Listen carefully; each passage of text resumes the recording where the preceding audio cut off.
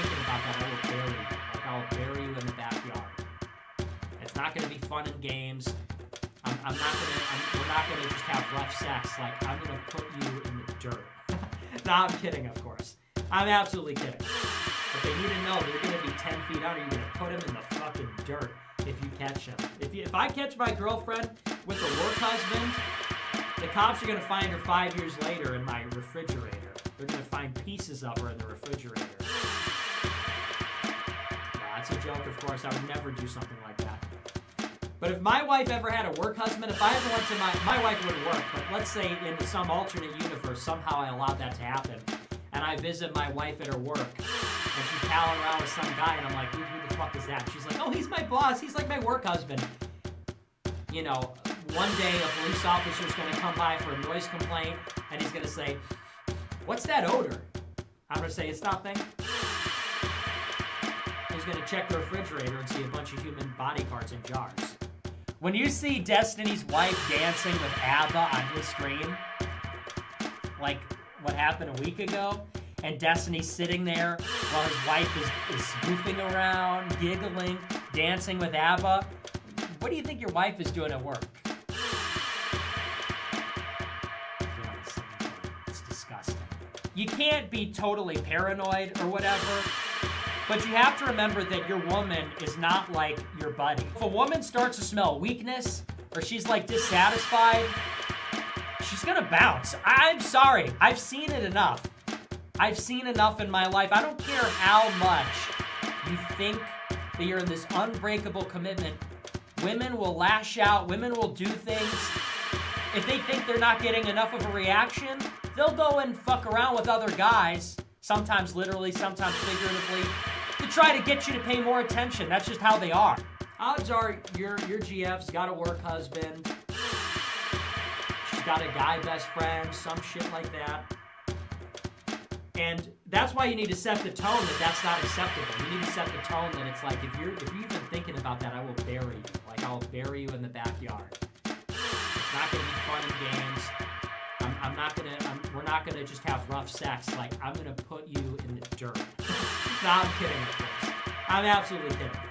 But they need to know they're gonna be 10 feet under. You're gonna put them in the fucking dirt if you catch them. If I catch my girlfriend with a work husband, the cops are gonna find her 5 years later in my refrigerator. They're gonna find pieces of her in the refrigerator. No, it's a joke, of course. I would never do something like that. But if my wife ever had a work husband, if I ever went to my wife wouldn't work, but let's say in some alternate universe, somehow I allowed that to happen, and I visit my wife at her work, and she's palling around with some guy, and I'm like, who the fuck is that? And she's like, oh, he's my boss. He's like my work husband. You know, one day a police officer's going to come by for a noise complaint, and he's going to say, what's that odor? I'm going to say, it's nothing. He's going to check the refrigerator and see a bunch of human body parts in jars.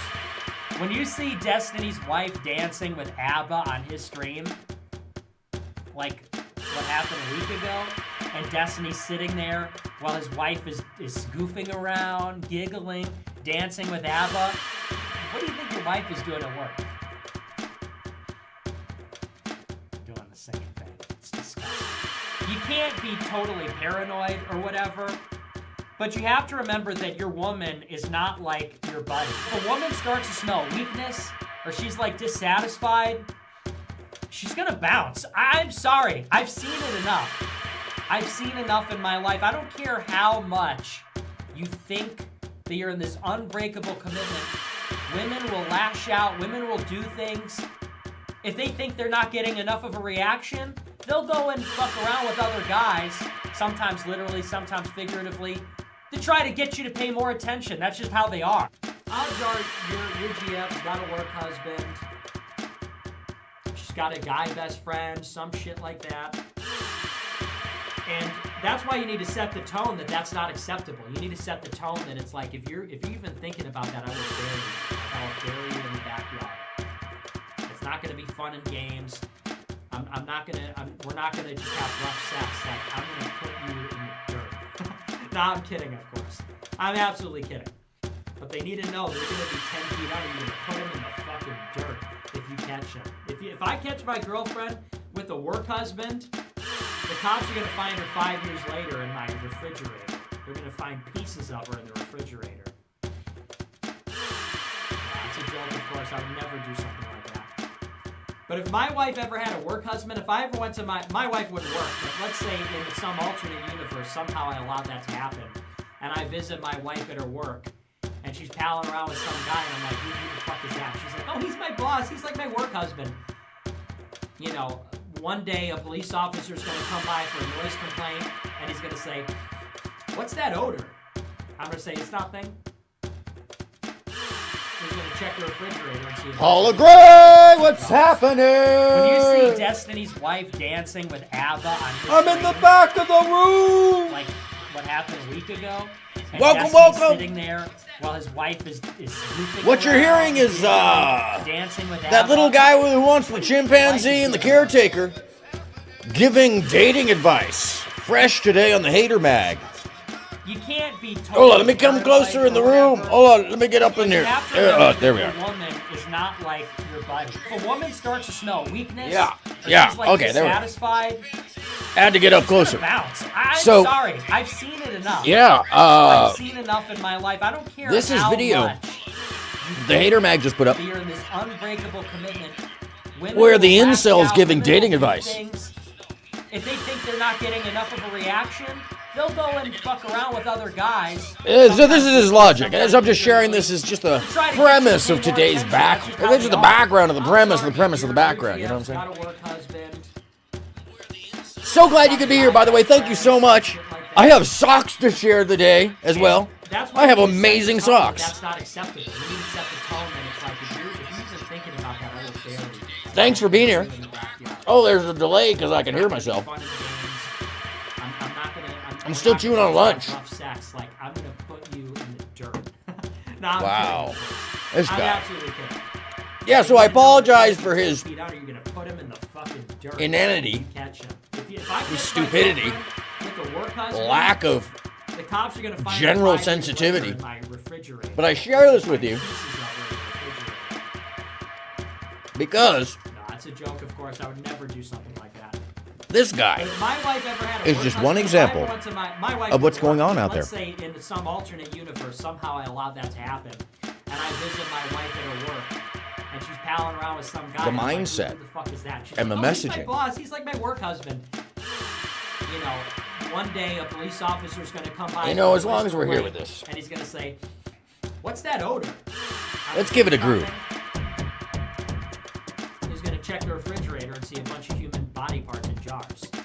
When you see Destiny's wife dancing with ABBA on his stream, like what happened a week ago, and Destiny's sitting there while his wife is goofing around, giggling, dancing with ABBA, what do you think your wife is doing at work? It's disgusting.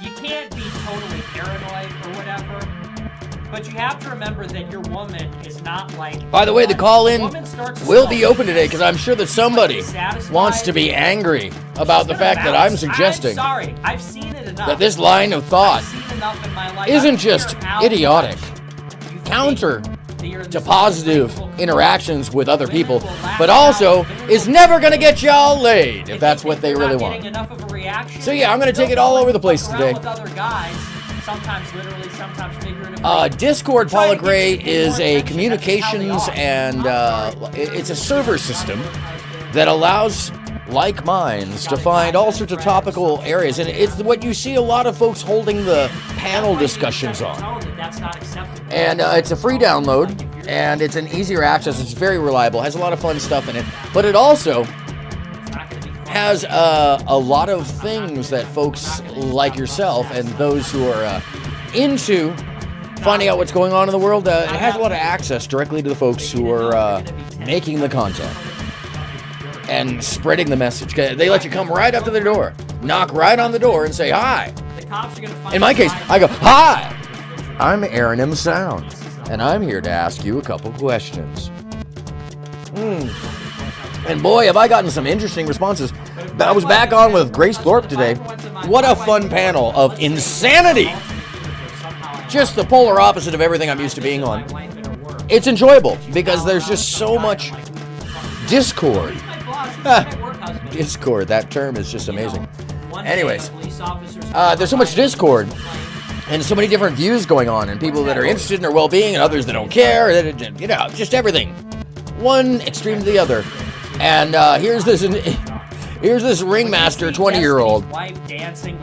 It's a lot of fun. She's willing to push back, where others are trying to keep some kind of semblance of order that doesn't exist. And admitting to the faults in life. And by the way, a woman popped the hood yesterday. If you're following along with her story, a next-door neighbor, who also happens to be a woman of color, popped the hood yesterday. So I think that we've pretty much started at a good spot there. And yeah, you don't have to follow the Thorpes because there is a lot of darkness. If it's not your flavor, Lita Caprone. I'm sorry. You know what? I got a double horn here because I've seen enough in my life. I don't care how much you think this unbreakable commitment. What's happening, Lito? So glad you could join us. About to get into the red pill. Gonna smash them up. Got also some hot news takes. Kind of not really, but really kind of, but not really. It's YouTube news. Your GF's got a work husband. She's got a guy best friend. I'm also trying out a new groove on y'all. And that's why you need to set the tone that You're all willing to go down the go down the dancey hole with me.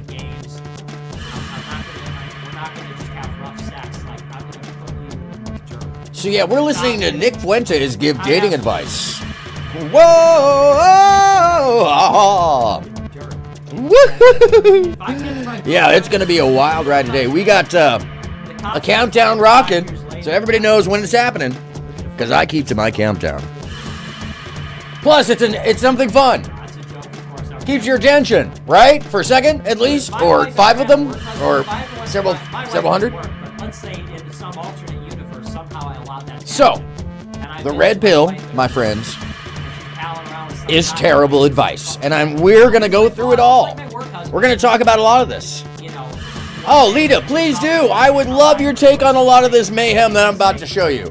There is so much in this that could be taken apart down to adolescence and just lack of experience and lack of positive examples in people's lives.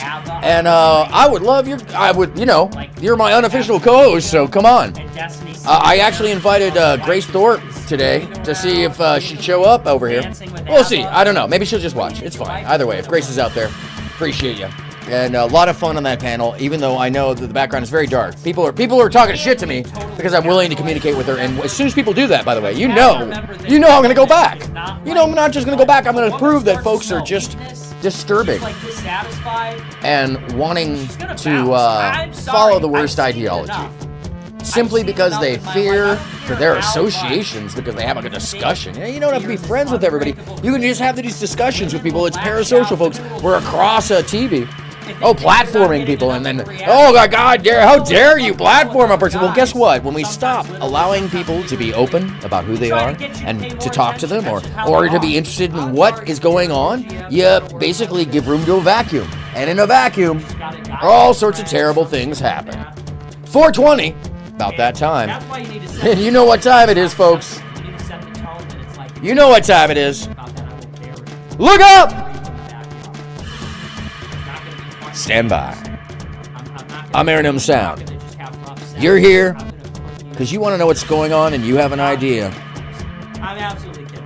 And I'm here because I'm observing what's going on and I have about half an idea. And I appreciate you being here. The cops are going to find her 5 years later. You know what time it is. Hit the like button on the way in or on the way out, whichever is easiest. All I know. My wife ever had a work husband. It's almost that time. My wife wouldn't work, but let's say time to look up. Alternate universe, somehow I allowed that to happen. And I visit my wife at her work, and she's palling around with some guy, and I'm like, who the fuck is that? She's like, oh, he's my boss. He's like my work husband. You know, one day a police officer's going to come by for a noise complaint, and he's going to say, what's that odor? I'm going to say, it's nothing. He's going to check the refrigerator and see a bunch of human body parts and drugs. When you see Destiny's wife dancing with ABBA on his stream, like, what happened a week ago, and Destiny's sitting there while his wife is goofing around, giggling, dancing with ABBA. What do you think your wife is doing at work?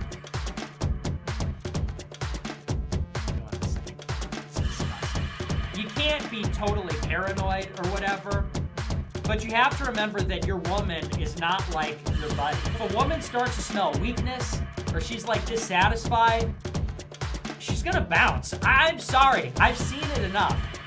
I've seen enough in my life. I don't care how much you think that you're in this unbreakable commitment. Women will lash out, women will do things. If they think they're not getting enough of a reaction, they'll go and fuck around with other guys, sometimes literally, sometimes figuratively, to try to get you to pay more attention. That's just how they are. Odds are your GF's got a work husband. She's got a guy best friend, some shit like that. And that's why you need to set the tone that that's not acceptable. You need to set the tone that it's like if you're in a world about that, where this is the message. In a place where people eat this up. Where you and I sit and watch as the anger seethes. I'm absolutely kidding. But they need to know. I'm about to invite you in to help me smash this ideology and start spreading the seeds of positive flower. Bring the bees onto the pollen. I can't do that alone. I'm just one person. I'm not a leader. Folks, I'm AronMSound. If I ever went to my wife wouldn't work, but let's say in some alternate universe, somehow almost a minute. And I visit my wife at her work. And what we're listening to is the prevailing ideology and attitudes. She's like my work husband. You know, extreme points of view, boiled down what's that odor? By a guy who wants a chimpanzee and a caretaker. So if there's anyone who shouldn't be giving advice, when you see Destiny's wife dancing, but is, this is just one example, and that's what we're gonna smash today together, and then carry it out to the world. You and I. Around, giggling, dancing with ABBA. What do you think your wife is doing? You know what time it is. I'm so glad you could be here. Ladies and gentlemen, hobos and tramps, gossip, mosquitoes, and bull-legged ants will stand before you to sit beside you to tell you something I might know something about. If a woman starts to smell weakness, or she's like satisfied, look up!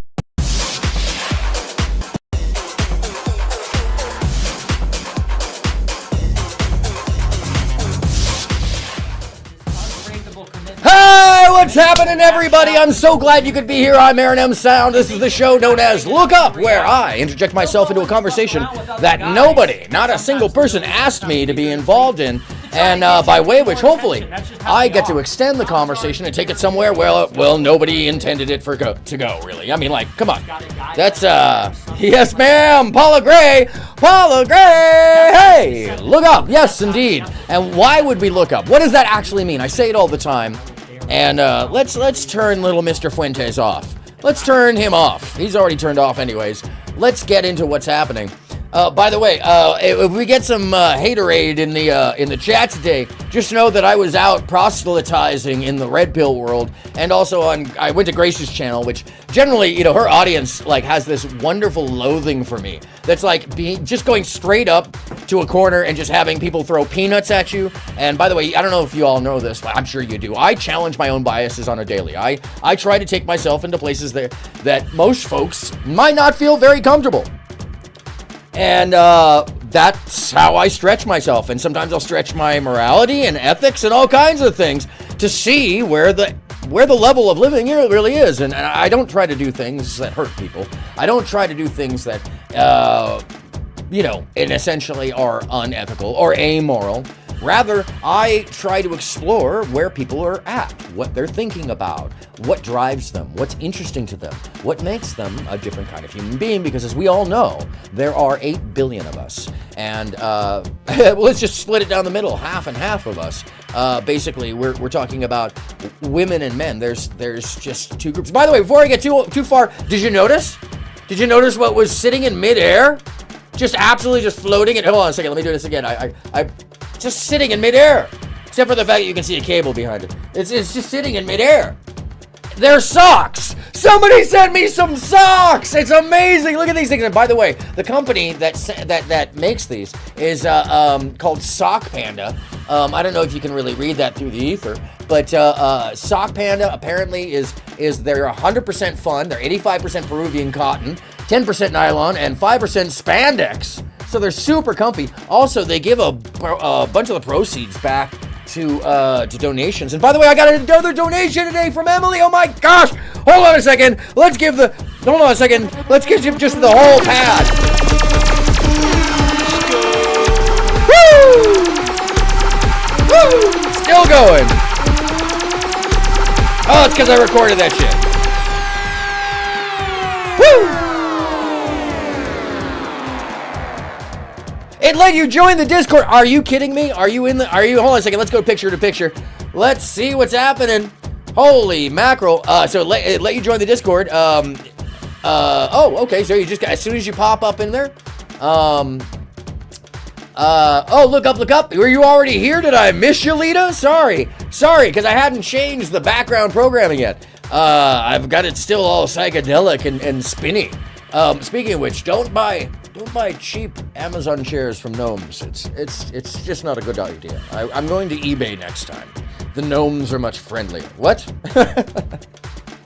It's a joke from the AI show that I didn't do that last night. I got caught on a panel. I got caught on a bunch of the conversation. I got caught on video today. So what are we really talking about? What am I pandering about? Oh, first I'm pandering about my socks, because some lovely people sent me socks, and I'm gonna just tell you right now, if you're like, what the fuck is he wearing down there? None of your fucking business. No, excuse me. No, it's actually Deb Never sweats. Deb Never, if you're not familiar with her music, Deb Never has also an incredible merch line. And yeah, my sweats have flowers on them. I put them on specifically for this. I don't normally wear pants for this show. What are you talking about? It's all about comfort, folks. No, you know I do. Normally I do. It's just, they're comfy. It's business up top, party on the bottom. You know. I live life as well as I can. That's what anybody can do. So anyways, what are we? Oh, I'm making examples of the opposite of what the red pill describes. Let me just theme out just for a second here. I'm sorry, before I get really into the videos and such and move all the fun around. Where do we send socks, Aaron? Oh, if you so choose to, the sock sending, and there's a lot of other options other than socks, but I'm not gonna lie. Part of the reason I put socks up there is because I would take 20 pairs of the same pair of socks. I will wear them forever. I love that. That is just amazing. I think socks mean love. I'm not gonna lie. Giving socks on your birthday as you get older, I mean, I don't care what you get. Giving someone socks is serious love, because that's on your feet. Feet matter. Anyways, it's up. It's up at the top. Somewhere up there, it's a little thing that says send me food or send me stuff. There's a list of things in there.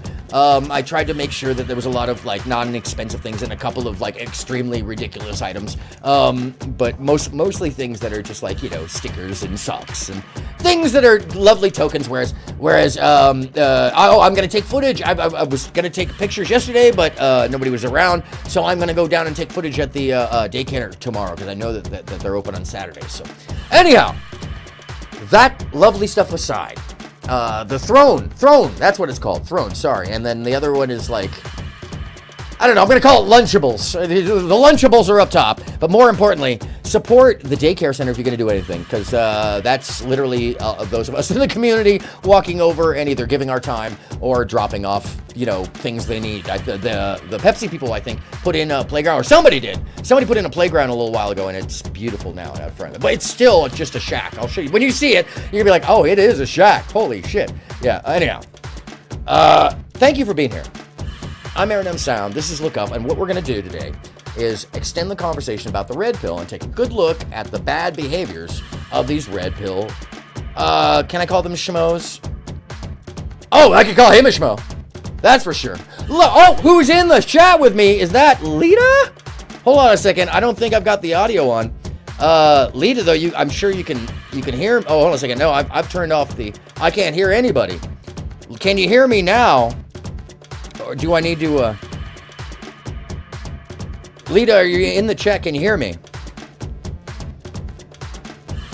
Oh, I must have something. I got the Discord there. I've got the Discord audio. Not seeing the Discord. Let me double check the Discord audio. Is it working? Oh! Sorry. Yes. Yes, it is. I can hear you now. I can hear you. Hold on. I don't know. Wait, hold on. Okay, so I think I could actually even drop the... Oh, because I've got the Discord in the background. Wait. Oh, yes. Loud and clear. Ladies and gentlemen, I'd like to welcome to the stage my unofficial but now official co-host, I don't know Lita. what I'm doing. That's okay. No, the whole thing of this is... Wait, you can hear me? Oh, I can hear you clearly. Can you hear me? Can you hear me now? Can you hear me now? Yes. And by the way, so today we're gonna smash the red pill logic, and I'm so glad you could join me, Lita, because clearly you're a grown-ass woman, correct? Oh, Lita, can I be heard? Or hold on a second. Let me make sure my microphone is actually active. I think. Hold on a second. Lita, stand by. I think my microphone to Discord is not active. That's what's going on. That's what's going on to you. In any case, we won't get too. Oh, streamer mode enabled. Am I about to dox myself? You can hear me? Let me see. No, I think it's me. Hold on. Let me try to get this to sync. Hold on. Oh, okay. No, I should be. Hold on a second. I'm gonna check the microphone. No, my microphone is not working to Discord. So hold on one second. I've got a different selection here. I've got a backup to the backup, as you all know. Let's go webcam 2, and let's. Yes, now you can hear me. Okay, that looks like you can hear me now. Oh, she just jumped away. Okay. Anyways. I lost Lita, but she'll be back. My microphone wasn't working. But anyways, what are we doing with this monkey wanting, caretaker needing incel on my screen again? Oh, and by the way, I'm gonna prepare you mentally because we are going to have pearly swings. You're good, Lita. Come back on. Come back. Come back to me, Lita Caprone. You ought to be a sidekick. Anyhow, what's going on here? Oh, yes. Oh, yes. Let me give him some more coverage. We've seen his video several times, and I don't want to. Today, I'm not going to give you all the. I'm not even going to get past... Oh, Lita, you're back. Welcome. Welcome back to the stage. Ladies and gentlemen, Lita Caprone. Let's give her some love. So, yeah, Lita, I'm basically going to run through a bunch of the red pill fallacy from the guys themselves and take it apart. So feel free to jump in at any time when you hear something that sounds completely nightmarish. Okay. And by the way, in the next couple of days, I will actually be able to stream the show real time into the Discord channel, so people will actually be able to see the image of the show at the same time. I'm gonna get fancy. I'm gonna get super fancy. Hey, how you doing today? I'm alright. How are you? I'm good. I can't complain at all. I had an interesting conversation earlier with a young lady known as Grace Thorpe on her channel that was it was like being in a circus, and people throw a lot of peanuts. It was amazing. You talked to her again today? I did. You know, I'm trying to reach out to folks that are unusual and find out the reality behind them, maybe. You know, as everybody well knows, my little thing here tends to well, it disarms people, I think, sometimes, because they just simply don't know what to think. And sometimes it's just fun enough to have me there, because I'll also, I'll interact, and so it's fun. It's fun to do. It's a nice warm-up, but it also lets me see all the different attitudes and interesting characters that are actually wanting to go run to that, or who are interested to be there. And by the way, Lita, I've even recently been called, well, not so much called, but insinuated that I was a ghoul for being there. What do you think? A guru? A ghoul? Like a ghoul? Ghoul? Yes, ma'am. Oh gosh. Yeah. What do you think, though? Tell me. What's your first God. response? Because you know that there's a lot of bigotry there. There's a lot of sexism. There's a lot of weird, like, abusive behavior in the background. I don't know if you know anything. I have to like look up that family because I hadn't even heard of them. So when you had posted your live with her a couple of days ago, yes, I was like, what is going on? So yes. yeah, like in my free time, I will like look them up and stuff. Yeah, don't go. You know, if it starts to offend your sensibilities. Hey, Jacob, Aaron, what's happening? I want to talk to him. He said, hey, Hey, what's happening? Aaron. Can I talk to him? I want to talk to Aaron. you have to wait a second. He thinks he's like trying to live vicariously through you as a YouTube star. Oh gosh, I'm so not the YouTube star. I am just out here talking to people, and truly, you know, if anything, you know, my claims to fames are in the real world on the sides of stages and out in front. So right out here, I'm just normal folks. Like, it's funny, even though I've got all this going on, it's still. Jesus. Oh wow. I want to talk. You need to calm down. Come on, Your mom is a rock star right now, buddy. But I want to talk. Talk about what? I just want to talk to him how I just doing. What I was doing today in school. Because I remember now. Well, I'll tell you what, Jacob, if you call in on Sunday, that'd probably be a better time to call and share that stuff, because Sunday's about our passions and our interests. So I would love to have you on the show then, for sure. On Sunday. You know I can still hear you, right? Oh, yeah. No, I'm talking to you. So he said on Sunday. You can call in and talk. This is more of an adult conversation today, my young man. Yeah. I did school today, and that's Oh, gosh. Yeah, Lita, I feel your pain vicariously, speaking of which. Speaking of the reverse vicariousness. He's on the internet throwing a tantrum. Oh, I apologize. How is it that you deal with his internet usage, by the way? I like hyper monitor it.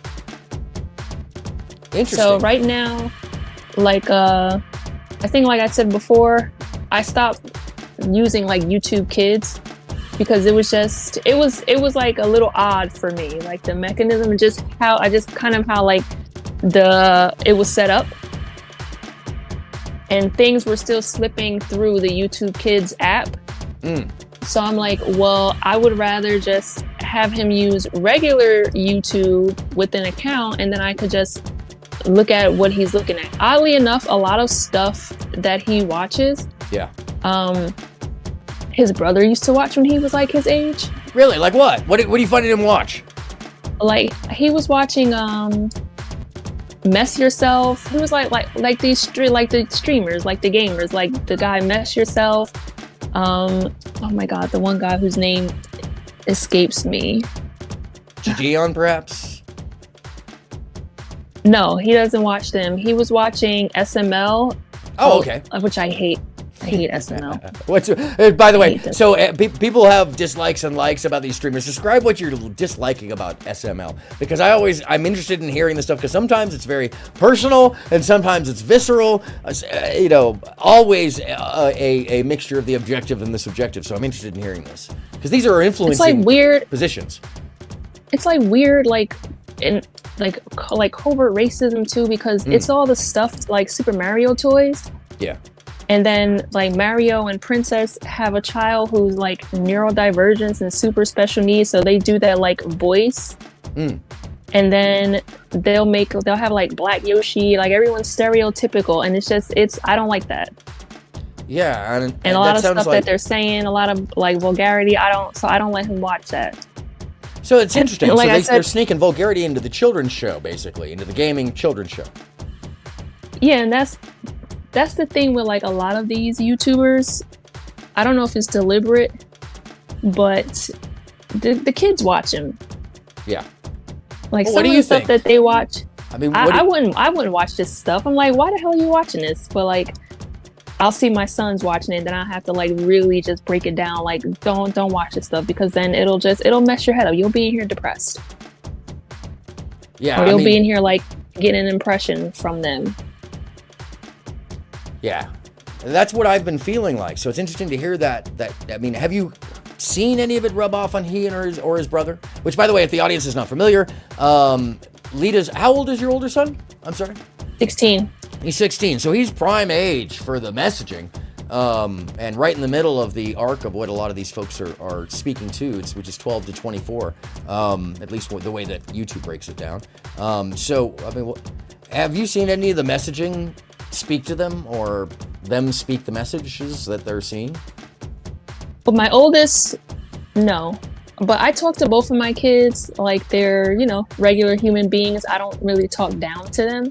That's good. And I'm just able to like convey what I need to say without using like a hyper authoritative voice or whatever. So my oldest, he watches I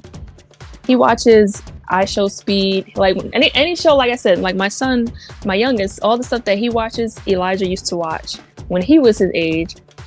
So it's just weird that these guys are still making YouTube videos, but Elijah doesn't watch them anymore, because I had to tell Elijah when he was that little, I'm like, you can't watch these people. Like, look at how they're talking and all that stuff.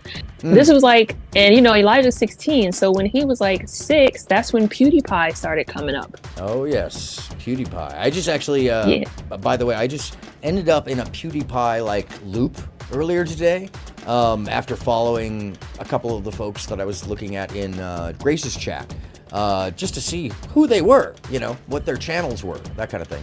And I was quite interested to find PewDiePie in 4 different people's channel that clearly they don't know each other, or maybe they do, I don't know. But, when you find the same channel in a bunch of different people's thing and they're carrying an ideology, that's interesting. So, I'm sorry, tell me more. I just anecdote. Yeah, I had brought Elijah an iPad when he was 6 for his 6th birthday. And he was watching YouTube, and then I caught him like watching PewDiePie, and I'm like, you absolutely cannot watch this guy. Like, you cannot watch him. But he was like the first of like that big like YouTube stream type thing. Like this, where you upload your video game and you comment on him. He was the pioneer of that.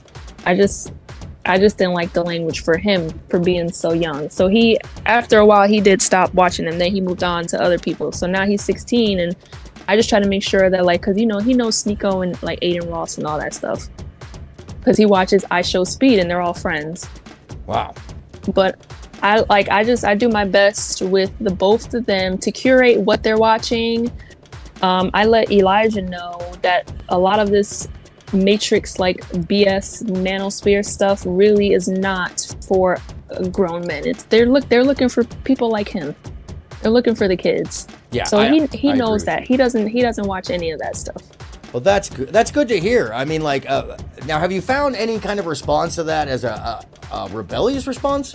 Or have you, I mean, obviously you have good kids, but do you hear him talking about any of this stuff, or any of his friends? These are the things I'm actually interested in, wondering how far is the effect going, because it seems to me, if I'm not mistaken, if you're playing video games and talking about red pill stuff, or you're talking about racism casually, you're dropping the M-bombs, you're talking negatively about people, you're making fun of autism, while you're playing video games, I believe that's influencing a child. I don't have children, so you tell me. It is. This is why I used to like hate when I used to play GTA 5. I had a group of us. We were like a whole squad. We were adults though, obviously. Yeah. And that sounds fun, actually. As a group of adults. There was a ton of us. There was like 8 of us. Now everybody's, I guess, we're all grown up. And I don't think. Hey, honestly, okay. So by the way, just not to take total anecdote today, talking about having peanuts thrown at me. Aunt Betty, who's a matriarch in Grace Thorpe's family. A little background, folks. Is very sus of me being there. What is my agenda to be there? I can tell she's just because pretty much the whole feed is just like ghouls staring at them, right? And her today, her question for me, let me see if I get this right, was why I had so much energy, and also why, it was basically it. Why I had so much energy, and like as if it was wrong to have a childlike spirit, and not even considering that it could be the 12 cups of coffee that I forced down my throat to get this level of energy, or perhaps a performance, or so I find it interesting that is a thing. Like we're not supposed to be childlike and fun. Anyway, sorry, Lita. Hopefully you didn't miss your point, because I just took you off on an anecdotal, like, non sequitur. But so finish your point. I apologize. No. It's okay. It's okay. No, there's like there was like a group of us, about 8 of us, and out of the 8 of us, only 2 of us were women. we were a really cool mixed group, though. I think, like I said the other day, like my friends, and 2 of them are from California, and they actually are game developers. Oh wow. Yeah, so when out of the 8 of us, maybe like 4 or 5 of us would play GTA Online. And when you're a girl character up there, like, the guys, they just come.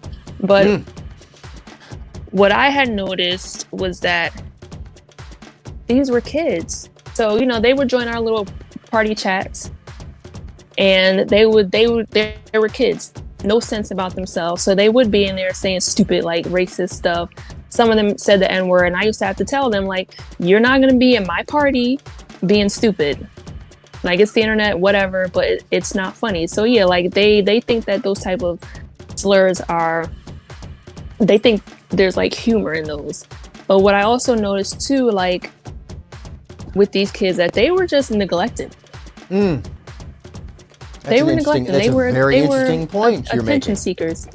Yeah, they were neglected. So when they come into these parties with us, here we are, like 30 plus, playing this game, while they kind of see us as equals, they also see us as like these parental figures. They had access to just everything, like their games, the tablets, the computers. And their parents paid them no mind. A lot of them were angry kids. Yeah, I'm hearing that a lot. With like I'm sorry. No, you're okay. Discord sometimes it works like a walkie-talkie a little bit, so stuff can be cut off and delays and all sorts of stuff. So, but I'm seeing that a lot. There's an angry sentiment underneath it all, a seething, a jealousy. I've never had any experience. You can't have any experience, and I'm going to discount everything you say. And also the fact that folks are being left alone. And actually, it's what is making me bring up the next video early. It's funny that you talk about this. And Lita, this is why you're awesome, is because it leads so perfectly into what I think is the root. Forget about what I'm going to, the videos I can show you about what folks are doing with the red pill. I think that our larger issue is that we're lonely, and that we're stuck and segregated and segmented. And you're telling me that people are latchkey kids looking for parasocial interaction, who don't even know how to have social interaction, and they're being, I don't know, are you familiar with the term edgelord? Yes. Yeah. So there's a whole thing about being an edgelord, and I'm going to try to get into Mooncat's stuff today at some point, where she does cover this topic about how in 2016 it was cool to be an edgelord. Which is why iDubbbz and all these folks were very influential in that gaming scene, in the W and L community.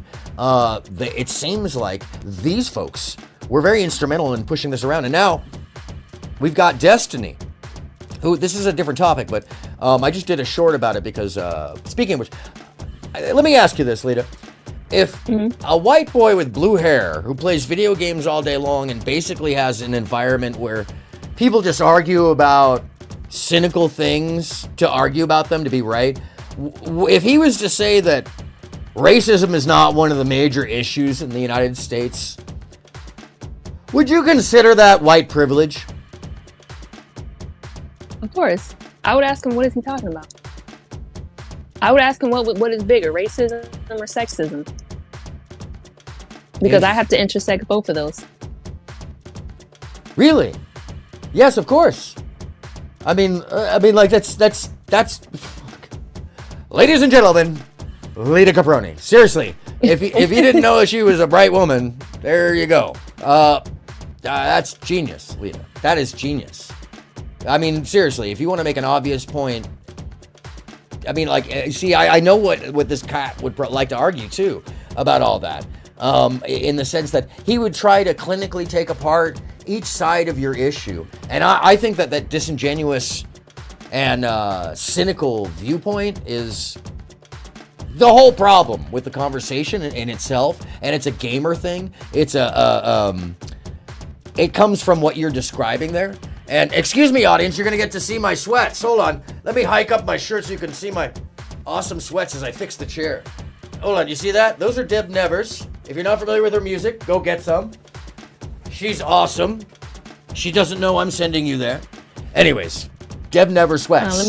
Let me see if I could see them. Let me see if I can play like did you miss YouTube them? without crashing the whole thing. You'd have to open up a second window. Hold on, and the socks all together. Can I get the socks? Oh, I can. I can get the sweats and the socks. There it is. Yeah, I can see it. Look at this one. She's looking bothered. By the way, this is the attitude of half the people in the Thorpe's chat today. I'm like, this is exactly. If I was to take a picture of what, in fact, let me get some shankle in there. That's a shin and ankle. Sorry.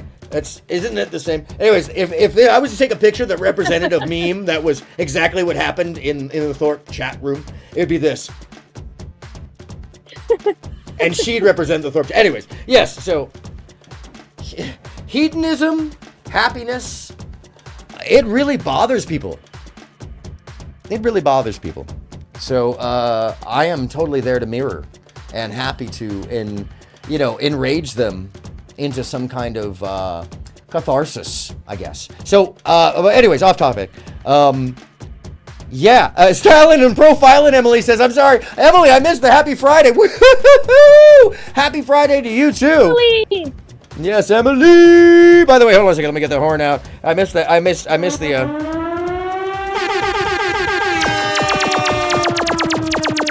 That's my zapper for all the red pill bullshit. Anyhow... Oh, hold on a second. Don't do that. Don't do that. It's like it wants me to correct and edit the whole sound bar right now. I'm like, no! Yeah, the GQ on. Paula Gray says I was getting my GQ. Hold on, that's this one. Am I concerned? Or am I just seething? Am I sultry? Or am I wearing Dracar Noir? None of the above. Sorry, I've been watching too much Zoolander. My apologies. Anyhow, so to your point, Lita, and to bring it back around so that people know I do have an attention span longer than a squirrel. Not much longer, but it's longer than a squirrel and a fish, maybe shorter than a lizard. But, so I think loneliness drives a lot of this, personally.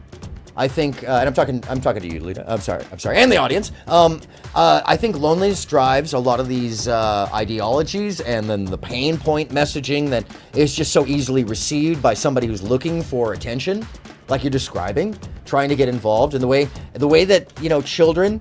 I care about y'all too. By the way, let me just stop for a second. I'm sorry, Lita. I have to sidebar myself. Okay, so when I say like and subscribe, or other people do, most of the time it's something that has to do with, I need more people! Look, I am so lucky to have each and every one of you that if I never had another subscriber or another like, I would be a happy man. Because having this platform, and having you all share with me, like Lita, your willingness to come on here and talk about this stuff, and just having the fact that at some point, I'm more than sure that this will all carry out into the world, and that you're all carrying it yourselves, and you're all part of the messaging that is more positive than negative. That's more important than likes and subscribes. That's changing the world. I think we've seen it in 5 weeks that the responses to these things have changed, not just because of me, but because that in our own small way, all of us are carrying whatever it is intention out into the world, and because the world is affected by these tiny little butterfly wings, good things happen.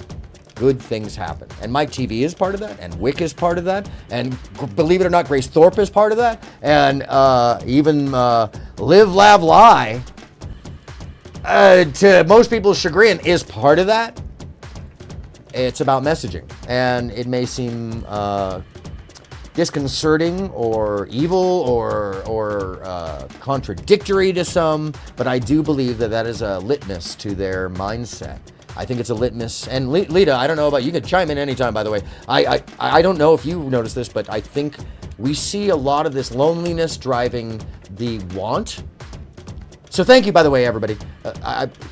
Look, I don't know. I'm gonna have some like visuals coming up soon where I can like blow up a heart and things like that. Anyways, but that's thank you, Lita.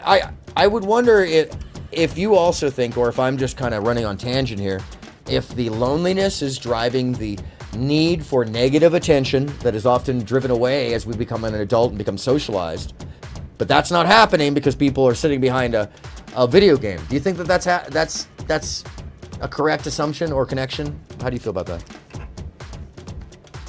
Yeah, I think a lot of that, has to do with just people wanting to get attention anyway. Also, a lot of these people have like latent like porn addictions.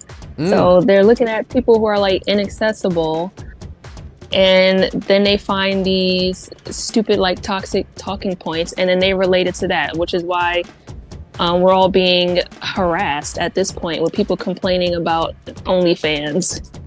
Wow, I mean that's a first it was Instagram models, now it's the OnlyFans girls. So when you say now we're being harassed by these same folks, describe that to me, because I'm not sure. I know what you mean, but I don't know if the audience understands what you mean. If there's just somebody who doesn't hang out in these circles by any chance. Okay, yeah, right. Like what I mean is like, because like I said, a lot of people have like these porn addictions, like these latent porn addictions. And because a lot of people are, in fact, whether it doesn't even matter at this point, like your sexual orientation, like a lot of us are just obsessed with just looking at the female form. So when you have these kinds of guys who are looking at these women and they're getting all these wrong ideas about sex, and then you have the other half of that when they're looking up to these adult men who they feel are rich, they have money, or like they're fit or whatever, telling you that they're talking down about these girls. So now we have to hear how them doing what they're doing in the privacy of their own home is wrong, and this is why traditionalism is dead. Yeah. So it's just like now we're getting bombarded more with the slut shaming, and I personally find the talk about OnlyFans to be silly, because a lot of these girls are in their homes and they're self-pleasuring. Can I say that online? You can say whatever you want. There's very few words we can't say, and they're the gura, that word, and what's good, Carl Langley back in the building. Hold on, so I apologize. I haven't seen Carl in a couple days. What's going on? Talking about red pill, smashing stuff with Lita over here. And Lita was just talking about self-pleasuring themselves, right? What's the terminology that was used the other night? It's a self-ownership, right? And what's wrong with that? I mean, that seems strange to me that it's always equated to some kind of prostitution to those folks who are not sex positive. If that's not the pot calling the kettle black in so many ways. Right. It's a terrible terminology, by the way, but I don't know, the contradictory thought of like, you need to be my trad wife under my control. That's why I'm upset that you, under your own control on OnlyFans, pleasuring yourself no less, makes me upset about your prostitution. I mean, it's such a... What? Yeah, and that's really like all that's happening. Like a lot of these girls are not doing like the intercourse with like man and woman. That's the actual stars who started doing that because of quarantine.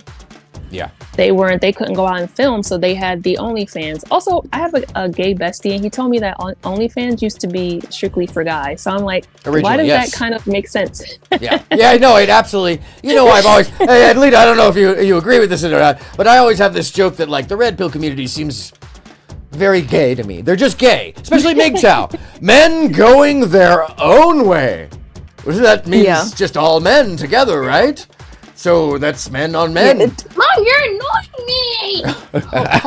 Hold on, Aaron. No sweat. Hold on. No sweat. If you need to, there's a mute button down below, and just in case. I am. Hold on 1 second. Stay on. You're welcome to stay on all you like. Paula Gray says, heading out for the evening, guys. She'll watch the replay. Thank you so much, Paula. You rule. Enjoy the rest of the stream, everybody. Again, happy Friday. By the way, I think I scared Bridget Moulton. I think she saw one of my topics and was like, what is this? Who am I? Who am I moderating for? No. By the way, if you haven't seen Bridget Moulton's page, yes, have a great night, Paula. I hope you have a great time. Looks like you're going dancing. I am jelly. Jelly to go dancing, yes. So while she's out, we'll start this video here. Bye, Paula. Oh, hey. So I'm going to roll Here in. he comes. Gotta mute again. I'm sorry. Lita is in the battle for her life over there, fighting and wrestling with her own child to keep control of the Discord communications. Anyhow, yeah, I really seemed to piss off a number of people when I said that MGTOW was gay. I didn't get a lot of views on it, but I sure did get hate. Oh, goodness me, like I happened to notice the fact that a bunch of men who want influence from other men and be with men and don't have, are incels and don't want to be with women. Okay, then just say you're gay. It's fine. We will appreciate you. And by the way, you have the best taste now. You have the most high likelihood of being paid well in your job. You have upward mobility. Congratulations. Congratulations. You weren't doing yourself a favor before. So, and by the way, apparently they have really good sex lives. So, good on you for finding that. Going your own way with other men. So, yes, have I done that enough? All right, that joke is done. Yes, it starts to turn into the woo! Woo! Yes. All right, well, I'm just letting this picture roll. Are you lonely? Yeah. Everyone's lonely. At some point. Are you gonna make me emotional? Aw, she was so sweet. So they ask 100 people. By the way, this is from The Cut. Am I lonely? Very interesting channel that just probes people sociologically. Sometimes it's fairly unfair what they do. But you can see how it makes people feel. I have a very social job. I live with 3 other people. I have 3 different romantic partners. I should say no. He should say no. Exactly. But that doesn't make a loneliness difference, for me, right? it manifests as like feeling, even though I'll be surrounded by people, I feel just emotionally isolated. I feel lonely when I feel like I don't want to burden people with my problems. Even the feeling If of wanting to talk to someone can create the feeling of loneliness just because you don't want to trouble other people. And this is a very normal behavior in especially Western American society. We would limit ourselves because we simply have been taught through a puritanical system that if we interpersonally interject ourselves, meaning if we take ourselves and call our friend and tell them suddenly we're having a hard time, that could be misconstrued as weakness. When in fact you are showing absolute courage in the face of your own adversity. Now, I could bring up stats and figures, but I'm not going to talk about that because we're actually talking about feelings. So stats and figures, they don't fucking matter. If you're one of those stoicists, okay, you're a stoicist. Maybe you're a ventriloquist. I don't know. I watched one the other night on Twitch. She was amazing. Like for hours. It was just, and she took calls and or at least she interacted. And the puppet, amazing.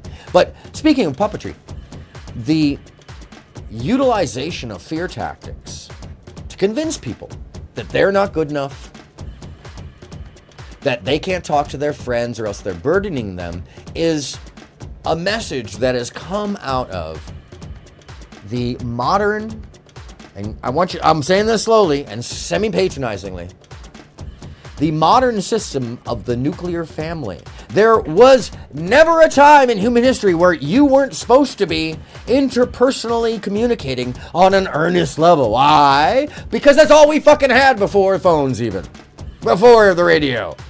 Before the journals before the. By the way, what I'm trying to go back in the history of like all the things that adults said about kids that was stupid that just came to pass because things are changing. Which is the other thing is I don't want to be blamed for being ancient because I'm not even ancient. Let me be clear. Today I was catching shit because I have a white beard, and if people knew that the reason I had a white beard is because of a traumatic incident, and when I shave this off, I look like I'm 8 years old with a cleft. It's a very handsome cleft. But, nonetheless, that's enough patting myself on the back for having an ass in my chin. The abuse is a learned pattern of behavior. Yes, abuse is a learned pattern of behavior. It is part of a whole series of negative attention practices. It can also be caused by PTSD, and not to excuse any of it. There is no excuse for it. One must atone, one must review, one must be aware and sentient enough, cognizant enough, comprehensive enough, emotionally and intellectually, and have that ability to grow, or else you as a person, we as a people, I as a person, well, there's no way to grow if we don't do these things. And Red Pill specifically wants people to remain lonely and angry because then it creates a polarizing effect between people. Why would they want to do this? We can talk about the politics on another day. I've covered that quite a lot, but I am going to go back in, especially when I start talking about Jay Waller and the sartorial shooter, who would love to have you alone and paying them every dollar simping for just them so that you can MGTOW your way into a bathroom sock. And yeah, I meant every piece of that little bit of metaphor. Anyways, they love the glory hole, I guarantee you, because they were looking for glory in a hole of logic. Yeah, what am I talking about? I'm talking about loneliness. Lonely, I will like kind of shut myself down more. Sometimes I get really into my head. I like to bury everything within myself. Are you lonely? Yeah, and by the way, when I was saying that abuse is a learned pattern of behavior, it is unfortunately one of the things we do as a result of seeing that as an example. And it is up to us to either be a part of it or not, or utilize it as a tool or not, to have the morality to reject it or not. Taking these choices are our own. And I would suggest to take the mirthful, to take the joyful, to take the positive or the pleasant, but I cannot admit to you that those in society, in the world, that the 8 billion people don't all have their own options there. Folks would want me to stand on a fence and say, you need to choose one, but then you know what, that's just fucking red pill. If you're a kind soul, you'll choose the path that treats people kindly. If you're a callous soul, you'll choose the path that treats people with callous. That's a binary, but not really, because there's a skew between them. There's a large scale. And we have the choice, each and every one of us, whether we like it or not. And most of the time, those folks that don't like having that choice, or don't want to have that choice, or don't take advantage of the choice properly, meaning have some accountability, be reliable, be kind. Well, they're telling us all exactly which option they chose. Behavior matters. Associations matter. Words matter. But so does context. So does reasoning. So does comprehension. They are all as equal as one another. Emotional intention, emotional intellectualism, emotionally adept. If you are, then you're part of the few folks that grow and change and allow for their hubris to be smashed by their humility. Look, I'm sorry. Speaking of which, now that we're here. Okay. Anyway. Yes.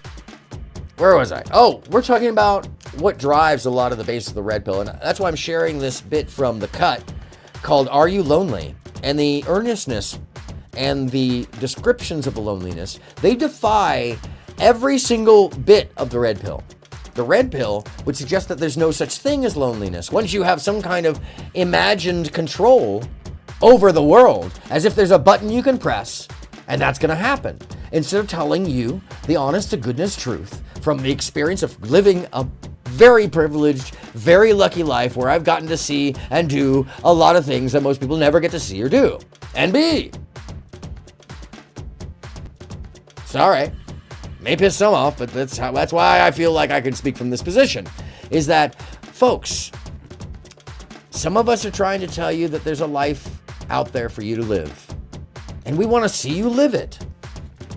Don't hold yourself to the limitations of your own mental prison, because that mental prison was built for you. It was built thousands of years ago. It's called the obelisk, and it's nothing but a physical representation to suggest to you that there's a control structure that you have nothing to do with it, and and that control structure that's up at the top, that's called Ben. It's not associated to the whole lower region. It's not attached. It is its own, and it means it's crushing the funnel and sucking everything up into it, shitting down below. And by the way, what I'm talking about is what I say every episode. You can put your hand out to your neighbor and reach out to them and say, hey, get the fuck out of that mental prison. You just built that shit for yourself. It's imaginary. Stop pulling out that bucket of Michael's bedazzled fucking poopy that you made yourself and flinging it at your neighbors through the imaginary prison. The fucking gate's open, and I've got the fucking sledgehammer of mirth. I'll hand it right to you. You can hand it to your neighbor to help them too.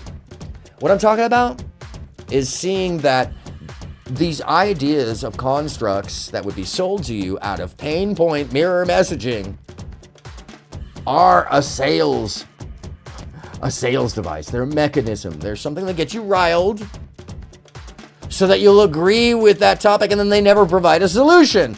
That's what's different. I'll sell you a pain point message all day long, but if I do, I'm going to give you a fucking solution. Because that kind of programming just turns people into angry kids. And the mob, at its angriest, does really insane things. And I mention this quite often, that those who would sell you on an atrocity, those who would sell you on, those who would sell you on stupidity would also sell you on atrocity. All right. Let's finish off a little bit more of what makes people lonely and to show you that the red pill cannot get away, cannot run away, cannot describe properly, cannot get away with telling you that they can avoid loneliness, because that is a base issue in life. We are alone with ourselves, whether you're with other people or not. Control over them doesn't make you not lonely. In fact, most of the time, if you're not cooperative with other people, if you aren't alongside them, you're probably really lonely. I am right now because I'm pregnant and I've been at home for like 8 weeks because I've been really sick. Are you lonely? I'm not lonely. I am alone. Very two different things. In a way, I'm lonely, but I kind of like it. I'm an introvert. I like myself. I do. Some people like being alone. So I don't really crave that, like, in person. She likes being alone. She streams. I don't know what's going on with her, but leave me alone. I don't even want to be around people. Like, it's like overstimulation. I would love to be lonely. Dropping the bass. I have 2 kids, a partner, a baby daddy. I am never, ever lonely. I have 2 mini-me's that are like always near me. So some people are like, please, I want to be lonely. I don't really feel lonely. Got a dog. And he's fine with the dog. A year now. Are you lonely? No. Have you ever been lonely? Oh yeah, I have. I get lonely sometimes. Sometimes I think everybody's lonely sometimes. I think so too. Right after my ex-husband moved out, I had just asked my husband to leave. My dad had just passed away. My mom was already gone, and I think that was the loneliest, darkest part of my life. When were you at? So that was at the end of relationships, like a catharsis of death. On the couch. And his loneliness. Living by myself for the first time. For years. Last year was my first year of college, and I moved across the country. I just moved here from Bangkok, Thailand. So loneliness comes in many shades and styles and behaviors because, oh my goodness, there's 8 billion of this. So can you possibly imagine that it come from different variations? This loneliness? Goodness, no. But the messages, they sure seem to tell you that there are singular, monolithic answers. Like as if there's just one beat you can dance to, and that's the only beat. It'd be so fucking boring if I just played one beat the whole time. I'd be like, what? Can I change the beat? Yes, I can. And so let's get back into my clips. Clippy, clippy, clippy. Clippitons. Anyways, clearly, Lita is wrestling. She is wrestling right now. She's had to subdue her children with video games, food, and mothering. And that's what's important, by the way, folks. I wouldn't have it any other way. And in fact, don't like forego your obligations in life or your friends or the outside world or a positive habit or a pastime or, you know, reading a book or finding something new or allowing yourself to grow or to learn something that is non-self-loathing, you know. Also, recognize that people like me on the other side of the screen, if you see the screen over here, if there's a screen like between hey, if there's a screen, it's a fucking show. If you're an adult and you don't know that, you don't know the difference between what's real and what's not, that's another issue here. And I cover a lot of this in checking your own biases. But I'm going to start making a number of other videos about specifically checking your bias coming up. And I'm actually going to go back to making some proper edited, non-edited videos about that. I've diverted from the topic again. Let's take a look at what some of these folks are trying to tell us in the red pill community. And I would say when they mean red pill, what they mean is promiscuity for men and fear and control and Gilead state for women like it's 1952, but they don't want to say that because that sounds bad. So instead, they try to play it up like, I'm rich, and if I have control of you, everything's fine, and I can F a bunch of women. Because that sounds fucking reasonable. To a kid. By the way, and then I'm going to share Myron's dream scenario afterwards. It's fantastic.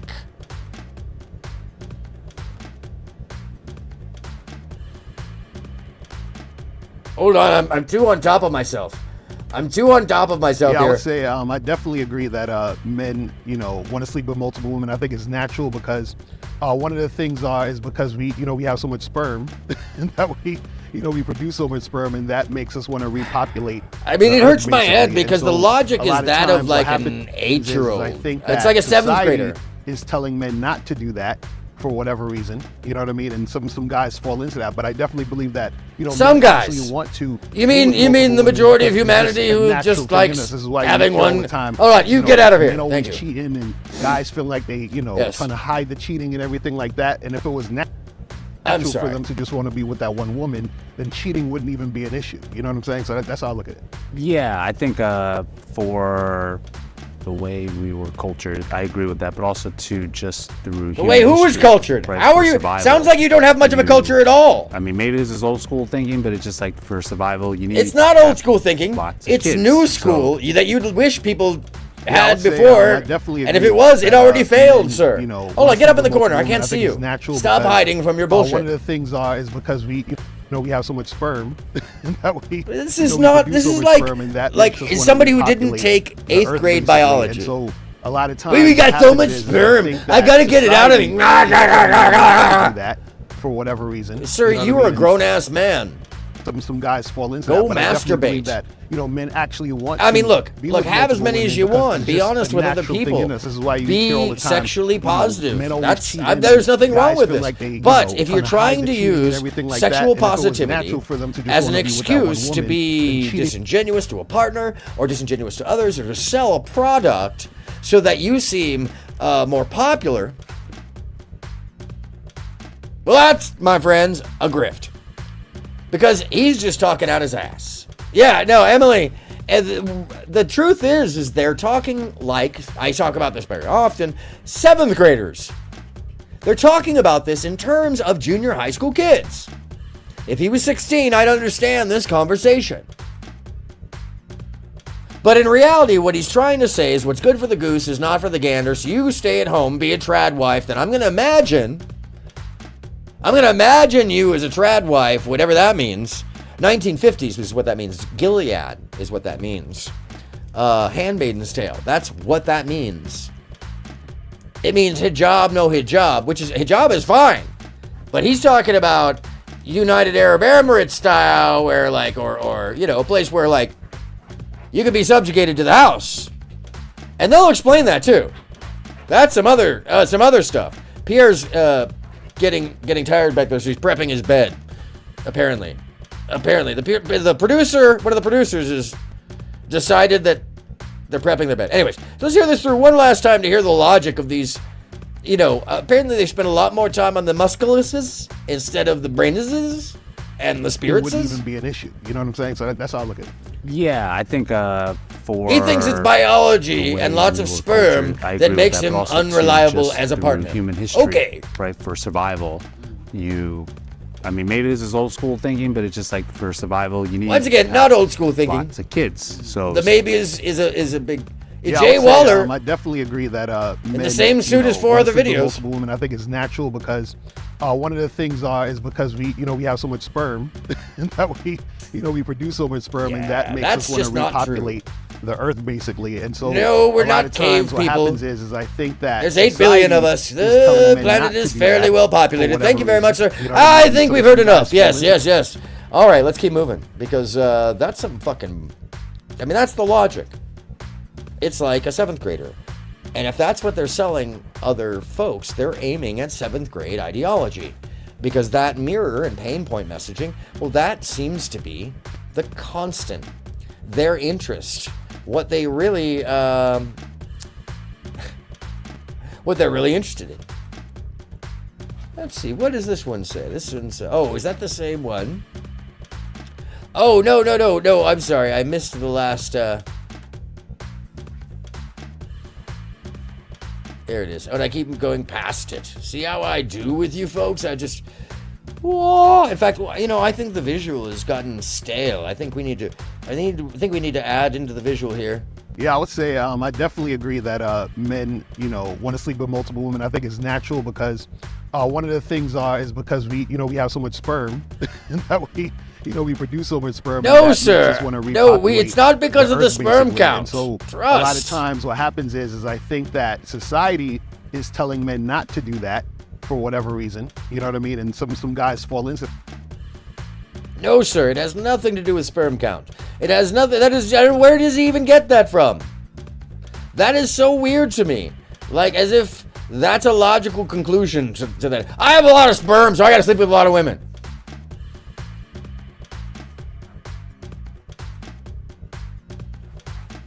Hold on a second. Let me just give this a moment to.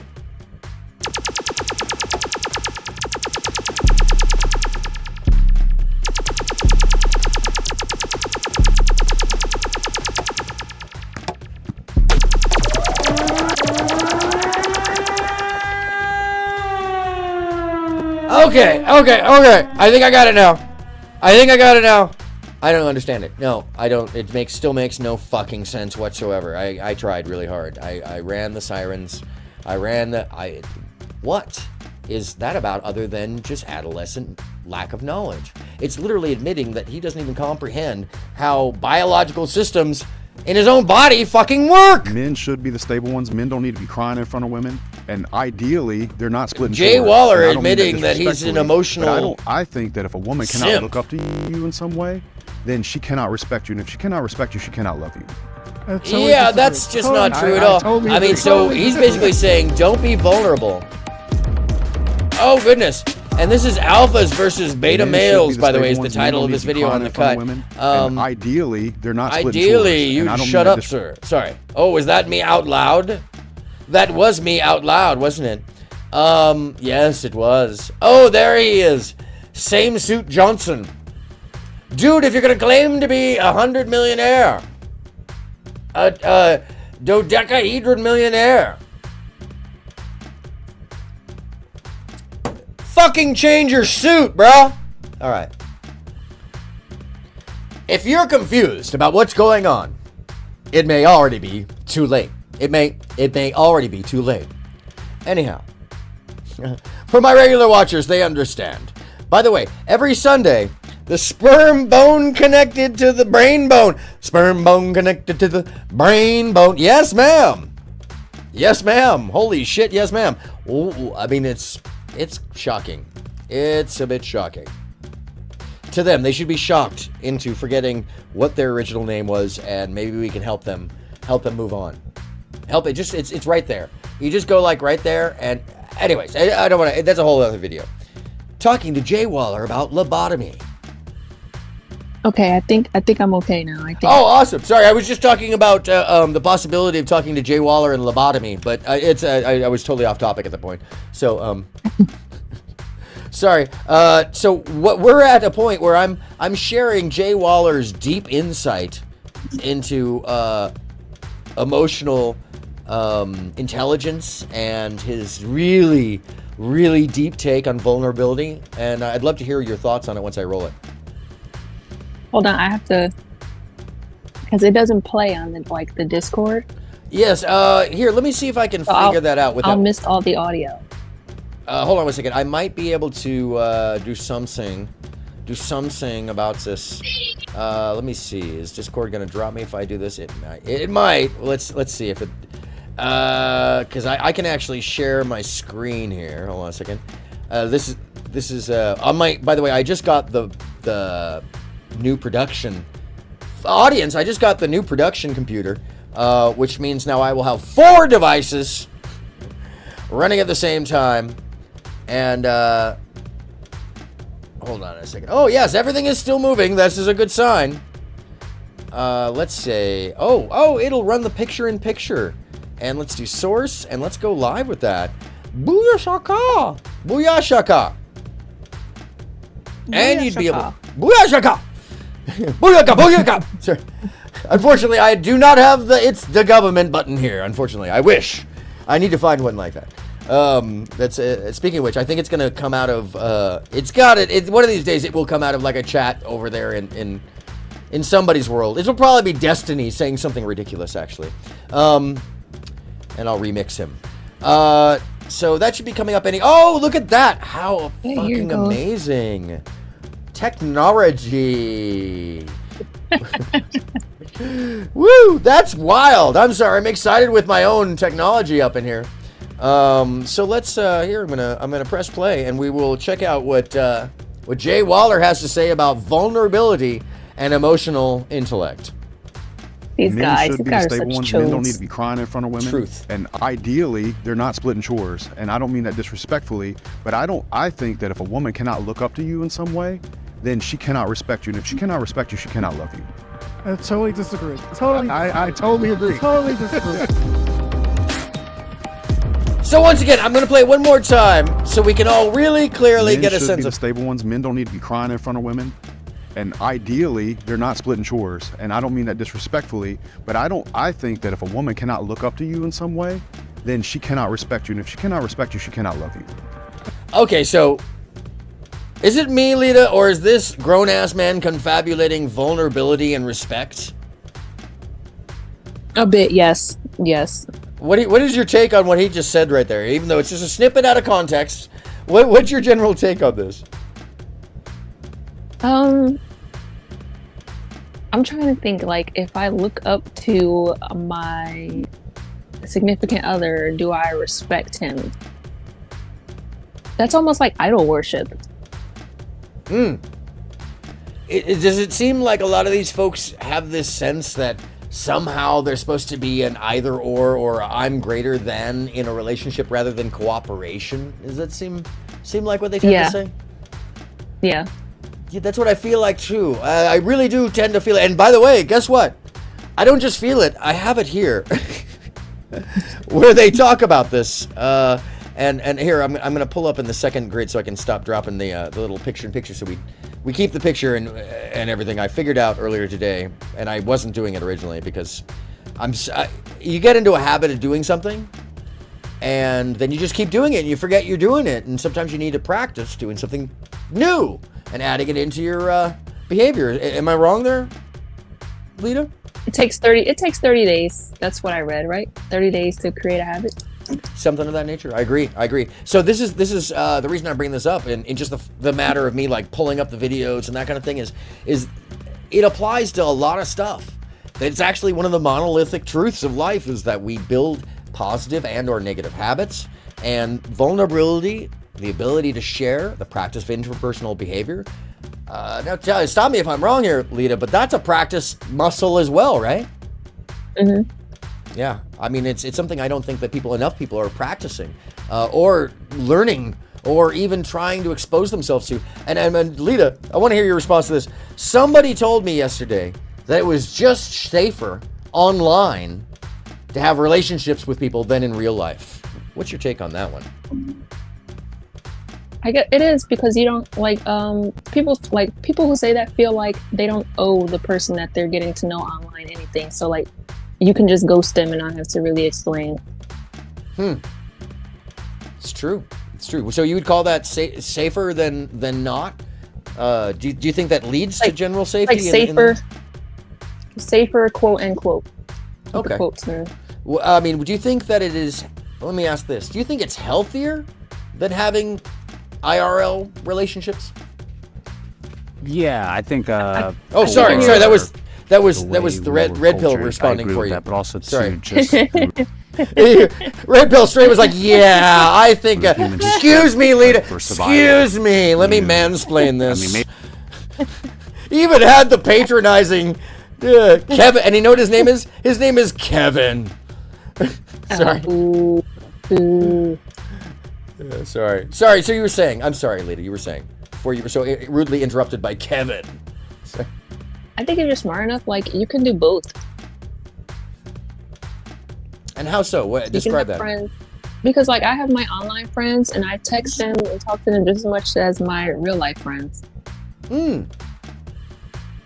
So you're saying that there could possibly be a balance between these things? Of course, yeah. I feel like any functioning adult can like have a relationship. Like we text all the time. Hold on a second. Let me make the horrified look.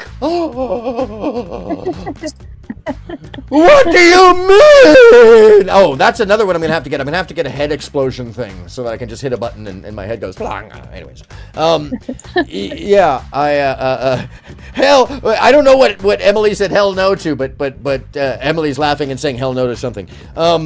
Yeah.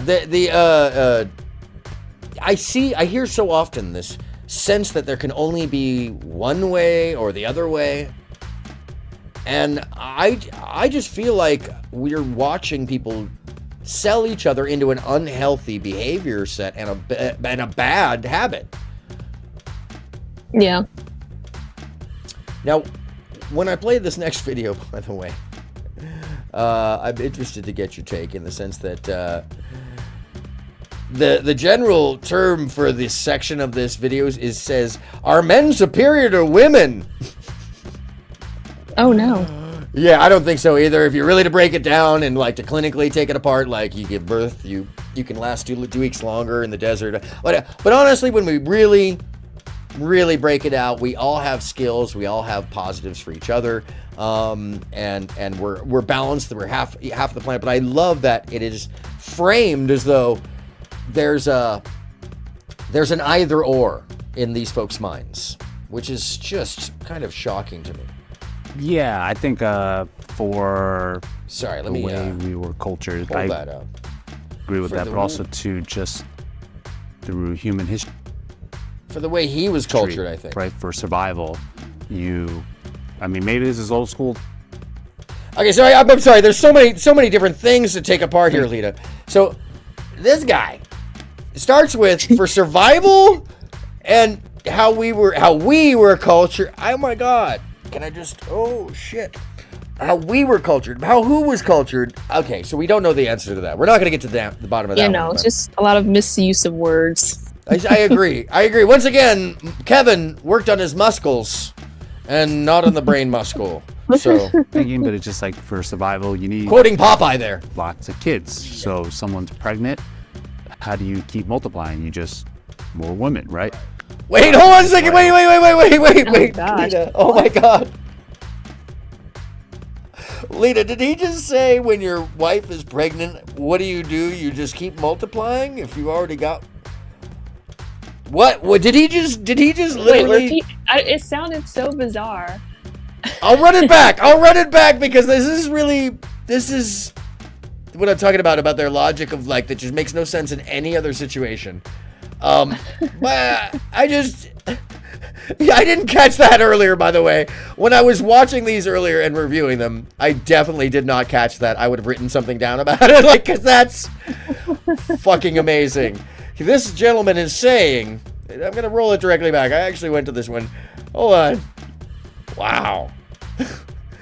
Like for survival, you need to have lots of kids. Okay, so for someone's pregnant- survival, he's saying we need lots of kids. 8 billion people. Forget about that. 8 billion people. It's cool. We need to survive, right, Lita? Okay. Cool. So his logic here is, how do you keep multiplying? You just more women, right? Not saying it's right or wrong, but it's just kind of the way. I think women even cheat too. It's like 50-50. Yeah, wait, okay, so wait, hold on. I think women cheat. Yeah, he thinks, well, first off, women do cheat because they're the other half of the planet. Now, I think the fact that they preclude that women might not cheat, I think that's more insulting than not, and also suggests to their ego. Like, oh, well, women normally don't cheat, or maybe you think that they don't, or it's a very strange thing, right? Like, do they think that women aren't really human? Is that what they're saying? That's how they act. That's what it feels like from my point of view as well. Like okay, we're so objects. Like your objects. Okay, so what he says here, and we kind of missed it because I ran it. I didn't let it like run at the right spot. But I mean, maybe this is old school thinking, but it's just like for survival, you need to have lots of kids. So if someone's pregnant, how do you keep multiplying? You just if someone's pregnant, how do you keep multiplying? More women, right? Lita, that man's lesson. If your wife is pregnant and you want more children, what do you do? Oh no, hi Wipe Jacob! Timing. Wipe your mouth. Yep, gum on your mouth. Is it bubblicious? At least? It's like one of those versions, like the Halloween. Stay for a second. You have to give me a minute. Hold on. He wants to call my brother. I will be right back. No sweat. I appreciate you, Lita. Yes. Great. I appreciate you too. No I will be problem. right back. Lita, the most amazing unofficial, semi-official, and mostly official co-host. By the way, raising a family, clearly not an easy thing because attention has to be split between many things. Personal interest, the vulnerability of your children, the vulnerability of self, the things that need to be done, the obligations, the things you want to do. That's part of life. One of the wonderful things about Lita is that she's real, she has a point of view, she has experience, and she has an ownership of self that is very important as example to others. And I think most of the people here in the chat have all of that going on for them, which is the wonderful thing about the little community here, by the way, folks. So, and thank you for that. And by the way, so somebody sent me some more socks, actually, right before I came on air. I forgot to mention that earlier. And I haven't sent you the special message, but I will send you a special message later on this evening. So keep an eye out for that. And if you don't see it, make sure to let me know, because I don't know if Throne is sending back the messages, because I'm making little videos for people. So anyways, so yeah. This gentleman said, if your wife is pregnant, and I'm paraphrasing, if your wife is pregnant, just go ahead and get some more pregnant, because we need to repopulate the world. With what? With what, sir? Because if we're talking about intellectual needs, you're falling short, sir, and please stop working your arms out. Start working out the brain. Speaking of which, working out the brain, dancers! Dancers! Ah, there you are. Where have you been? Frickin' Union! All right, now that the dancers are here. Yeah, sorry. Let's take a little dance break, shall we?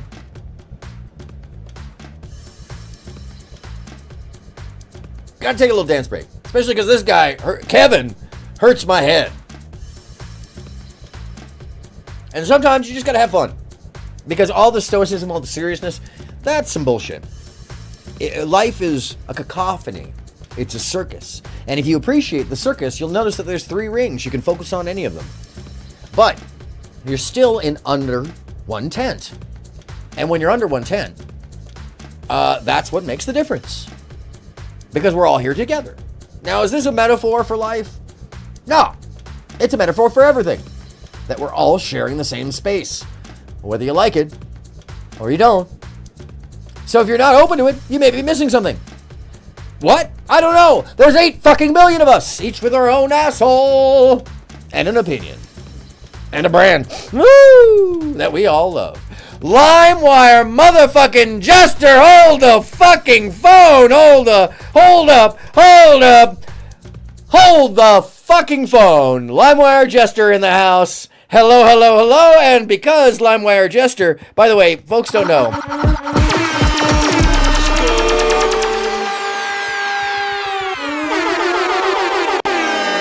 We're talking about debunking the red pill and just basically about the emotional and vulnerability values and all the bad lessons they give us. And I stopped the music because you're both new to the channel, and also, folks don't know, you were fantastic on the panel the other day. And I just want to bring a shout out to LimeWire. LimeWire, you don't know this, but you're in a room full of armed individuals. And what are they armed with? They're armed with wrenches. I don't know if you looked around and noticed, but everybody's got a big old wrench. Why? Because I trust that my audience is a democracy. There's actually only one main mod other than myself, and that main mod, she hardly ever shows up here because we're kind of extreme for Bridget, and I love the fact that we are. That said, ladies and gentlemen, I want to welcome, as you see as you see me. Oh, hello. I hear some. Oh, Lita. Hi. I'm back. Lita, we are adding LimeWire. I'm really actually glad that LimeWire showed up because, let me see. Oh, yeah, I got to do the interaction on this. So, Lita can tell you. Oh, no, she can't because she had to deal with something.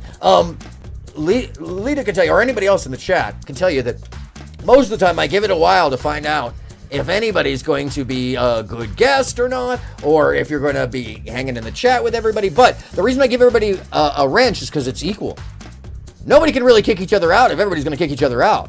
Because you can kick another mod. Don't know if you know that. So, ladies and gentlemen, I would like to welcome... Oh, no, that's Emily. Don't do Emily. No, Emily is the first mod. Come on, get out of there. Get out of there. Not Emily. There we go. Thank you. Where are you? There you are, LimeWire. I was in the wrong spot. I hover over you like an unseen god. Hold on a second. I needed some effects for that. I needed some effects. I hover over like an unseen god. LimeWire. Hold on a second. Where is it? There's LimeWire. Oh, no, it opened up there. Let's go to channel. Add as moderator.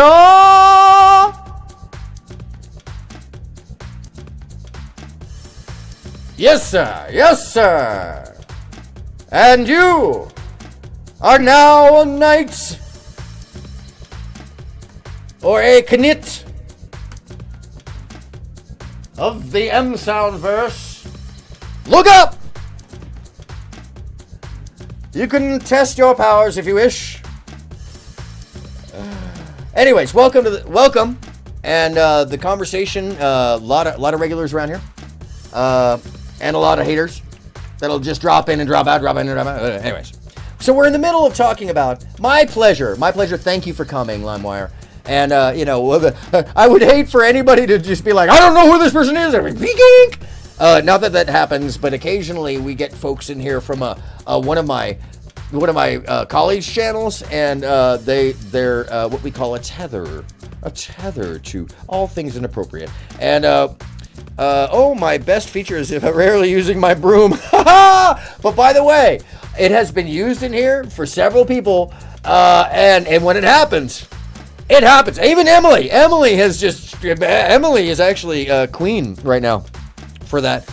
By the way, so everybody, welcome LimeWire, and I'm so glad you could be here. Lita's actually dealing with my unofficial, official, but mostly unofficial co-host, and my dancers. The dancers just came online. What is going on here? You're like, what is he telling a story? What is happening? Well, LimeWire, we are actually in the middle of talking about the lack of vulnerability and the stupid ethos that generally comes out of all of this red pill shit. And I'll play this one more time because this was one of the more amazing things that I had missed earlier. This gentleman said that humans have to essentially procreate, and if your wife is pregnant, procreate with other women. I agree with that, but also to just through human history, right, for survival. It's survival. I mean, maybe this is old school thinking, but it's just like for survival, it's just not you thinking. need to have lots of kids. So if someone's pregnant, how do you keep multiplying? You just more women, right? Not saying it's right. He's talking about a harem. He's confused. He thinks that he's talking about a harem. Hey, Lita, welcome back. I mean, is it just me? Hello. But dude's talking about a harem, right? Is that what he means? Or is Yeah. he just talking about like cheating on his wife and just impregnate more? I can't tell. I really truly can't It's tell. it's like a little bit of both. Yeah, I think so too. I think so too. Because does Kevin look like the kind of guy who's not out on a Friday night telling his wife that he's got extra work? I don't know about you. Exactly. Right? And I think a red pill, if it's just not just me.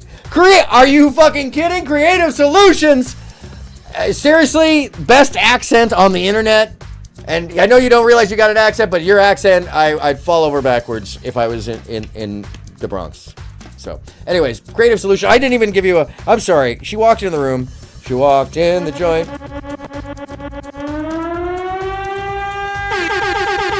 Hey! So yes, what are we talking about? We're talking about their lack of capabilities, basically. So yeah, so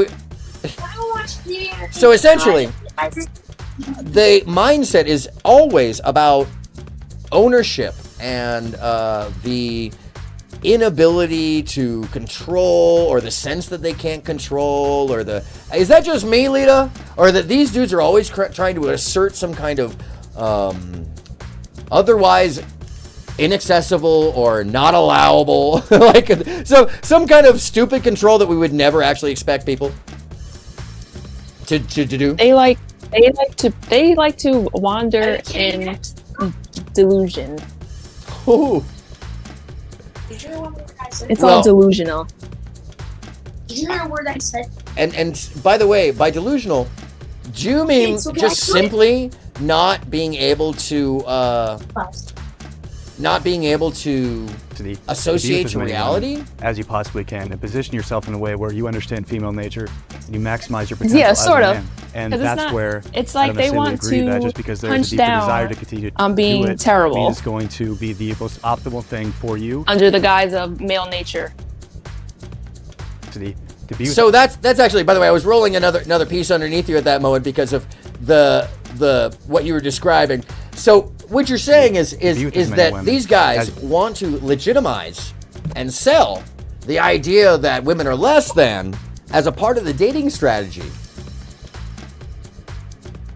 Hold on 1 second, Aaron. No problem. By the way, hold on. Speaking of which, being a parent is not easy.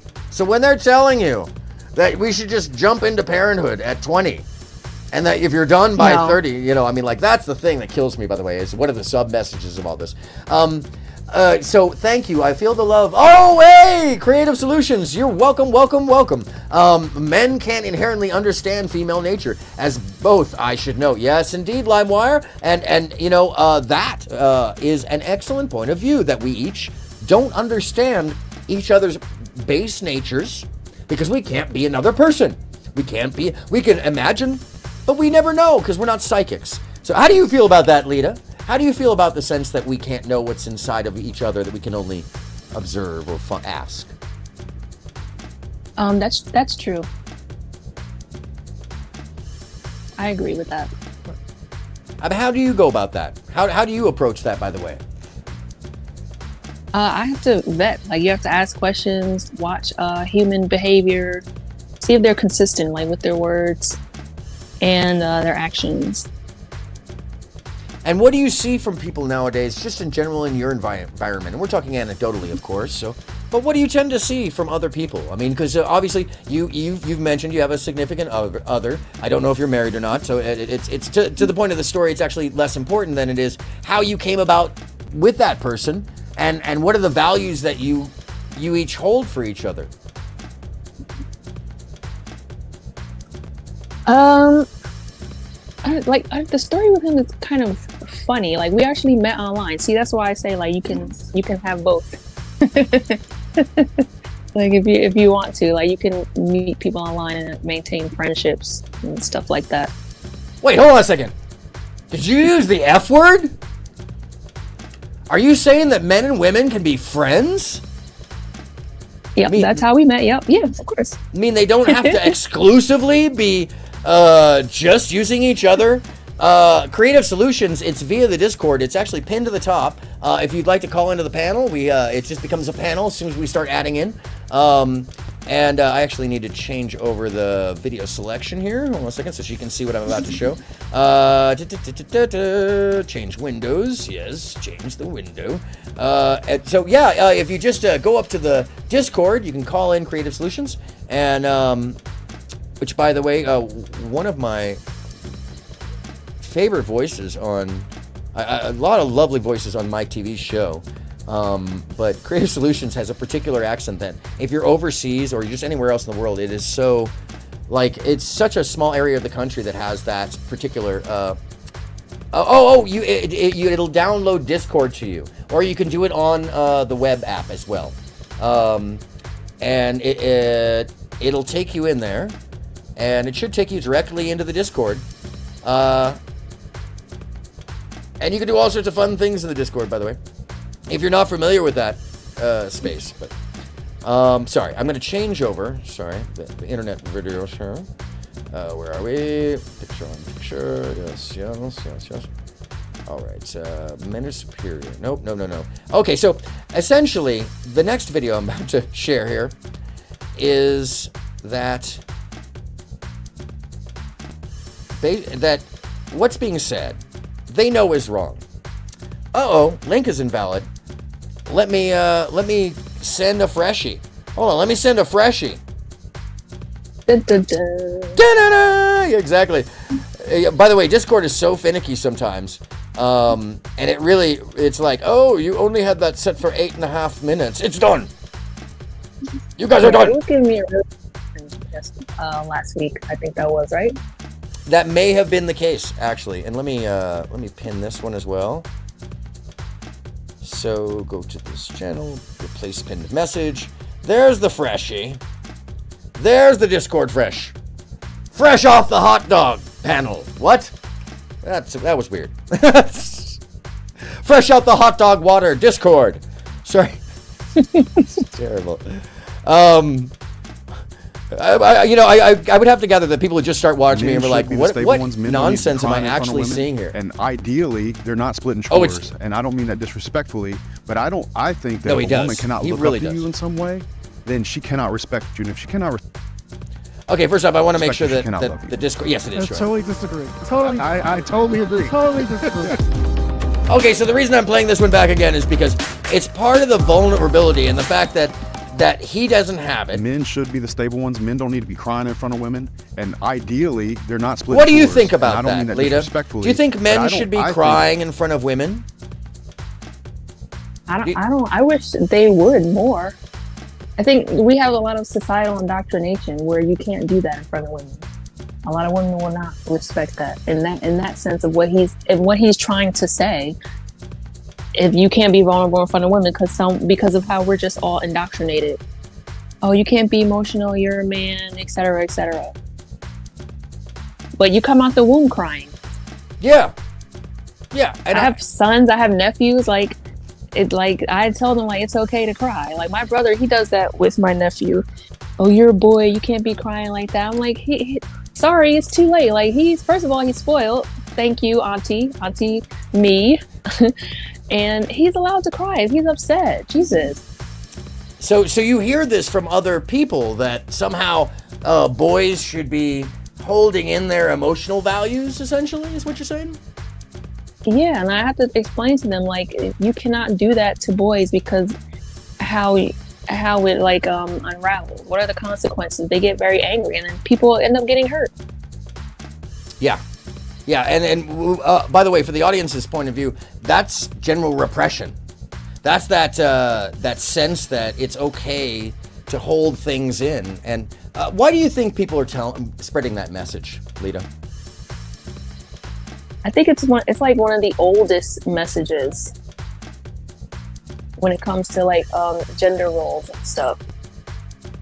You put men out like in the field, and men were soldiers, even though not all of them were soldiers, like sidebar, right? But like they were the like these strong, stoic providers, so you couldn't have the emotion. Yeah, and it's just something that's just been passed down like for centuries. As a woman who has sons, what's the message you've been telling them? I mean, because apparently you're allowing them to express themselves, and you're telling others to let them express themselves, which I think, by the way, is a very healthy way to live, and good on you for doing that, from my point of view. But, I mean, what exactly is the message that you're telling them when this happens? What happens when they become vulnerable, Lita? I tell them that it's important to like express themselves. I tell my oldest that too, you know, with his group of friends. Sometimes like for guys, you have your group of friends that you've been with maybe since like grammar school or high school. And it could be more of like a comfort zone or not people that you're really connecting with. So I told him like, it's important that you guys, if you're angry about something, that you say it and that you're not making fun of each other for being upset. Because this could be your core friend group. And a lot of times the core friend group is just people that you're comfortable with, and you don't want to be comfortable with people who you can't share what's going on with you. Like even if you guys are having like girl troubles as you get older, you should be able to come to each other and say, hey, this is what's happening to me. This is what she's doing to me. Like she could be abusing you in some way, and you should be able to go to your friends and say this is what's happening, and they could say no, we're going to help you get out of that situation. See, yeah, that is an amazing example, by the way, Lita. From my point of view, that messaging is what's missing in general for young people, I believe. That a friend is someone who shows up and helps you out of the situation, or supports you, or is a shoulder to lean on, and that you can be vulnerable with them. And I think that messaging that these guys are sending our kids and the other adults around us is harmful, especially when you compare it to the messaging that you give your own children. That message in itself. Hold on one second. Actually, I apologize. Creative Solutions, I apologize. Let me go back to the invite section and just make sure that create channel, create event, invite. I'm going to send it straight from the top. So I'm going to share, hold on, and then I'll do a new copy, and I'm going to drag it over, and because I am responsive in real time, my friends. Sorry. I try to be. Hold on, one more time. There's the Discord. It's probably, it's different than the other one, isn't it? Ooh, I'm in trouble. I was doing the wrong shit. Oh, I know why it's different. So if you get into the Discord itself, you're going to be looking for the Look Up Live panel in the Discord. And if you're not familiar with Discord, I should probably put the Look Up Live panel separately, which I'm going to do as well. I'll put both of them. So you can hit either one of them, and then good luck. All right. No, here we go. I know why it didn't do it. I know exactly what happened here. Invite. This is once again, likely my fault. Fallibility, folks. Fallibility. If I could have just gone another direction and been like, oh no, it's Discord. I'm being hacked. I could use I could use what's actually happening to misconstrue the situation.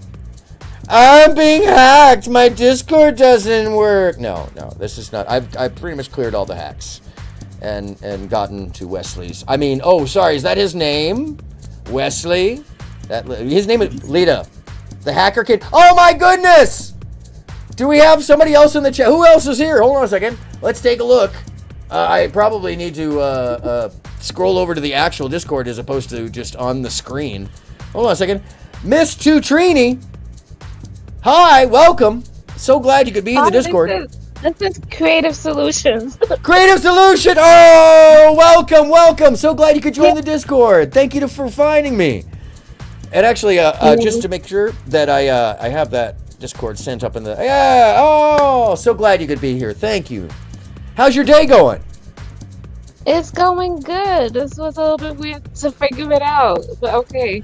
It's going good. Oh, that's awesome. Well, now that you're in Discord, by the way, any of the wild underground stuff that you want to see, or the panels, if you want to take part and talk on Prime panel, I am happy to invite you to those other Discord servers, because I know that you are feisty and bright, and both this applies to you too as well, Lita, and anybody who jumps in my server. I'm pretty much, I don't know if you know this, I am the underminer.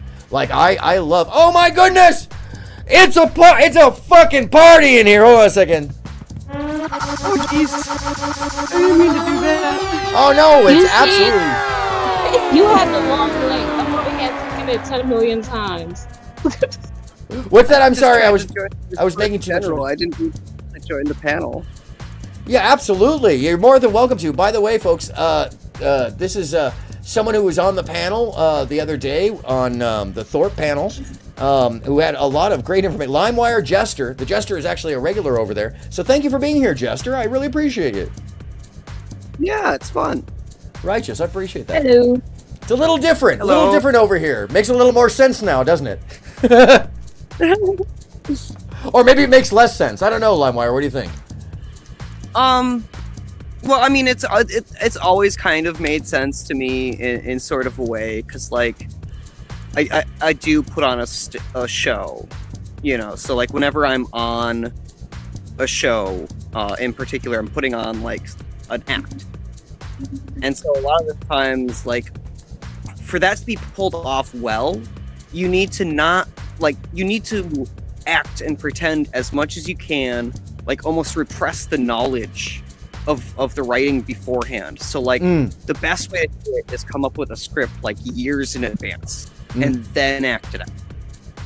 Truth. And by the way, I welcome that both that attitude and that intellect and the idea, because a lot of folks, and this is something that Lita and Creative Solutions, I'm sure will tell you, that I talk about, that the folks don't know the difference between the show and the people. And there's a thing called FAE, false association equivalency, that seems prevalent, almost sociologically contagious, you know, that folks want to hop on other folks for their person instead of talking about topic, or, you know, just associate things incorrectly. So, and I think this leads into the red pill too. So I'm so happy to have you here. And by the way, as I offer this up to folks, just so you know, LimeWire, you can hop in at any time when you see something. I'll stop video and bring it in. And this same, by the way, so you know, I have a colleague, Mike TV, who I am very lucky to also get to spend time on his panel. And so Lita and Creative Solutions are here generally on his panel, and both of them are is the old school term whippersnapper. I mean, like, talk about fast and furious over here. These ladies are amazing in so many ways. So Well, good. Yeah, you're in good company. But yeah, speaking of which, tell us about your link. Tell us about your link. Aaron. My pleasure. I'll probably be on like occasionally, but pretty much what I'm doing now is I'm stepping back behind the curtain, back to the writer's room, as it were, and coming up with more show ideas, because I don't want to really step on anybody's toes. And so when I've got ideas for like clowning around, that's okay, but I'm trying to like plan on like introducing and getting more people to create content that they want to create, and helping them out that way rather than like creating my own stuff. That's fantastic. So I probably panels too much. That's fine, man. And by the way, as far as this being a panel, it's more of a let's call it the peanut gallery, because generally I had been doing just a call in general if someone had smoke or something for the scenario. So this is a new thing. This is a new thing, and interjecting into this stuff. So I appreciate you being here at all. You know, the fact that you're taking your time out for that, and it sounds like you understand the arc of people, and also story, and the arc of explaining the story and taking your time with it. So I appreciate that, and most folks don't even get half of what I do here, and that's something we're getting across or getting across that divide, or trying to. And by the way, feel free to put your link in the chat, and basically propagate your own stuff all you like. And the same with Creative Solutions and Lita. I'm all about self-propagating hedonism and positivity. So let's actually take a look at the opposite of that. And I bring Jay Waller, the 3-suit man, who claims to be a 100 millionaire, actually into the game, because his logic is one of those that I am always just floored at. By the way, the background on this guy, so everybody knows, and I'd like to hear your take on this. By the way, whenever you come back, Creative Solutions, I'd like to hear your take on this gentleman particularly, because I think of all folks that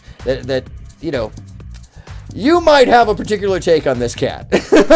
He's all right. Sorry, red pill means knowing that they're wrong. Essentially, that's what the title of this one is. They know they're wrong, but they don't really like to admit it. And of course, the internet is going to be dragging me. Is that what's happening? Yes, internet is. Oh, there it comes. To be with as many women as you possibly can, and position yourself in a way where you understand female nature, you maximize your potential. Sorry, it paused on me. Potential as a man, and no worries. Yeah, this happens in the live, by the way. This is one of those things that.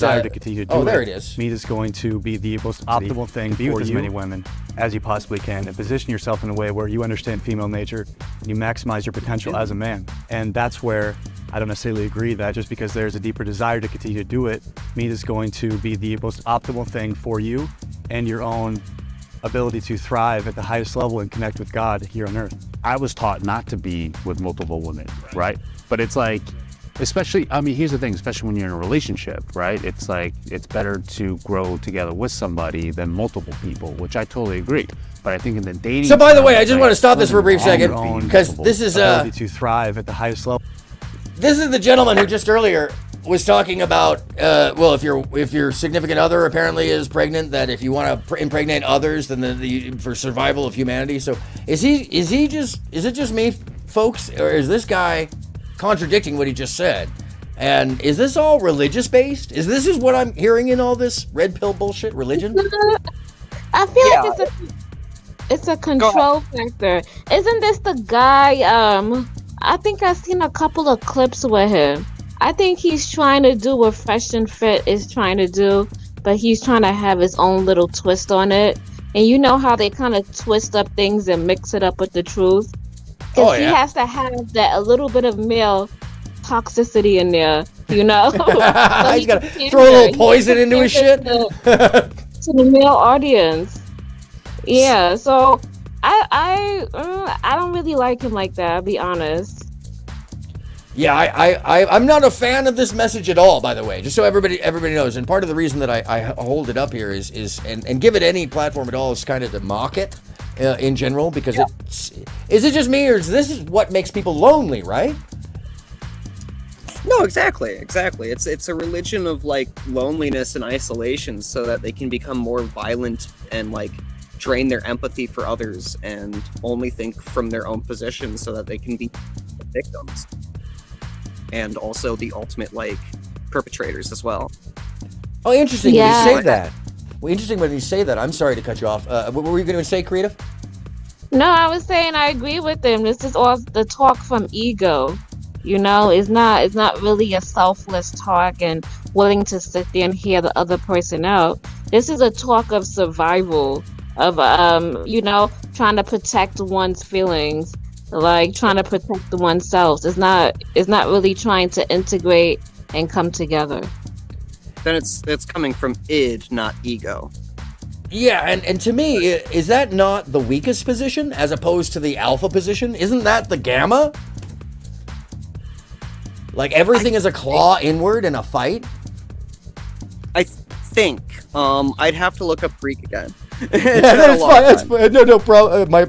My bad. I'm sorry. I throw those terms around like everybody just knows everything. So one of the things, by the way, LimeWire is, what should I call you, Jester or LimeWire? What's better? Go ahead and call me Jess. Jess, absolutely. So one of the things I notice about all this isn't just that they sell the fear and the contradictory belief systems, but they're also selling bad ideas with no actual solutions, and they're selling control functions, and what you pointed out earlier about creating an anger, are we seeing disenfranchisement without admitting it? Yeah. And by the way, I'm sorry. A whole bunch of lost boys that are getting too angry online. Absolutely. So by the way, and the reason I asked that question is because the gamma in animal society is considered the outside castaway who then can come in and take the alpha role. You know, and I think that often what we're seeing in these folks is that disenfranchisement. No problem, by the way. Lita Caproni says, I'm getting phone calls now. No problem. She's the unofficial, official, but not really official, but totally kind of official sidekick here on the show. So, as well as Emily and so many others. But in any case, so I would wonder, is this messaging that they're sending something that they're doing on purpose so that they can disenfranchise? Or are they doing this because they're negligent? I hate to put it in a binary because that's not fair, but it's easy for discussion. What do you think? They're trying to pander to men who are insecure and who need something to feed their egos. I think that's what it is. It's because if you are confident in yourself and you work up your self-esteem and you know what you're about and you know what you bring to the table, I think you wouldn't need these messages like this. Like just the simple things, like, you know, men build the earth. This is what men build, all of this. So you need to respect men because the men build this. And I just sit here like, what? No, you did not build this. People before you did. Yeah. What does that have to do with anything?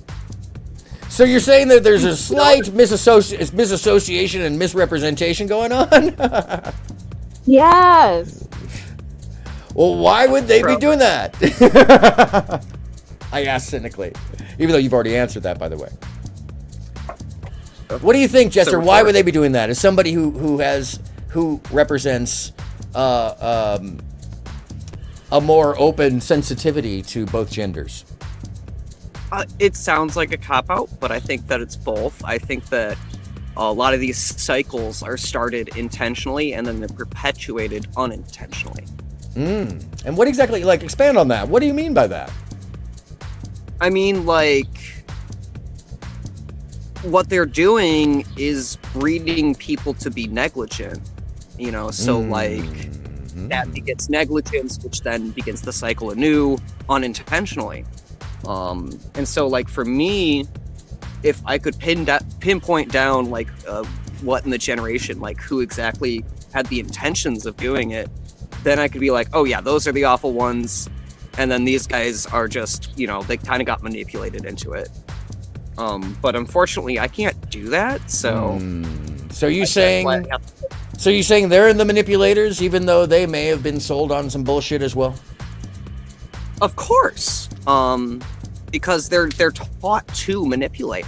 And so even if they're manipulated into manipulating, in my opinion, if they didn't intentionally choose that path, it's really not their fault. So, like, I have a lot of sympathy for these guys. I just hate their message because they're hurting themselves, you know?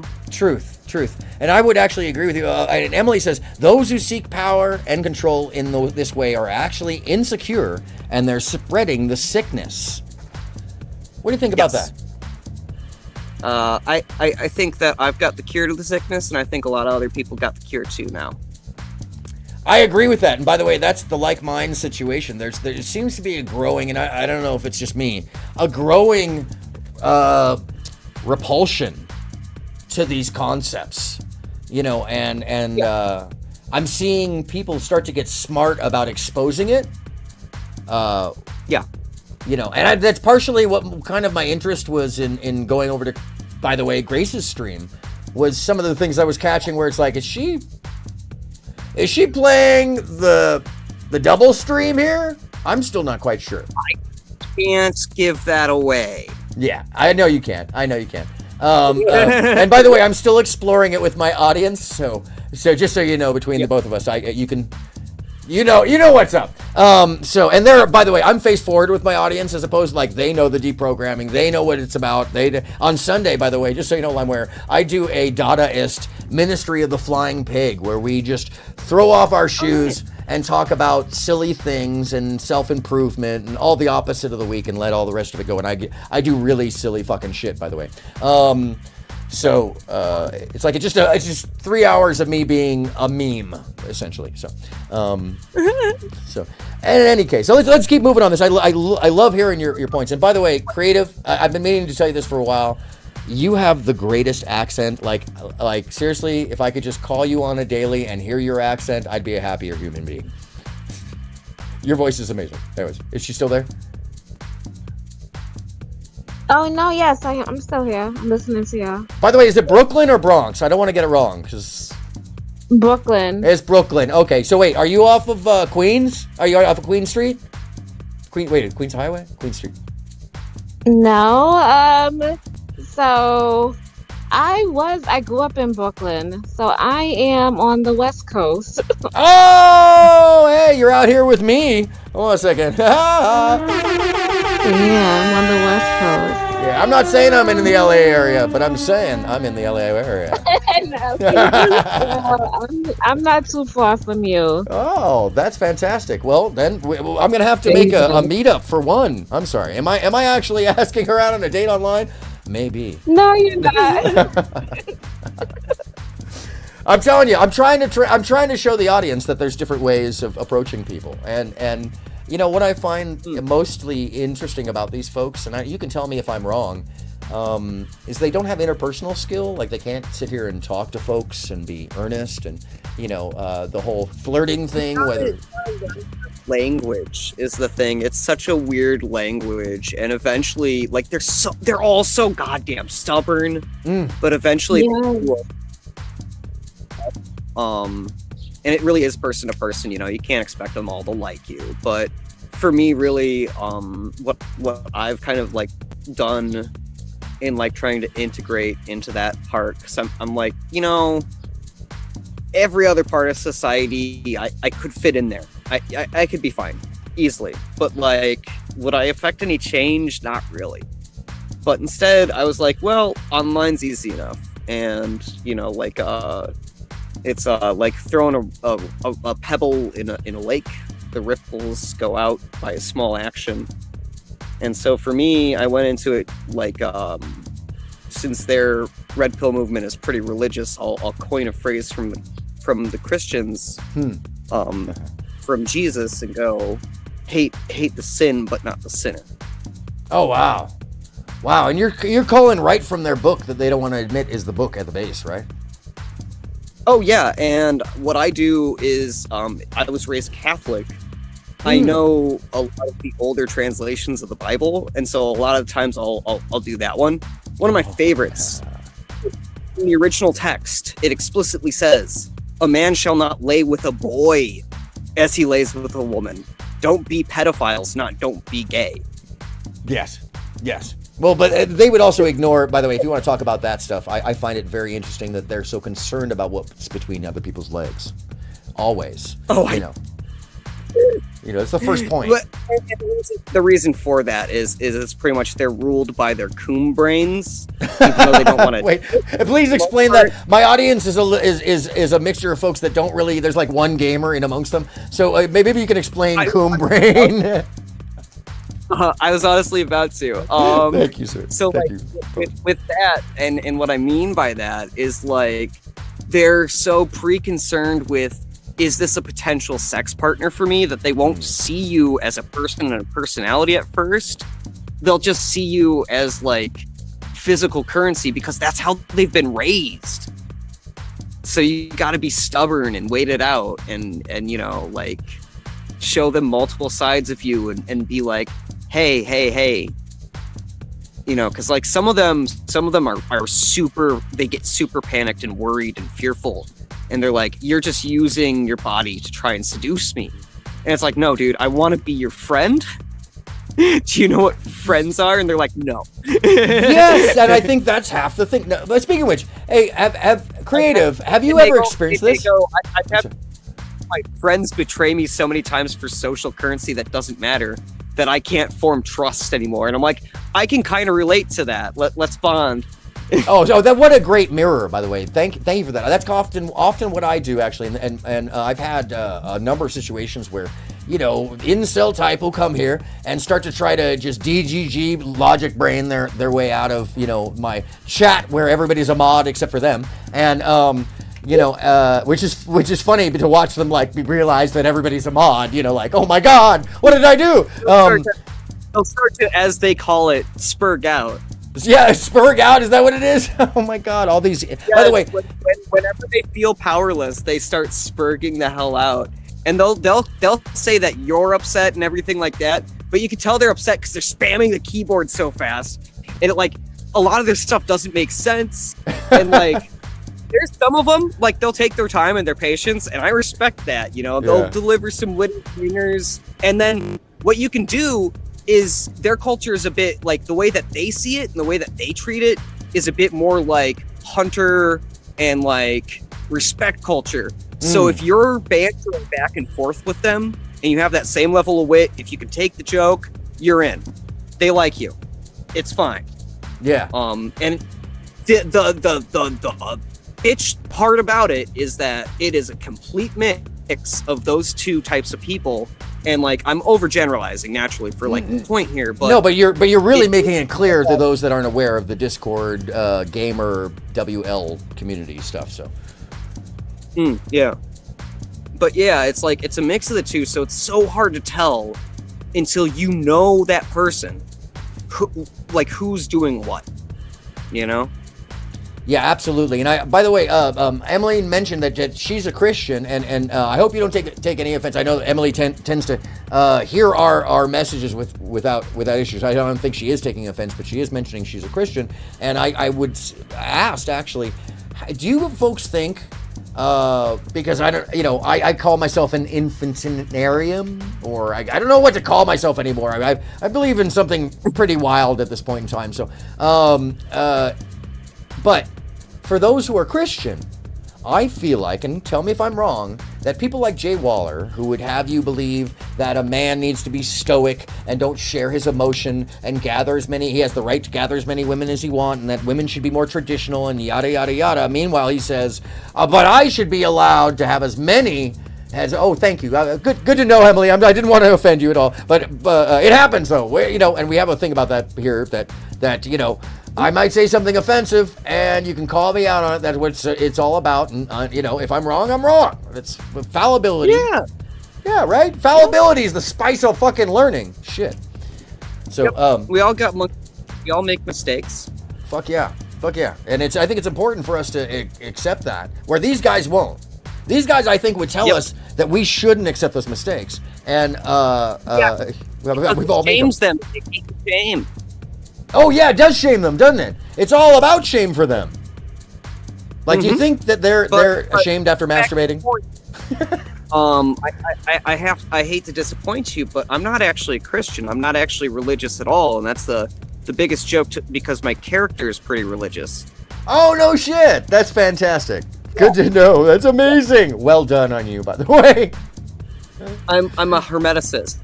Okay. I'm closer to that as well, personally, but I mean, I'm when I say infinitist, I'm still trying to figure out the actual term, because I do believe that the hologram theory is not a theory, that I believe that we're in the Planck model on our meta, and that we're just providing that meta the best options, and which explains. I think that's a Planckian level. I'm sorry? Oh yeah. Well, love is spread, love is love, so you know. So and in any case, and we can always talk offline. But the point that I was trying to make before you got me flustered. Well done. By the way, LimeWire, well done. You actually got me flustered. Well done. Well done for you. Nobody should be shoving the Bible like a hammer. Emily says, I keep it simple, love others. Yes, and this is the thing I was about to ask about. For those of you who are Christian, who are Catholic, who are more religiously oriented in this applies to the big three. Does it seem like these folks like Jay Waller and the like are perturbing, are disturbing, are fucking with the messaging of Christianity to somehow push this agenda in the background? Amen. Amen. Amen to that. Yeah, so it's not just me. Yeah, It's horrible. I'm sorry. What were It's you so saying? annoying. Sorry. No, go for it. I was gonna say it's so annoying when they plug in the Bible and then they plug in all these verses and all of this. And I turn around, it's like, are you living a Christian lifestyle? Look at the way you dress. Look how you speak. You're not even married. What positive example are you setting? For you to sit here and even mention the Bible, I don't even think anybody should be mentioning the Bible if you're not living up to that part. You don't even mention it. Don't even bring it up. It shouldn't even come out your mouth. And that's why I'm like, why are you even bringing that up? You're not even the living example, so you can't even mention it. Yeah, and can I ask you this? I mean, because obviously, you know, you have a faith, and I you know, I don't have the same, so I can't really speak from that point of view. So my question for you is, does it seem, as it does to me, that these folks don't have a lot of faith in their own God? No, they don't. I don't know. I don't follow the Bible. I'm not on that. They just end up worshiping a different God. On accident. They don't believe in what God they believe in. I don't know. I have no idea. But like that's kind of like my joke. There is like they're misinterpreting it so much. They're unintentionally worshiping a different God. Kind of like in the Warhammer 40k universe where the God Emperor has this message. He's like, don't make a religion out of me. And then humanity makes a religion out of me and gets it, or out of him and gets it all wrong. Yeah, of course. You know what I mean? Of course. Well, it's the misunderstanding, the misrepresentation. I repeated the quote twice there. Sorry. No, you're Sometimes my good. brain No, trust me. Okay, so the whole entire show, by the way, is about creating what I end up calling burnt umber spheres. I wanted to call blue balls something else because everybody gives blue balls in the proper, stream if you're doing the arc properly. But I was trying to take it to a new level, so I went past the azure sphere and I make them really like just tight and uncomfortable. And then at that point, we go up to the rouge sphere, so they're just unbearable. And then we go past it, and once you're at burnt umber, that's when I'm like, okay, let's watch the content. Anyways. Yeah. That's what I try to do. So, because I know this is the first one you've ever seen. So, speaking of which, so I want to bring this back again because one of these gentlemen is a religious figure-ish kind of dude, I guess. I've looked into his content and it's just too Jesus. Oops, that's my desktop, folks. If you didn't know, that's my day, Gabe. If people were like, oh, how does he have a life? He's never gotten laid. He's an incel. He's an incel. What's that? Oh yeah, no. LimeWire knows. Who knows you fucked him? Who's that? Just to troll you. He's an incel, Your Honor. Yeah, he never fucked me. I swear. I swear. I swear. It's a catch-22. Yes. Do you admit that you're gay, or yes, or do you let this talk on stage? Yeah. Those people are dangerous too. Those religious people. If you are so one-sided, you're all religious, that's a fake. That's a cop-out. That's just like the whole Derek Jackson and his wife. Yes. He was talking all of this stuff, but he was the complete opposite. You can't be all the way on the spectrum like that. Come on now. No, you can't. And I would say that we've seen that in Melanie King as well, by the way, which there's more news with Mike TV coming out very soon about Melanie King. I'm not at liberty to share it all, but I'll give you a little taste of the fact that we now know very specifically that Melanie King did use that $136,000 she embezzled from her children's website, YouTube pages, for her body sculpting. So we do know that it was used for surgery, folks, and that's just a little taste, but we know a billion times more that makes everything that you said on the show just complete fabrication. I'm sorry. I was gonna say, you know what? That did not change anything about her life. That did not help her out eternally or anything. She did all of that, and she still is in the same state right now. Yeah, so nothing changed in her life. Nothing. She's still only at 378,000 subs. So LimeWire, one of my colleagues shows he's actually a grifter buster. He has a much larger audience. He holds panels, smoke shows on Friday, and he deals mostly with the issues of foundational Black Americans and the Black community. But specifically goes after grifters who are selling red pill, black pill, and grifting in the community, sex trafficking. We're looking at Austin Holman right now, but we in that world we take down these folks. When I say take down, I mean like Tommy Sotomayor. We take their channel. We make sure, and Mike, I say we, but there's a large group of us that are in the background, but Mike is the forward face, and he has done all the hard work. And he basically works as an investigator. It's like Donahue, kind of, but with a lot more, spicy talk. And it honestly does good for the community. So when you're talking about the butterfly wings earlier, Mike is one of those examples of, in 1 week of one day of having Mike in the servers in Discord and on Wix panel. I don't know if you're familiar with Wix panel. We changed the topics of the entirety of the YouTube angle and the algorithm about over to reparations, which is why FD Signifier ended up talking about it on Destiny's channel, whether they know it or not. But it's amazing how when you have just a little bit of juice and people talking about it seed by seed, each flower carries that seed into the wind, and the pollen is taken by the bees off into the horizon. So more to your point. And actually, the more important thing to know is what we were talking about is Melanie King. Now, Melanie King was exposed on Mike's show very directly, and then in Mike's show, people don't get requested to come on. They just show up.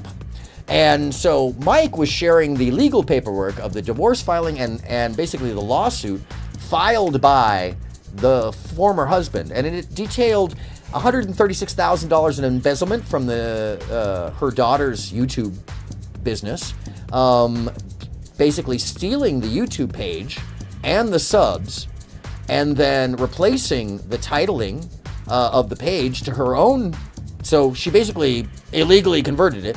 And then the first 3 videos she put up, and the rest of them, having 260,000 subs on there already that were basically 4 to 10-year-olds.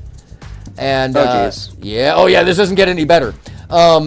She basically turned the content into her own style. Well, what would you? I'm sorry, creative. Let the creative describe this. Creative. What would you describe her content as? His content. I take it as he's basically letting the cat out the bag. No, I'm talking about Melanie King. What would you describe Melanie King's content as? Oh, she's a grifter. She goes online and she caters to men. She caters to the red pill men. She caters to, Kevin Samuels' audience. So, just think about a female version of Kevin Samuels. She gets on there and she grifts. And then not only that, I can't get really mad at her because these men are paying lots of money to her, So she gets on there, she shows her little cleavage. She makes sure her hair looks nice. Yeah. So she got her eye in the camera. She gotta make these men they gotta drool a little bit. So obviously when they're looking at her and then she's catering to them, they be like, you know what? She's right. You know what? We are men. We did build this world. I'm gonna send her a cash app. And we know she has a price now, by the way. It's $5,000 to get her shirt off. She said it while she was getting drunk with mediocre tutorial. What's his name? Mediocre Tutorials, whatever his name. Yeah, Mediocre Tutorials Review. Yeah, so she was getting trashed with him online, live in a stream, and they were sharing, and it got darker and darker and deeper and deeper. And it honestly makes any of Grace's streams seem very tame because she kept disappearing to the bathroom. And one of my favorite portions, I think, other than just her disappearing to the bathroom repeatedly and coming back like, I'm drinking, is that the antics kept getting more and more escalated. And where it culminated is in her in remembrance of Kevin Samuels' death, twerking in honor of Kevin Samuels. twerking. You know what? That was a very embarrassing stream for her. Incredibly. I hope she learned her lesson. Like, She if didn't. she's gonna do this, she gotta be smart about it. Like, you don't go out and go drink with other male content creators, especially if your message is, to be up holy, and you over here going in on women and making, women look bad and all it is. And then you go drink with another content creator and start working. And then when you just talked about not doing that, like, yeah, it is very disconcerting and contradicting, and I tend to find that message, and maybe it's just me, but they love to spread the contradictory messages of you can have anybody, but only if you follow this single line of reasoning. And by the way, we're not going to tell you that single line of reasoning is just going to turn everybody off. So I think that a lot of that is a cover. Yeah, she is on something else. Like, yeah. No, she is. I don't even know what to say to that. But yeah, she's grifting to the men. And it's so sad because she's trying to make all the women feel bad, especially, I think a lot of people, we're all out here living our same experiences, our own little experiences, we're going through life, and as we go, we learn. And to sit there and come and just go in on somebody because of their... Oh, did we lose you?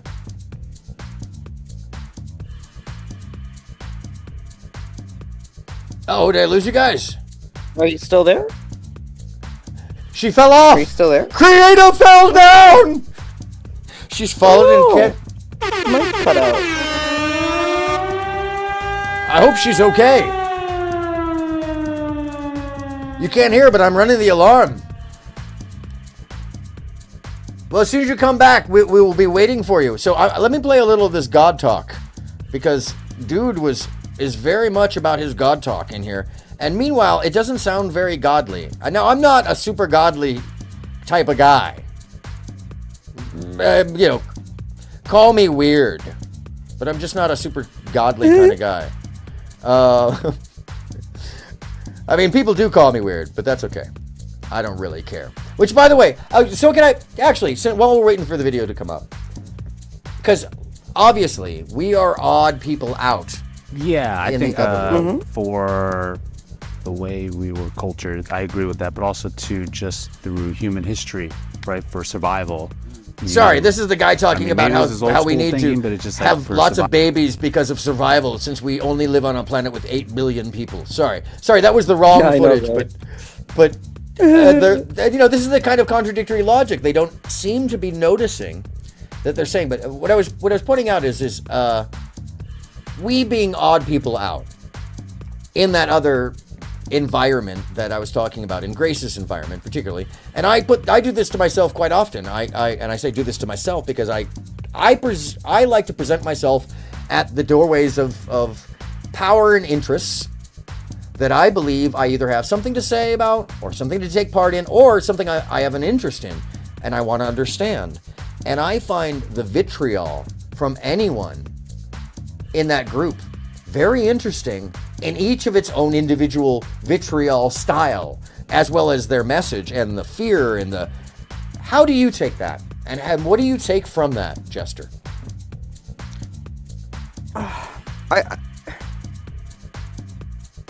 It's like a lot of what I take from it is just pain. Because like I try to put myself in it like everybody else's shoes. I try to understand everybody, and like whenever I start thinking about that kind of stuff, it starts like emotionally hurting me. So I can't imagine how their lives are. And when you say that, what do you? I mean, what's your thought behind that? When you say you can't imagine, what are you seeing? What are you imagining? Well, a lot of them are always projecting their pain onto others. Being angry a lot and going in loops and circles of like fights. And so, like, to me, growing up, whenever somebody would do that in real life, it usually meant something was happening to them it just feels at home. Just natural. Like It's something I Yeah. want to do. You know what I mean? Sorry, And so the to not do video it feels sometimes unnatural. decides to do what it You might wants to just do want as I'm to pulling it up. For a relationship, I can fine. understand that. But sexually, though, I think it's all. This guy, by the way, one of the funniest folks. Speaking of what happens at home, I think this dude had some problems at home when he's talking, because he's the one who is just like, well, you know, I've got sperm and I've got extra sperm, so I need to have sex with many people. Like, that's the stuff I'm talking about. It seems a little disconnected, but I think that the lack of training interpersonally, is it just me? Or the lack of attention at home? Or the need for negative attention? Do you think that this is driving a lot of that stuff? And when you say that you're empathetic to these folks and experiencing that pain, and I'm sorry to even if it's painful at all, don't you can tell me to fuck off. But you know, what I mean, you're seeing and you're feeling this pain empathetically. Why do you think they're not reciprocating or expressing this themselves? Why do you think that they're not? Why do you think that they're incorrectly representing it as well?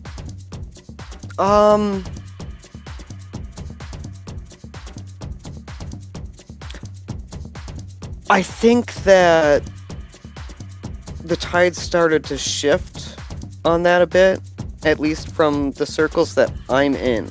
I've seen a lot of people kind of try to put down their pain and like get past grudges that they had for like years. It's honestly like a miracle. It's so I'm so happy to see it, you know, like it's so amazing because like in the circles that I've been in, I've personally seen myself like this happen, and I've got plenty of examples, but I don't really want to list any to respect privacy's sake. Yeah, sure. But You can be seeing anecdotal. everybody so like happy with each other when I'm used to seeing them fight for like 3 years. It's so awesome. I Yeah, no love doubt. it. Well, what's driving that adjustment then? What are you seeing actually driving that adjustment? Because I'm guessing that you must be in the young 30s or late 20s. It's beyond me. It's honestly, I have no idea. I'm all I can guess is that enough people wanted the same kind of change that I did, and it slowly happened up over time. And I had some really good timing there. Damn straight. Well, that's good to hear that it's actually happening. Because I'll tell you what, my explorations into the DGG and the love speak world, and some of the darker, even further corners down into the debate bro stuff, and has really. I'm probably in the debate bro sphere, as it were. Well, it's cool. I mean, some of it is fantastic, honestly. I am a big fan of, let me see. Hold on a second. Let me pull it up real quickly. It's called the, there's one debate server that I am a huge fan of. It is not Shit Show. Shit Show is okay. Nameless Debates. Any of the nameless debate panels are really fantastic if you're down for like properly formatted, common, like Stanford or Oxford style, or general NFL, National Forensic League debate styles. It's really organized and controlled, so it's really good space. But so hey, I'm going to share another little video here where we're talking about the echo chamber and the messaging. And how these folks are basically degrading themselves, and that how the change isn't coming, I believe, because of these messages. So that here you suggest that folks are finding their way out. I want to unprobe you on that. And then I also want to get Creative's point of view on what's said in here, because this is some nonsense of echo. It's amazing, by the way.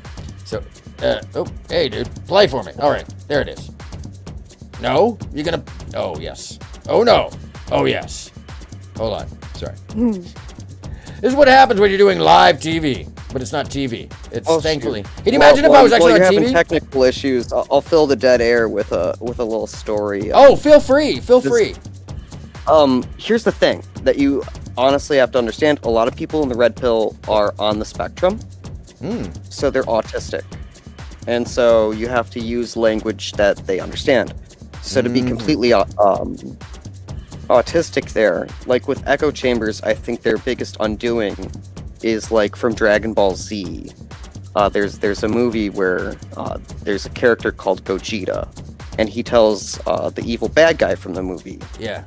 He tells him that the echoes of everything you do will be your own undoing. Your evil will come back to you, essentially, is what he says. Interesting. And, yeah. So my question there is, do you think that they are carrying that kind of lore from watching a lot of the anime and being kind of inundated with that gamer mindset? Do you think that they're using that as some kind of... It's not the anime, because like half of them hate anime. It really is more of the religious structuring. So that's why I use anime, because it's allegory. not as connected to that. Yeah, allegory though. It depends in like, because anime is so wide. It's just as wide as like as anything over here. It's like saying if you combined HBO and Disney, that would be anime.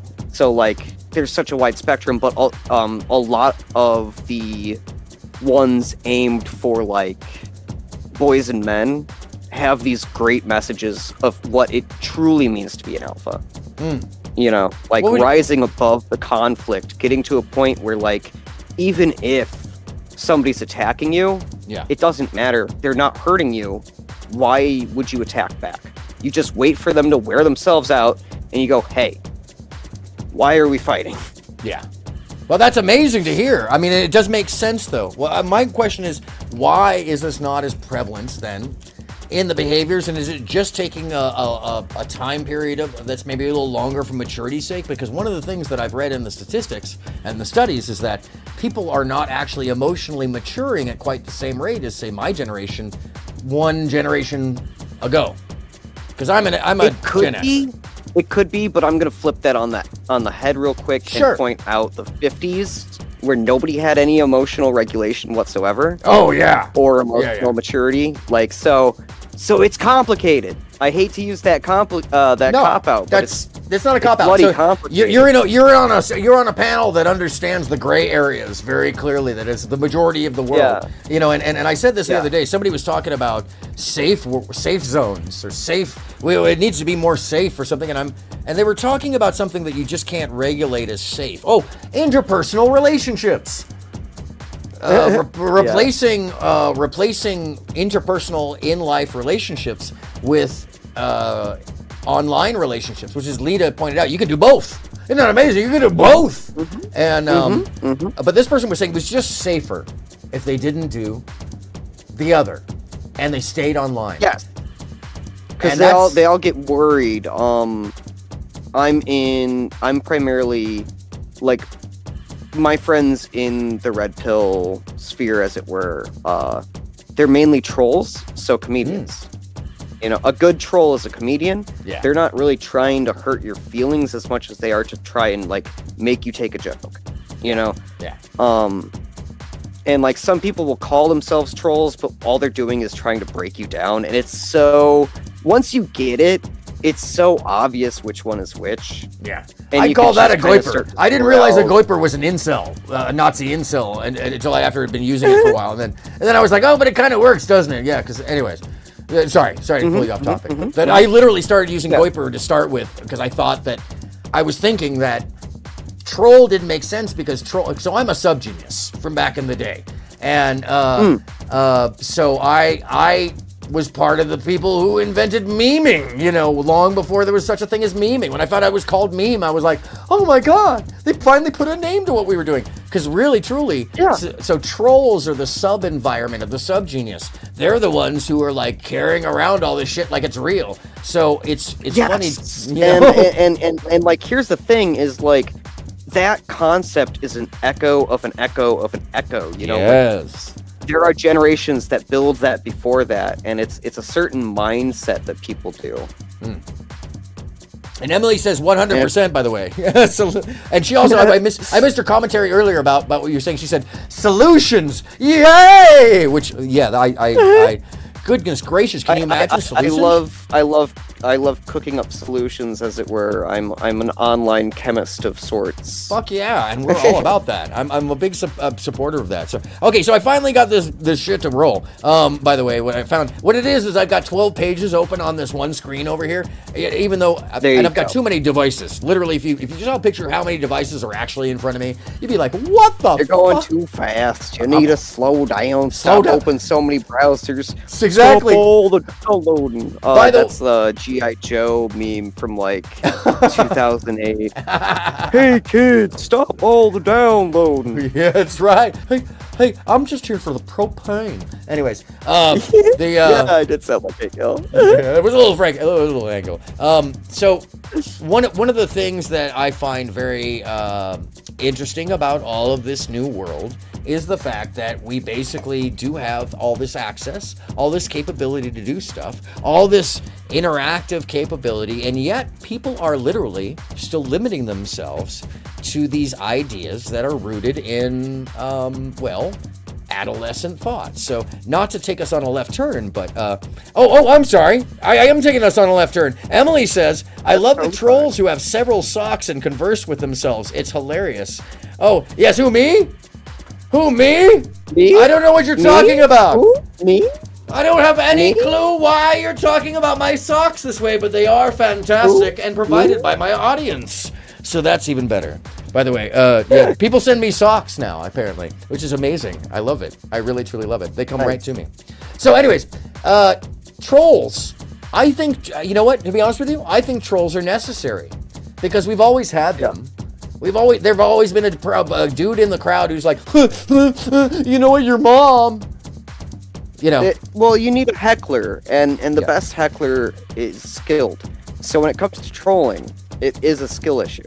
Yes, it often is. And I would say by the way, speaking of trolling, the Grace page is an excellent example of just being in the fray of trolling and the question of whether or not a person really believes in what they are or who they are, I think.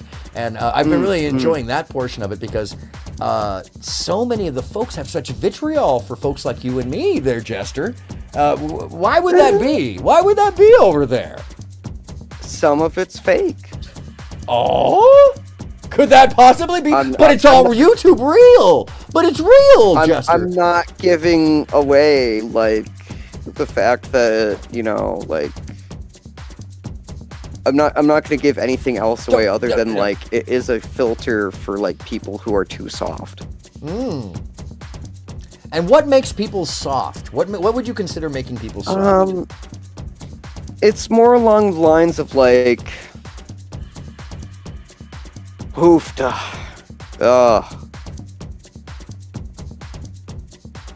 I kind of have to give away a couple.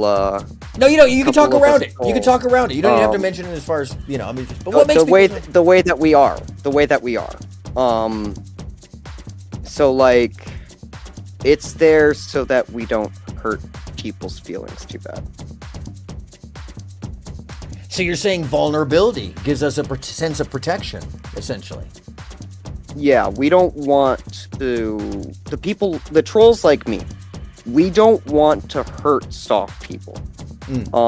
If you wander in and you mistake it as a place for hate, then we are going to spin you up, chew you up, and spit you out. Because if you're hateful and you could be funny and you could hang, all right, fair enough. Whatever, dude. You know, it, like, the kind of point is that it's a collective of individuals as trolls. So, like, whatever, as long as you can hang. But, like, it's very frowned upon to kind of go and badger somebody who doesn't get it. You know, like, and, like, somebody also who might be going through their trauma, they might be in their feels. They're growing. You know, you don't want to hinder growth by bullying somebody too hard. Yeah. Because that makes that person way too bitter, and it's not going to be good. So would you say, by the way, from that perspective, would you say separately that someone like Destiny was maybe trying to pull, let's call him a bad troll and bad faith on Grace's channel, essentially? Because I mean, if we're talking about that, I honestly don't know Destiny well enough. That's fine. That's fine. And that's an honest response to that, by the way. So, so I find it very interesting that it takes me a while to build up my psychological profile dossier on people. Sure, I feel that one. I have spent a long time looking at stuff before I approach people. Which, you know, speaking of which, Betty, I would love to hear your take on Betty, because you seem to have a very earnest response to these folks. And the reason I bring this up is this is related to our topic, because I think that there's some folks in that audience who are really buying into stuff similar, and I hear a lot of different like ideologies, including the red pill and some extremism and some lefties and some everybody's there to kind of ghoul out a little bit at the circus. And then there's folks taking part, which I think, you know, I appreciate you talking about the subgenius in the group. Then there's vulnerable people. Yes, vulnerable, and Emily points this out, that there are vulnerable people. And these are the things that I'm most concerned about being affected inadvertently by the influence of those folks who don't understand what you're talking about. What's your message for them, Jess? What's your best message for them? Oh, well, I mean, for them, I have to reach them on an individual level. It takes time. I'm just going to say that there's a system already in place to make sure that if somebody tries to exploit our system, then we can get the victim out, because that's what they'll be at that point. They'll be a victim. Yeah. That's great to know. That's great to know. Yeah. And by the way, I was going to say, Betty, like, talk about the quiet, what's the word I'm looking for? Oh gosh.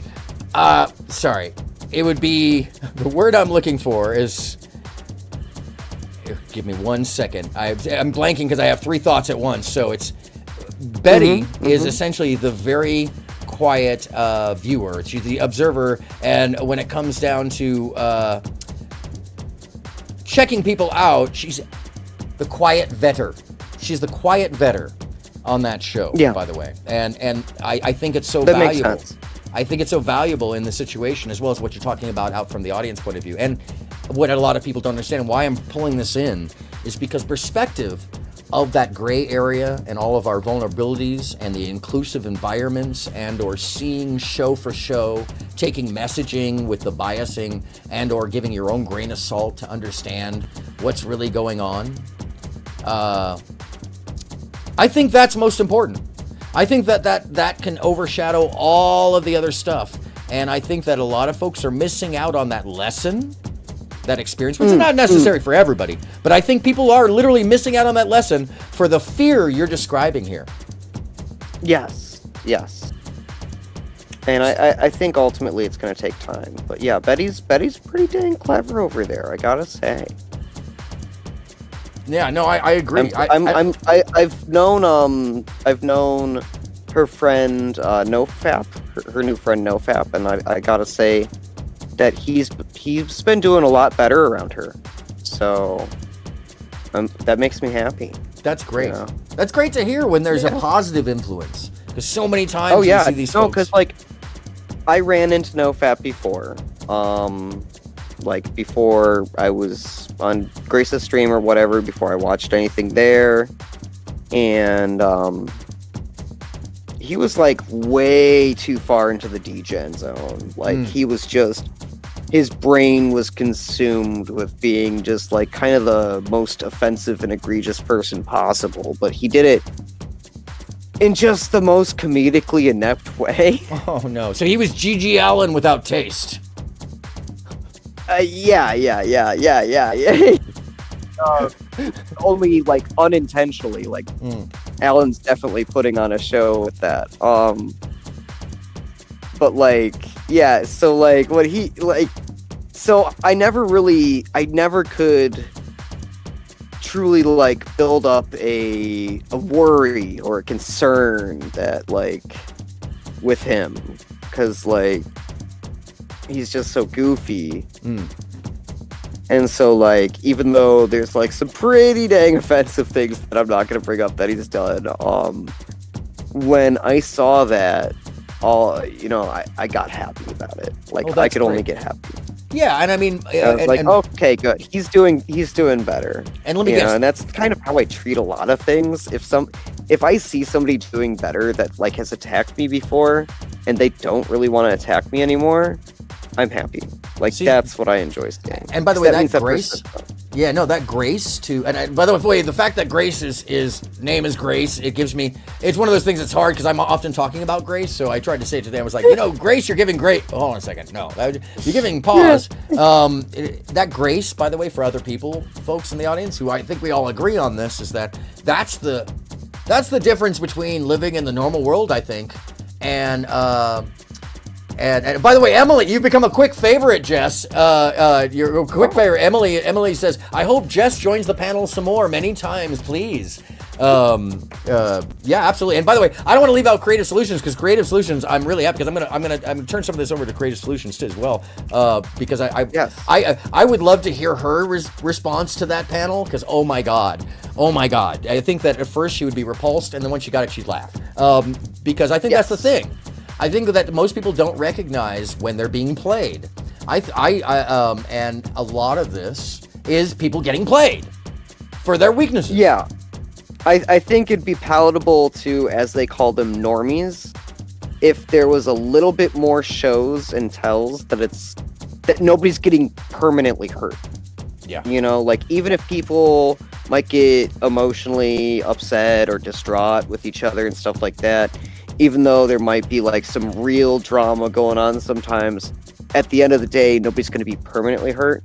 And I think if like there were more shows and tells for that, like not verbal tells, mind you, but like kind of giving the way away a little bit more, that like, oh hey, this person isn't, like this person isn't hurt. There's an actual like plan to show you this so that you feel a certain way.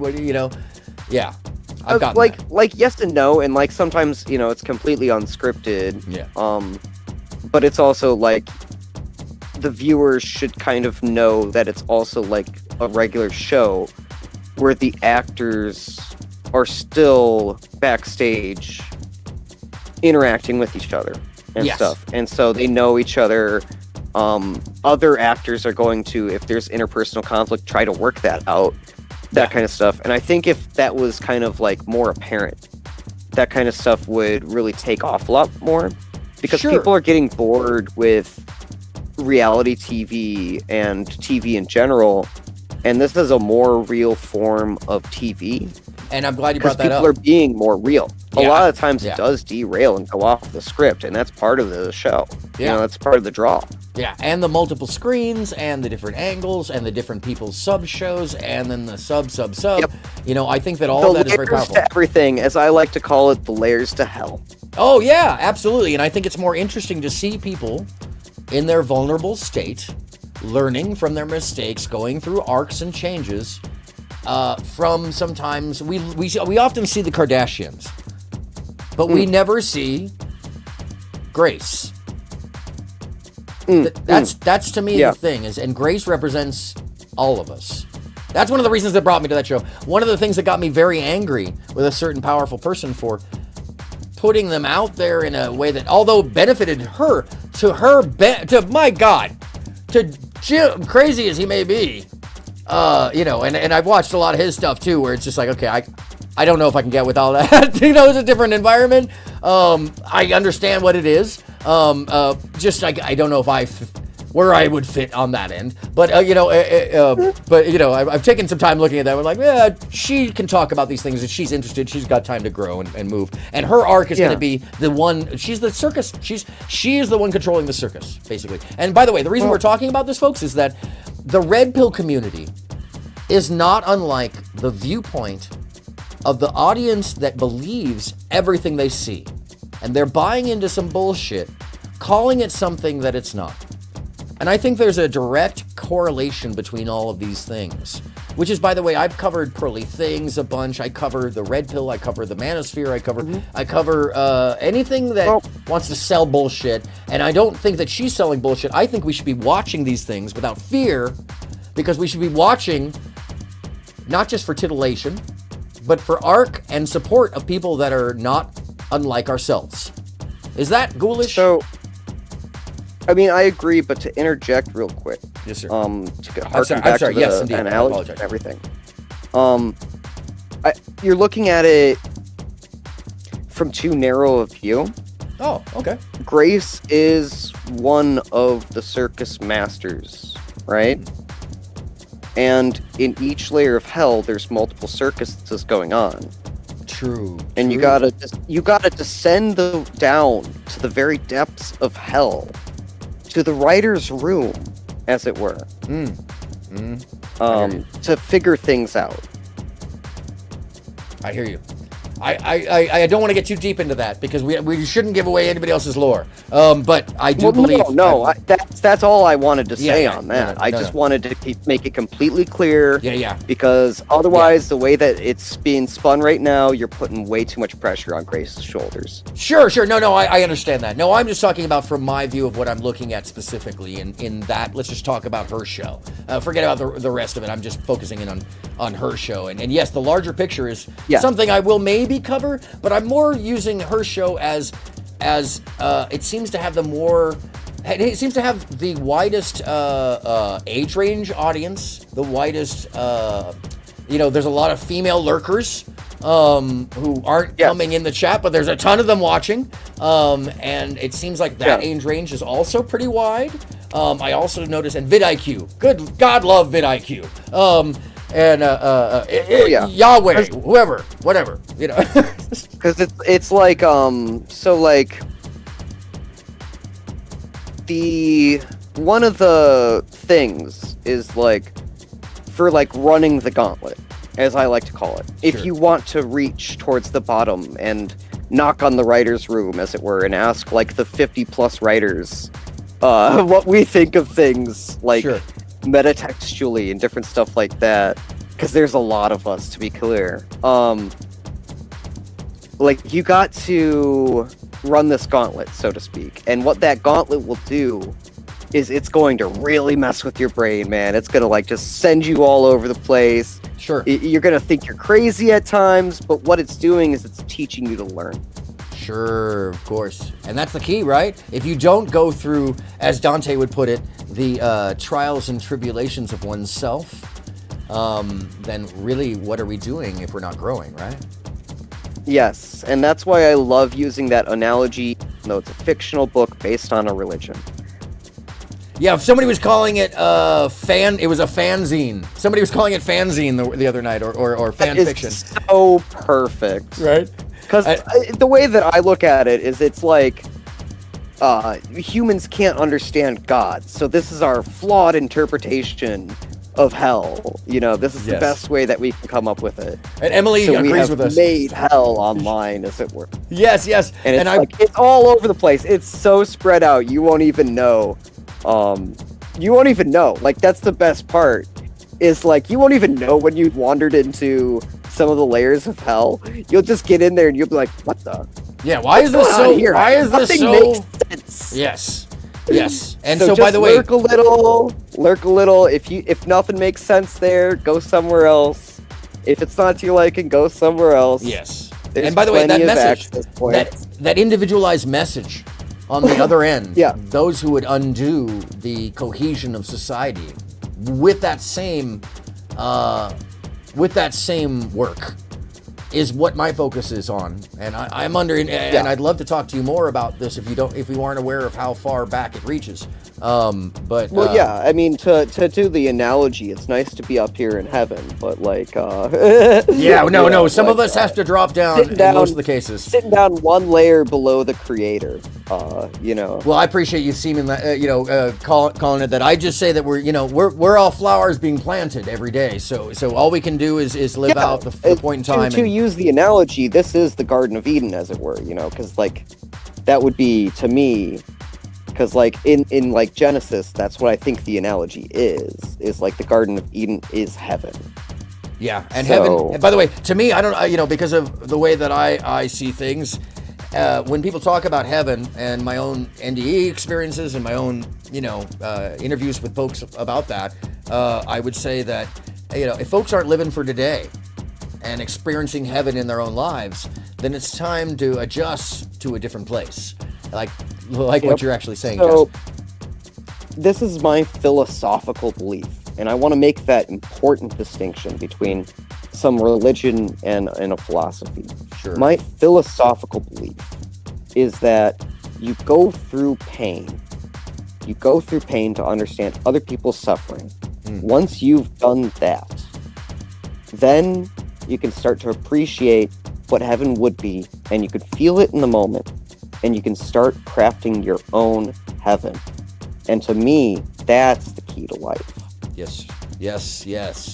And that, but again, that's suggests philosophical. You have no, it's philosophical, but it is practical in that you can utilize that metaphor and also the ideology in a daily life for a lot of applications. Emily gives you the strong arm and the 100 twice on that one. So it's important, I think, that we remember our ability to grow comes from our additional strengths built on weaknesses. That fallibility, as I said before, and in agreement with you, is what makes us whole, and that our recognition of where we are, making us more or less in ourselves, in our pleasure or pain, those vulnerabilities give us a greater sense of life. And it's not always going to be one or the other. So,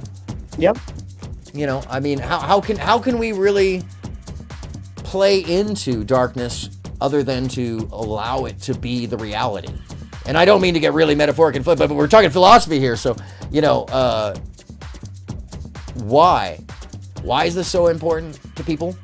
I think, personally, that, and this is my humble opinion, I think folks find it easier in a laziness, let's call it, to not stretch themselves. And I'm always like, yeah, let's stretch ourselves, into uncomfortable positions. And I think a lot of people just don't want to get there. Least resistance. Yeah. Is that what you're seeing, by the way? And by the way, I don't know if I don't know if Creative is still here with us, but you're more than welcome to jump on in at any time. She totally is. Yeah. I don't know if she knows. She's new to Discord. She may not know that you have to hang up. The way that I've seen it is like, I'll put it this way. A lot of people where I'm from in hell, all right, a lot of people are taking the path of least resistance. And the people that were the hailstorms of broken glass that took the path of most resistance, we're all up in the writer's room. We're all up in there having a party. Yeah. And we're just trying to have fun. At this point, really, we're trying to think up some new ideas, cook up some new shows, get some content, as it were. And because we kind of got our individual meanings of life figured out. Sure. And so, I think that since a lot of them are in the red pill movement, I can't really condemn the red pill movement, because some people got the correct lesson out of it, even if those teachers of the red pill movement were tricked into actually giving away a way to be alpha. They thought they were breaking people down, but there was a way for the people that were smart enough, that were stubborn enough, patient enough, what have you, to flip that lesson around on its head, spin it around like a Rubik's Cube, and go, wait a second, I've got it. Well, that's good to hear that somebody's actually pulled something positive. And you know what? That's one of the things about it, that it has enough of a message that some people could take that kernel, add it to other positive things, and make it happen for themselves. I would never deny it that. But I would deny it a health. I would deny it a healthy reasoning. I would deny it a sense that it can do right by the larger society, because it really wants to take us all back to a time that never existed. No, and I hate to interrupt. No. Please but do. Not only am I getting hungry, so I'm gonna leave pretty much right after this. You're fine. because of how we were born and our life experiences. That's why we're down in hell. To be very clear, like I said before, soft people should not be wandering into hell. We will try to find a way to kick you out one way or another. Of course. Because our lessons are not for you. Yeah, absolutely. You should By the probably way, go to somebody like you, Aaron, you know? yeah, exactly. No, and that's the thing. That's why I actually showed up at Grace's spot, by the way. There was a moment of vulnerability. Exactly. You know, Getting where out it's there. like, where I came in where I was like, well, what's up? You know? So by the way...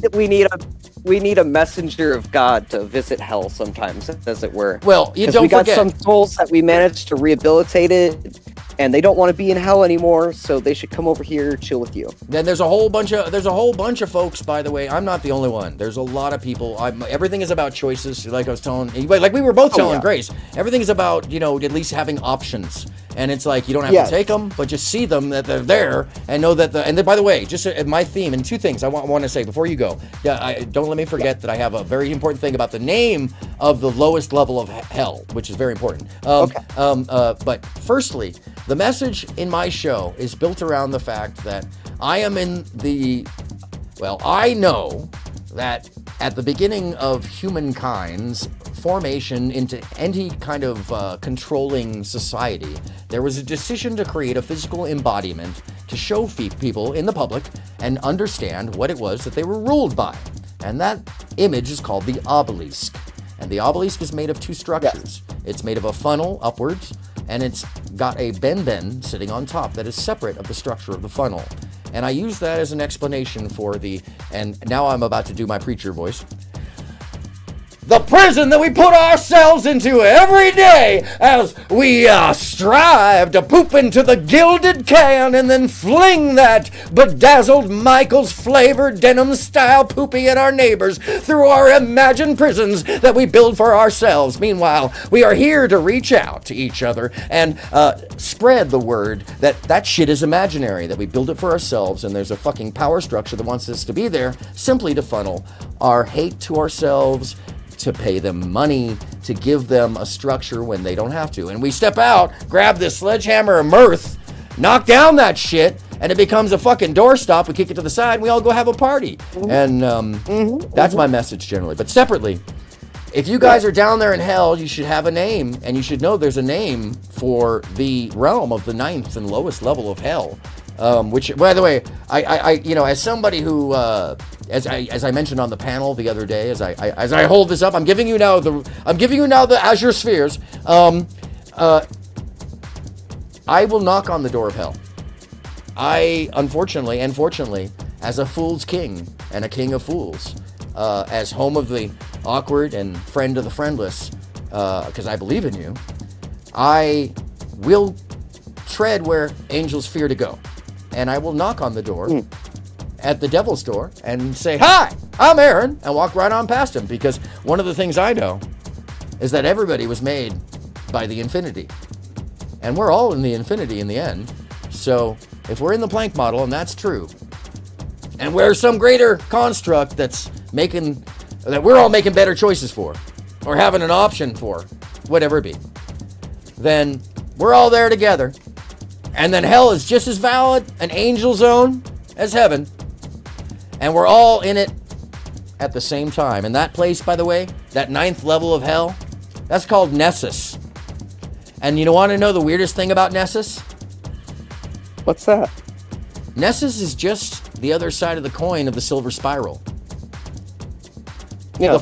The falling happens through the nil from heaven, the silver spiral, to Nessus. In other words, if I was to walk just back there on the other side of that weirdly flapping ocean, that's hell. As above, so below. Yes, indeed. Nessus, the ninth circle. Just know that Gnosis. We're or Gnosis. Yeah, as I like to call it. Yes, indeed. So I appreciate you being here, by the way, and your input. Yeah, You're thank welcome you. anytime. You see the light on, and come on through. And by the way, now you're in the lookup server.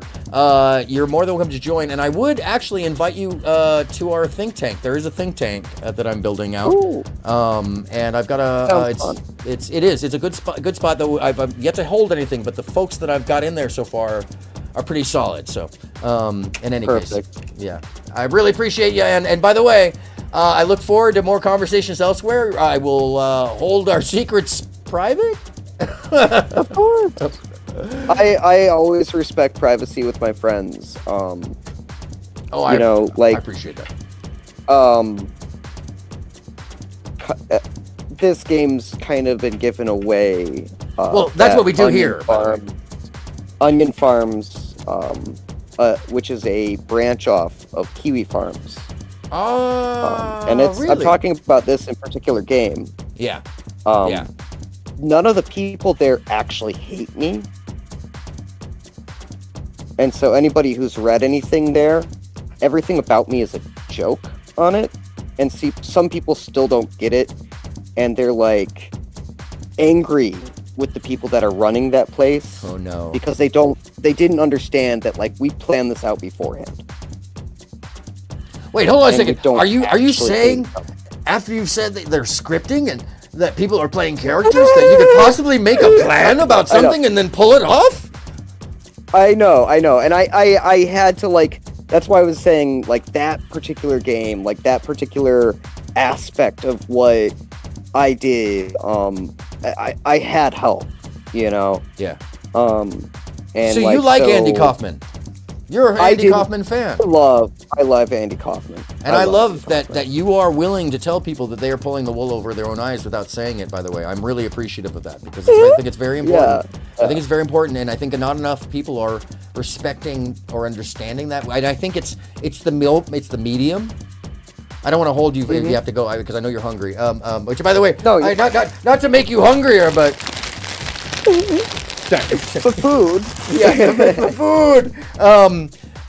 So I think that's a powerful and important lesson that I think the medium itself lends people to believe that the folks on the other side of the screen are just simply being them because they use the tube, you know, and can't tell the difference. And I think that, and I think what you're describing is not unlike, why I was brought the images of what was then just Jim, and then became his daughter, and I didn't even know about his daughter being involved until the DGG started trying to drag her on purpose, as if all of that. Do you know about this? I don't know a thing about that. You'll have to tell me another time. I've got intense.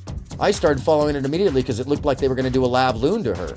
Perfect. Oh, it's pretty interesting. Then you can spoon feed me all the lore on it. Okay, cool. It's very simple, straight ahead. It got passed around in the Discord like as if it was the brand new news, and it happened to be. By the way, that's the best part. The only reason that we were able to pull this off is because I didn't use Discord that often. Oh no shit! Yes. Fucking A. I could see that. I could see that being. I could see that being a plus and a minus on either direction, because if you ignore it, then it can spin itself because you're not involved in it. I could actually see that, and well done. Yeah.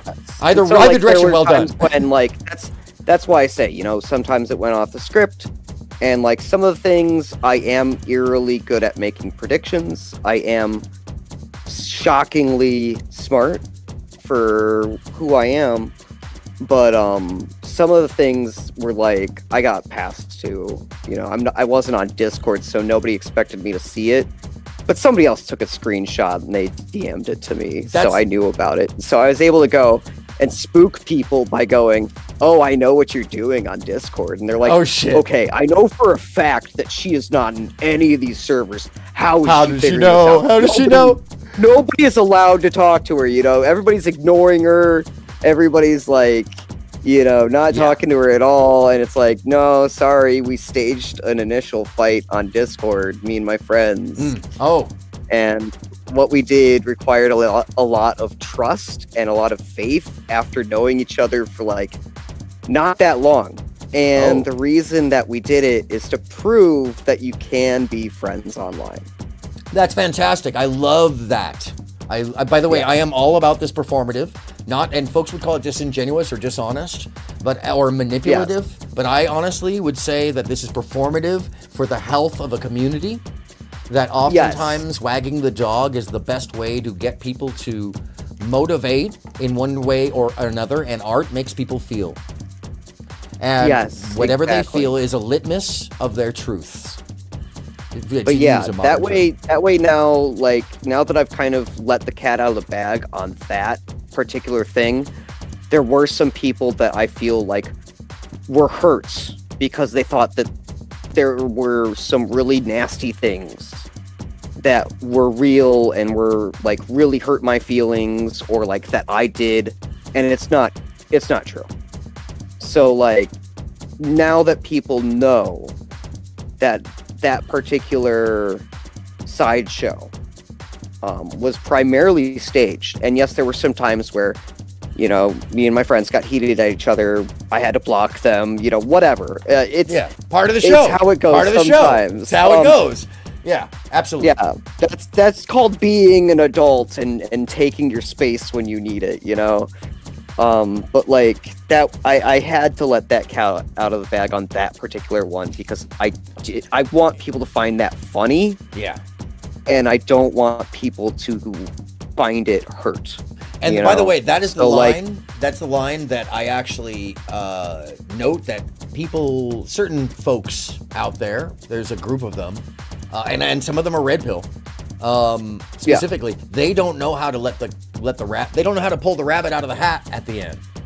They don't know how to make the right turn happen without turning their audience against them, because they've created such a vitriol within the environment and not giving themselves any out. Like Melanie King. We were talking about Melanie King earlier, and she's a great example of that. Like, she's I mean, I wouldn't spend too much of your entertainment time going down that route because you'll hate me afterwards. Oh yeah, because I gotta get going, and I'll just wrap it up real quick by giving another game away. Yeah, sure. I mean, don't if you don't have to. There is a character in Hell as well. His name is Zoom, and him and I planned everything out as well. Nothing said between us was like meant to hurt each other. Neither of us are guilty of the crimes that Huey Farm has accused us of. Oh wow. Okay. Yes. Well, that's a lot of awesome stuff and cookie crumbs that you left my audience. So I'm going to look into some of that too. Yes. See what's going on there. So, and by the way, my time to leave on that note. Hey, thank you so much, Jess. It's so interesting, everyone. And your messaging. You're welcome anytime. Leave more breadcrumbs and talk about whatever you like anytime you come back.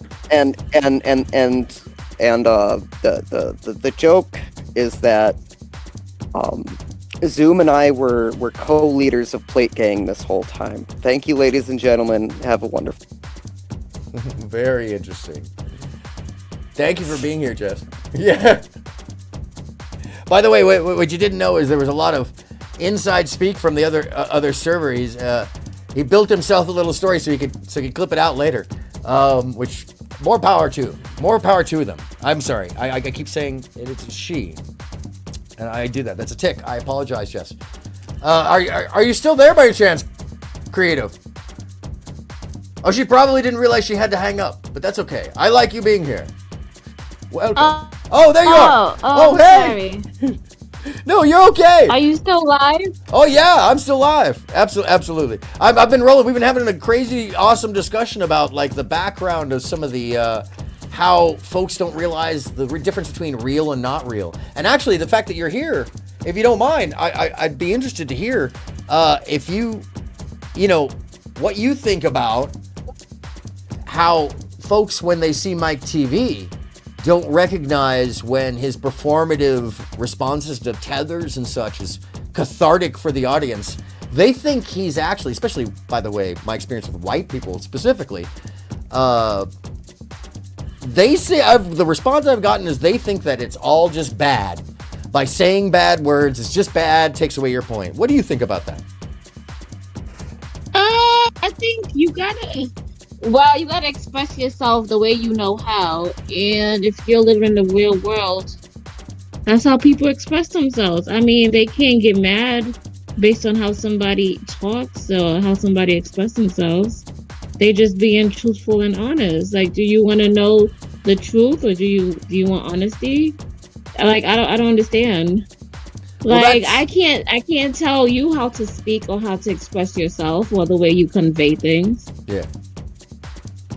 No, I hear you really strongly on that, and I often wonder what their real point is, and I try to ask what the real intention of that, saying that, like for instance, him responding back to somebody who's dropping an N-bomb on him, and him responding back in the same way, mirroring. They think that it destroys everything, and or your point from there afterwards. And I would argue that it doesn't do anything other than expresses a catharsis and an appropriate response if somebody's really going to get to that level, And honestly, I think for the audience's sake, when you're talking about, because we were just talking about performance and the differences between real and not real, and the associations between how Red Pill is selling this bullshit that is taking advantage of these folks who don't know the difference in most cases, who get hurt very easily by this stuff. And I see and hear in the same way the responses to what I've, like, in what I would say the whiter world, where these folks were totally taken aback and acted like he had nothing said, nothing done. This is a terrible person simply for the fact of usage. And, when I said, well, this is catharsis, this is an expression of a leader performing, somebody who's got a show performing and also making a point, that this lends itself to being interesting, being catharsis for the audience, what do you think that it's repressive on purpose? Do you think that they're just against the idea that somebody who's not like them is acting like they've always acted, essentially? Yeah, they can't believe it. They can't fathom it. They're like, oh my God, he's not with us. I think the bro code? He's not staying on code. Wow. Yeah, I'd agree. I think that's a lot of it. I hear I hear that very much in it, and I think that I would say it's coming from the echo chamber of fear that drives a lot of these things, including the need to be involved with the red pill. What do you think? I think it's based on fear. I think it's based on trauma, and it's based on hurt. The reason, I think this is a mess. Let me tell you how bad it has gotten. I remember I was once dating this guy, right? And it was like, I thought I would never find people like this out there. But anywho, so I was dating this guy, and he was so into the red pill content, and it got so bad that, as we hanging out together and we're driving in a car, you're supposed to be trying to interact with me and ask me questions or whatnot.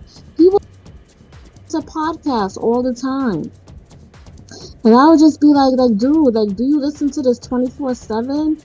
Like really? And then I would have to start to question, what are his ideologies? What does he actually think? And he, do you actually agree with this mess? And so, and what did he say? I mean, life.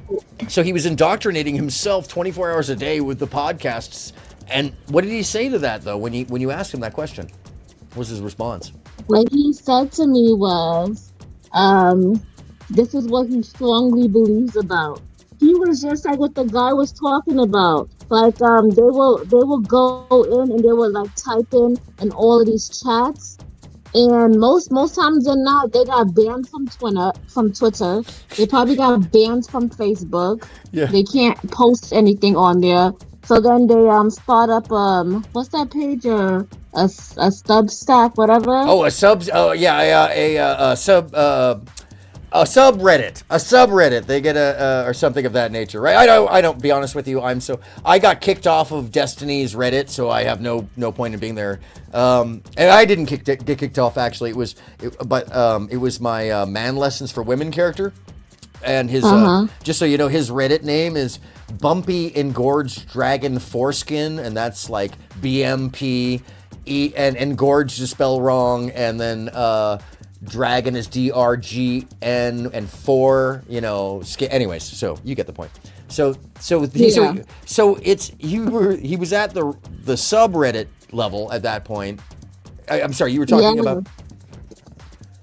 Oh yeah. It got so bad that he got banned from all these social media platforms, and I'm just like, what can he be saying that he got so banned? And I think it's because he is so hurt and traumatized, and I think he went through a bad experience. Let me tell you, these guys are lying out here.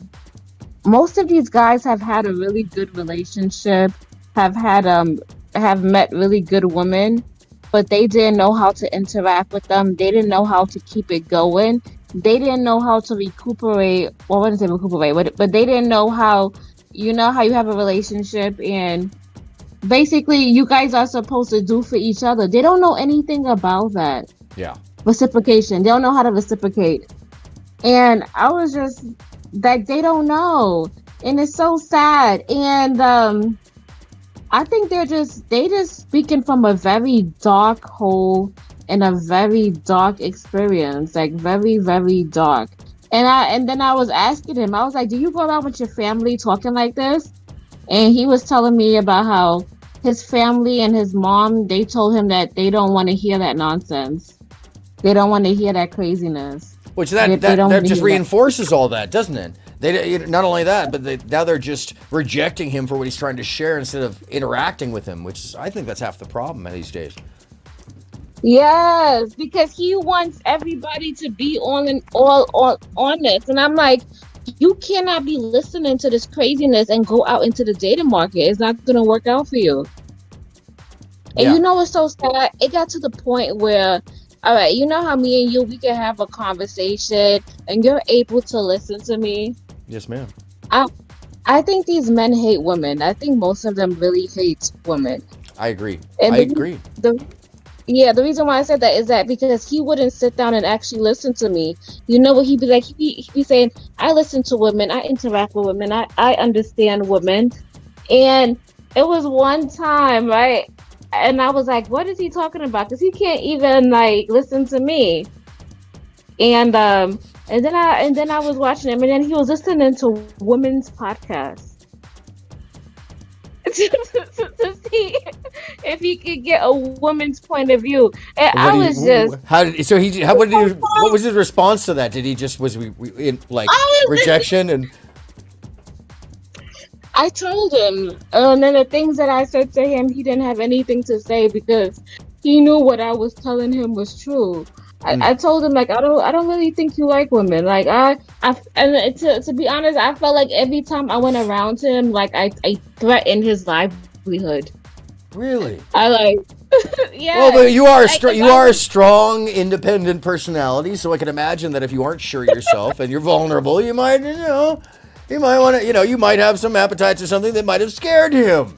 I don't know. Oh my God. I don't know, because I always hear, by the way, if he was working on the Myron School of Thought, he doesn't munch. He doesn't know what munch is. He thinks that munching is bad for you or some crazy shit that they've come up with. And then on top of that, I've heard Myron say this, that he doesn't think that it's important for a woman to achieve satisfaction because, well, men are the one that give women babies. So that's all that matters, apparently, in sexuality.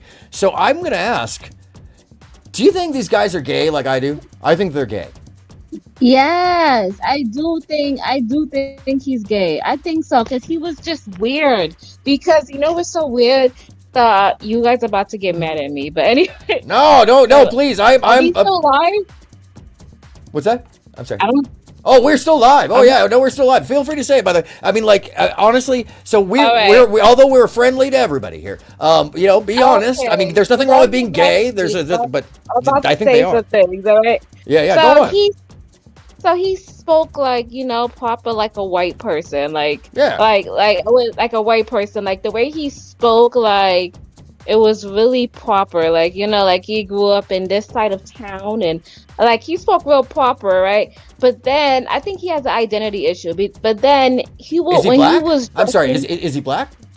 Yes, he's black. Oh, so he's not just Valley Boy talking white proper. He's Valley Boy. Yeah. He was, yeah, you know what's so sad? He grew up in a very nice area. Like, he grew up sheltered. Like, he had a mom and a dad, and his dad had lots of money. He was a lawyer. And so he went to the best of the best schools and stuff like that. Oh, but wow. everything took a shift when he was in high school, and he went to go live with his mom. And his mom was like, she was from down south. So she came from the side of town where, you know, where it's kind of like low income black people. Oh, okay. So over maybe from downtown LA, in the numbers or something like that. Yeah. So I think he was struggling with his identity. So he spoke like a white person, right? And then on top of that, I think he was struggling with his manhood. Like, let me tell you. So he has 3 sons, right? All right. And by struggling, are you talking about like that kind of struggling? I'm about to tell you. Wait, I'm about to tell you what. So he has 3 sons, right? So he came to California, and he joined a gang. He joined this gang, right? I don't know. He was trying to be a man. I don't know. He was having an identity crisis because he's black, and I guess he thinks he's supposed to be tough or he's supposed to represent something. So he joined a gang, right? He joined a gang, and then he got with this Mexican girl, and at the time she was pregnant already. So he stayed with her, and she had her son, and then he had 2 other kids with her. And I think so you're telling me, I'm sorry. So you're telling me that he is, oh my goodness. So he had several children already. And mostly out of wedlock. But wait, hold on a second. And he was having problems with his own masculinity and listening to Red Pill? Yeah, listen, we're not done yet. I think a couple of years into their relationship, I think it wasn't going as well because she was living off of the government, and they was collecting, you know, the government checks and Section 8 and whatnot. And I guess I guess she wanted to do better and become better because he met her while he was in the gang, and he was trying to be that male figure for her and her son, but he was still dressing like with baggy pants and baggy clothes. And I guess she wanted better for her life, and she wanted to go to school, and she wanted to do things. And they broke up. They drifted apart. And I think he got to a point where he was living out of his car. Oh, so he was doing the comparative of if he had been with, and then he was making up for it, and then he was angry. So, oh my gosh. Yeah, so he was living in his car, and he started listening to the Red Pill. And, you know, some aspects of the Red Pill is kind of positive because it tells you to focus on yourself and growth. So then he finally found a job. So he got a job, he got an apartment. So he started doing better for himself, you know. But I think it all went to his head because he still goes to work dressing like he should be on the corner, like with baggy pants and these clothes. And then I told him, I was like, yo, I'm a grown-ass woman. I can't date somebody who's dressed like that because I have a son who's like around 10, and I'm not bringing you around my son and you dress like this. I was telling him, I don't know, like, you know. What's the matter with the crack in someone's ass being the most exposed between, the majority of the back of your body? I don't understand why, you know, you have a problem with underwear holding your shit up. I was so embarrassed. Sorry. We went out for lunch, and we met up, and his pants was hanging off of his waist. But by the way, you know, as somebody who hung low, during the late 90s as a member of the touring group around the DPG and working for the Dog Pound, I can say I had my pelé down around my knees for certain, long, extra long. I mean, I was looking very, but it's not a good look as an adult. It's not a good look as an adult man. No. Especially especially if you're in your 30s, he's in his mid 30s and he's dressing like that. And not on it's like really, and not only that, on top of me, right? I'm an insurance agent. I'm out here, it's during lunchtime, I'm in my suit. I can't be caught standing next to you. This is not a good match. Like this. No, that's too bad. I'm sorry to hear that. I'm sorry to hear that he was having that problem, and that you actually expressed yourself to him. Then, so that's awesome that he heard that. But his response to it obviously was to reject it and to act in fear with it. But it sounds like he was acting in fear anyways. But what's weird to me about these folks who tend to want to receive this is they want to act like they're learning something, but never enact the learning. And when they do, it's just the convenient sides of it, it seems, if this is just not me. And let me just, I don't want to banter this with you, by the way, but before we end out today, I want to, because this is the advice, is some of the advice that I'll give personally, is I find there's a better response, and have gotten a better response, when I am tailored, or at least wearing a nicer shirt than not. Even if I could, even if it's not a situation where I should be wearing a collared shirt, I'm wearing a decently and washed shirt. I wash myself. I use a washcloth as well as the soap, and I shave. I especially if I'm going to be meeting with other people, even if I go to the store, really, just because I don't want to look like a schmuck. And by saying that, I mean like for myself. Fuck other people. For myself, I want to feel good. It makes me feel good. So this is my only advice to men, is really like, if you're finding that you're not getting the results in life, it doesn't take $1 million. It just takes a little self-love. What do you think about that, Creative? Yeah, that's what I preach. I preach that you need to work on yourself. I said, yeah, you need to invest in yourself. And I say you need to, change, your appearance, like show up the way you would want to show up, take care of your hair, your teeth, your skin. Every day, work towards your goals. You are on the marketplace. It's how you present yourself, the way you speak. That is what people are looking at. And you can't get mad at somebody if they're calling you out on the things that they see. It's not just because of the way you look, it's the way you speak and the way you carry yourself. So I sit here and I talk about that. And I tell him that, a couple of times he would change his clothes. But then wait, roll that back. A couple of times he would. Oh, you mean like he would? If I just broke that out, I would be like, so he really had problems. No, I know, but no, I understand what you mean. But then I was like, I don't want this dude to change just because of me. But no, but at that point, you're doing him a favor. You're honestly doing him a favor, and I honestly think that some of those changes, those are the differences between whether or not you care about a person's being, their boundaries, your interpersonal, and not that you have to change yourself, but is it such a big deal for me to be like, oh, you like this pair of socks better? Fuck, that makes me more attractive to you. Excuse me, Miss Dancer. Fuck, that makes me more attractive to you. But, is that so hard? I think folks just don't want to give unto themselves. I think they give away like they have to be in control of something, when the vulnerability between partners is a cooperative event. It's not even a compromise, and sometimes it is, but most of the time it's cooperative if it's going well. So when I wear something for somebody else, or whether it's or wear a cologne or not wear a cologne or whatever it be, personally, I'm doing it not because there's some idea where if I'm gonna do this I get something out of it, but rather that it brings someone else pleasure. And I think that along with the fact that message of having fun and being is bad, being stoic is good.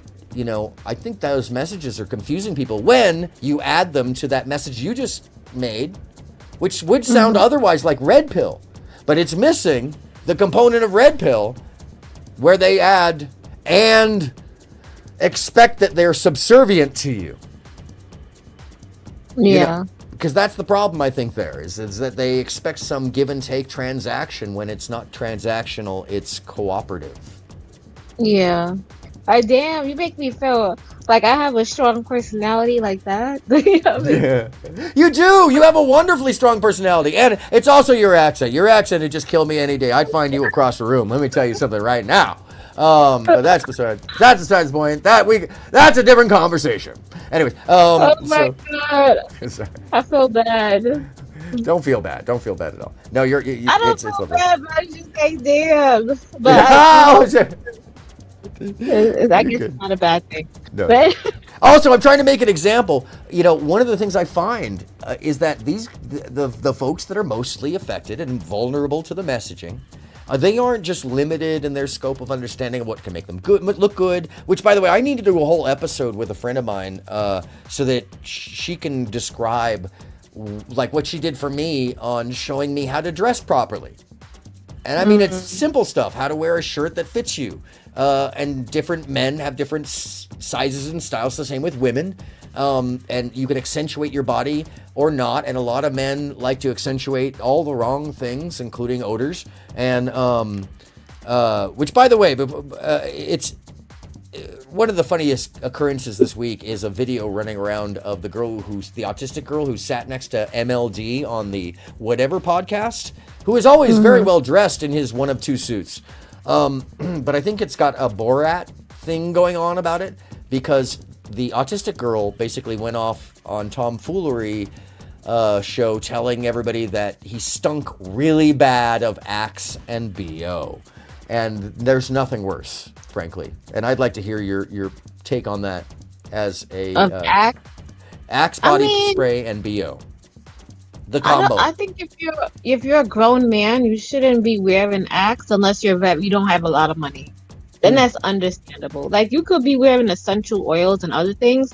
I give my son the Axe spray. I buy it for my son. You could go get that at the convenience store for like less than $10. Yeah. Right? Yeah, I would say that, like, if you're a grown man, I would, invest in something a little bit much better. That's what I would say. If it comes in a can similar to Raid and or cleaning products, never gonna have a good result. Yeah, that's number one. I mean, if you like in the teenager years and your early 20s, you could get a pass for it. But after the age of 25, nah, you gotta do better. Way better. I agree. I agree. One way or the other, you have to make up for things. And by the way, this is one of the messages the red pill gives that I think is so hopeless for people, is that they tell people that they have to have $100,000 and some ridiculous sized dink and you have to be 6 foot for the look. We all have our choices, but frankly, as somebody who's not wealthy myself, who has been lucky to travel on somebody else's dime, being paid to do that most of the time, I would say that being kind of the average goofy Joe, I've had a lot of excellent luck, and I think it's really just about dealing with each other and presenting oneself better than worse. And Lita says, by the way, I don't know if you can see this, MLD looks like he's stink, LMAO, like he was so sweaty up there. Yes, I agree. He looks like he just got in on the flight with that same suit on, because he wore it for like 3 shows in a row, and it's really rough.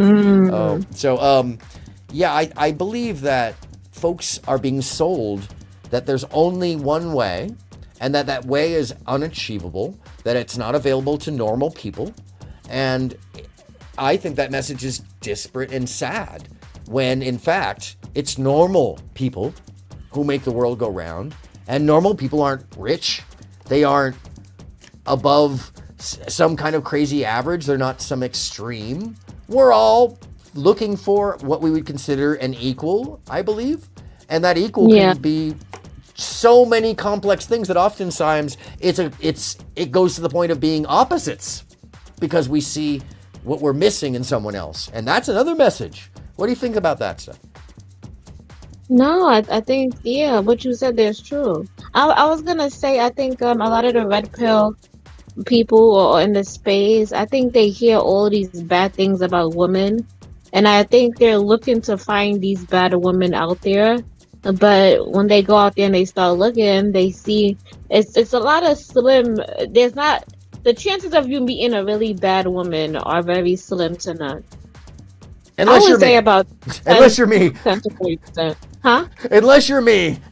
And then you just I've got a pure half and half on that one, and like, because I am as I appear to be in a lot of ways, in that I walk up to the door of the most extreme and I'm like, hi, I'm goofy white guy, and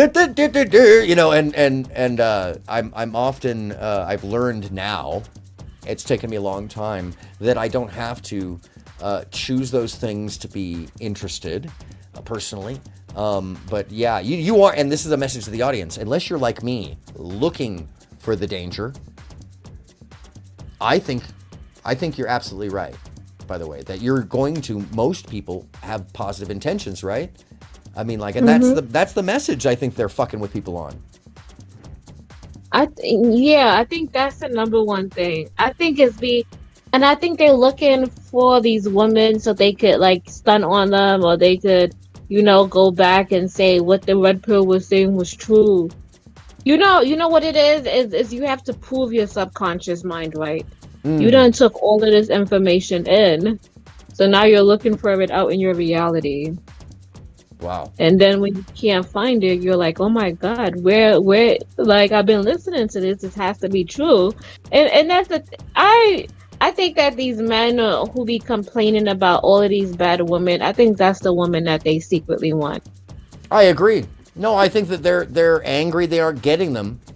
And so they're putting up that adolescent argument of like, well, if you weren't that way, maybe, I think that behavior is coming out as adults, and it's a contradictory sensibility, because they keep describing all these things that we all know don't attract positive women, don't attract strong women, don't attract the kind of loyal people. Much less the fact that, let's just talk about it as people, men and women. I don't think it promotes for any kind of long-term positive relationships. And if you haven't heard recently, most of these folks are talking about enduring abuse as a positive to a relationship. Serious, absolutely serious. MLD as an example, the video was from whatever podcast, him saying that if you just endured, in a bad relationship, people would get past it. And I think he's projecting a lot. But by the way, turns out that guy got arrested in Japan, where he lives, smashing apparently a glass into the face of a fellow club goer who he was hitting on. Oh yeah, he was hitting on her, and she turned him down. Her friend jumped in to defend her because her friend spoke English. Then at some point, some kind of scuffle began, and he took a glass and smashed her, and he was arrested for the assault.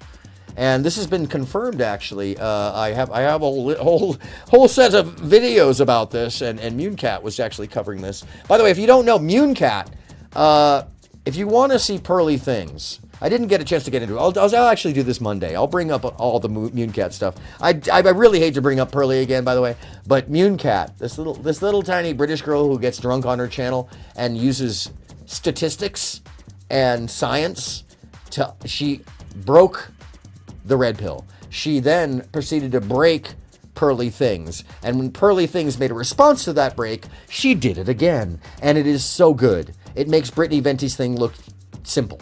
The way Mooncat does it is like a combination Brittany Venti / what's his name? Bill Nye the Science Guy. That's basically what a combination of the two. So it's pretty good. Anyway, sorry to go off topic, but in any case, these folks would rather have you endure bad situations, and they would have you. Aben Preach got a hold of that too. Oh yes, Aben Preach did. Yes, they were quick to jump on the Mooncat wagon. Good on them to finally do something, halfway reasonable. They always do reasonable stuff to a point, but seriously, they've gone way off the rails recently. You think I'm off the rails? So Emily says, that's what I was saying earlier about the stuff they are saying is laying foundations for abuse. Oh, absolutely, Emily. Yes, it seems to me that they would have, and chime in at any time, creative, if a man said to you that you needed to endure the bad behavior in a relationship, and that would make the relationship more healthy, what would your response to that be? I would be like, from who?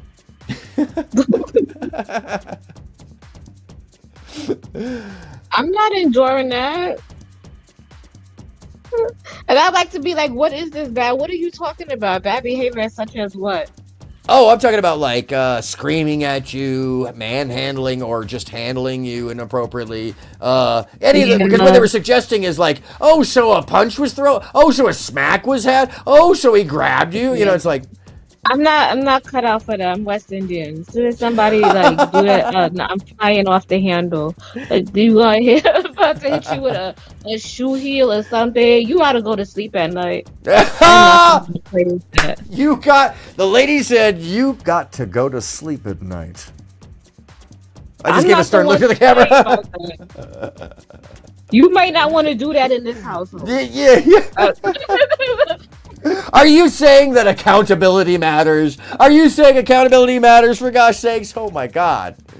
Oh my God. You might not want to do, I might be small, but I'm pretty strong. Hey, that's, I think that's a fair thing. And although Pearly Things takes it to that other extreme, of like, well, if you got hit, you should hit. No. I think the reality of these things in life are not about enduring abuse, but rather accepting accountability and reciprocal expectations and all sorts of things. And by the way, reciprocating, screw anyone who doesn't reciprocate.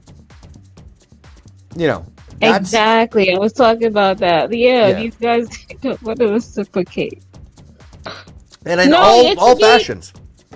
To me, it seems like they promote, they don't know it, but they promote Shara 7, her Sprinkle video. Wait, what is this? I don't know anything about this. Explain this. What are we talking about? You're talking about date guys for money. Make sure you get what you get out of him and all of this. But that's what they promote. Like, I swear to God. No, it's the male side, right? It's the male side of the what would be the extreme feminism that they hate. It's just the same message, right? That's what Brittany Vendney was talking about. Is that she was saying like it's basically the same exact message as the extreme feminism they hate. That you go out there and get that bag, get what you can, screw them, which by the way. They want low body count and a young woman. And exactly. Do you know what Sprinkle says? What's that? She says, go get you a man that's 20 or 30 years older than you so you always could be the prize. How is that not the same message? The two of them is it's the same. They're sending the other side of the same message. She's saying, go get yourself a sugar daddy. They're saying, don't F around with this like Kevin Samuels, just go pay for the sugar. And, there's some more to that story, by the way, that I can't share at this moment in time that just, Lita actually mentions, she says, I would have asked him if he liked punching bitches in the face. Oh my God. Lita! What? Lita was being cynical. On 10 right now. I know. I just gave her the air horn for that one. That was awesome. Lita throwing it down. I love that. I love about my audience, by the way. And that's right. That's right. I think that the extreme response to that is a good reaction to it because it's an extreme action in itself. And by the way, on your point of topic, on the reciprocal value, on the MGTOW, or as you said, they're you agree with me that you think they're gay. I'm going to play this back. I don't know if you saw this the other day, but I'm going to play this piece right here. Let me pull it back up on the screen real quickly. Before we end the show today, I want to leave us all on this thought of really what's going on in the background of Red Pill. And I think we've kind of worked it out to that point. And the advice, by the way, to the audience is be you. And we'll go through that in the what did we find, but be you. Love yourself. Mm-hmm. Care about others. Be reciprocal. And by the way, tell us what it was that men should be, and specifically talking to men, because we're talking about Red Pill. What is it that men should be reciprocal about from a woman's point of view? Creative. Reciprocate. I would say,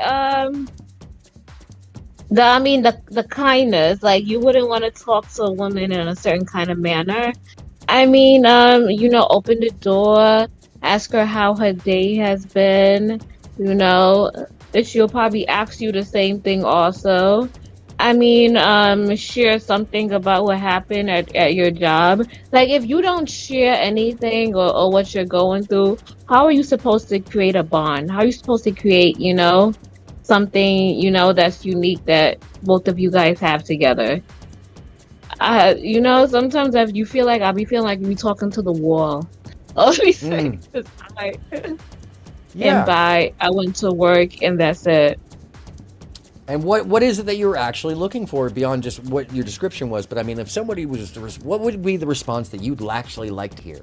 Beyond the metaphor and the philosophy of it, what's the kind of response? And this is something I think most men don't understand, by the way. The kind of response? Like all right, if your day was hectic, be like, oh, my day was hectic. I had this really rude client. I don't know how to get through to her. I tried talking to her and it was just crazy. But I did go to lunch and we had whatever today or something like that. Or you could talk about how you got this big project that's coming up. You've been working really hard on it. You're excited about it. You're looking forward to it. Share something that you're working on, that you're going through. Share something. You mean healthy conversation and interest in somebody else in a reciprocal fashion, Creative? Is that what you're saying? Basic That's interpersonal skills? Yeah, possibly being willing to make your partner dinner, or maybe take the trash out, or maybe just like open the door or something simple. Can you imagine that being effective? Goodness gracious. I tend to think, yeah, I tend to think that these folks don't realize how important those little things, whatever they be, whether it's, taking your partner's shoes out of the front hall after they get home, or doing the dishes, or, reciprocating in whatever way your partner wants you to in the bedroom, and being open. Setting up a date night. That's an amazing one. Isn't that amazing when you do a little bit of effort to think about things, even if it doesn't have to be expensive? By the way, I can hear the red pillars being like, she wants a bag. It's like, no, Taco Bell and a movie is cool if it's done appropriately. Now, not everybody likes Taco Bell, but I'm just saying it. If you don't have the money, the effort means more. Or make dinner. It's amazing. If you can't cook, just I'm sorry, Creative. I don't mean to speak for you, but in my experiences, a little goes the long way, doesn't it? Yeah, these people don't even buy flowers. They don't do nothing. Yeah, that's... I swear, they don't do nothing. And I feel like I see a lot of women invest more into the men nowadays. And I think, I don't know. I'm not with that. Well, it's fine. I mean, we all have... That's the thing. I don't think there's anything wrong with saying that. I think trying to be absolutely egalitarian about all relationships is ridiculous and counter to the fact that we're all individuals. So we each have our own wants. And I'm sure that somewhere there's a woman who wants the red pill. Who wants that guy. I doubt that. Yeah, they're hiding. I highly doubt that. Well, I know. I thought you said the Heidies. No, let's call them that. They're Heidies. They're hiding, and they're named Heidi, and they look like that one trad wife because that's her. They're the ones who really don't even believe in themselves the same way the men do, and it's just a mirror of the men. It's they have to have the bag, and they're both playing games with each other. And by the way, I was going to share. I love the way my shows go. By the way, I don't care anymore if they go off the rails, just simply because I've just got so many clips for so many things, and so many people are fantastic, like yourself, to have the conversation with me. I have one more thing to say. Yes, remember how you were please. About mistreatment? I don't think these men want to play with mistreatment nowadays, especially with the whole social media and everything going on. Right. You will get recorded so fast and you will be mainstream. It's not even a joke. Yep. As well should be. Today is not the day and age to be doing that. No, exactly. I agree with you. And by the way, as somebody who has had some really terrible things said about them, the only thing that I have is the videotape that counters it. Thank goodness for it. You know, you know, if I didn't have it, I wouldn't even mention it. But because I do, I'm like, you know what? Fuck it. You know, if you could say whatever you want to me about the situation, because of the fact the only thing I have is a video that shows that somebody is lying. Not to say that that's always the case, but the point being is that when you fuck up nowadays, it's probably on camera. And mostly I would say that when men feel, or women, or anybody really, feels like it's their right to utilize their position, whatever it is, in a relationship to leverage, hurt, empower themselves over another person, they're missing the whole fucking point. And when you add in abuse, or you add in physical fear, which, by the way, that's what these folks are talking about. Jay Waller is talking about physical fear. Chase, the guy on whatever podcast, is talking about when women should have a little fear. I've heard it from a number of them. Oh, Andrew Tate, repeatedly. Or what about even in the beginning, you know, the dude who's the incel, you know, Edward E. Newman, whatever his freaking name is, Alfred E. Newman. Oh no, that's not his name. I'm sorry. It's Nick Fuentes. Sorry. Yeah, that dude was even talking about, well, she's gonna get it. You know, if she ever cheated on me, the cops would show up and smell something weird in my house. I don't know if you caught that or not. What? Oh, yeah. Yeah. If you go back, when we're done, you roll back to the beginning. You'll hear him, I have it repeating at the beginning because he says some crazy shit like, you know, women will respect me and women don't know this or that. He's trying to give dating advice to Destiny in this episode where he's talking about Melina, you know, it's Destiny's wife of 4 years in their open relationship, because Melina's ballroom dancing with ABBA in the background, which was totally innocuous, normal, like, you know, he ballroom dances actually for fun, strangely enough, and she used to competitively ballroom dance, and he said Destiny's on stream, and this is a classic example of what we're talking about the insecurities of these folks that are watching. Yes. And that they all freaked out because Melina dared dance with ABBA in the same room as her husband, and it's like, what? Have you ever been to a fucking wedding? Have you ever been to anything in your life?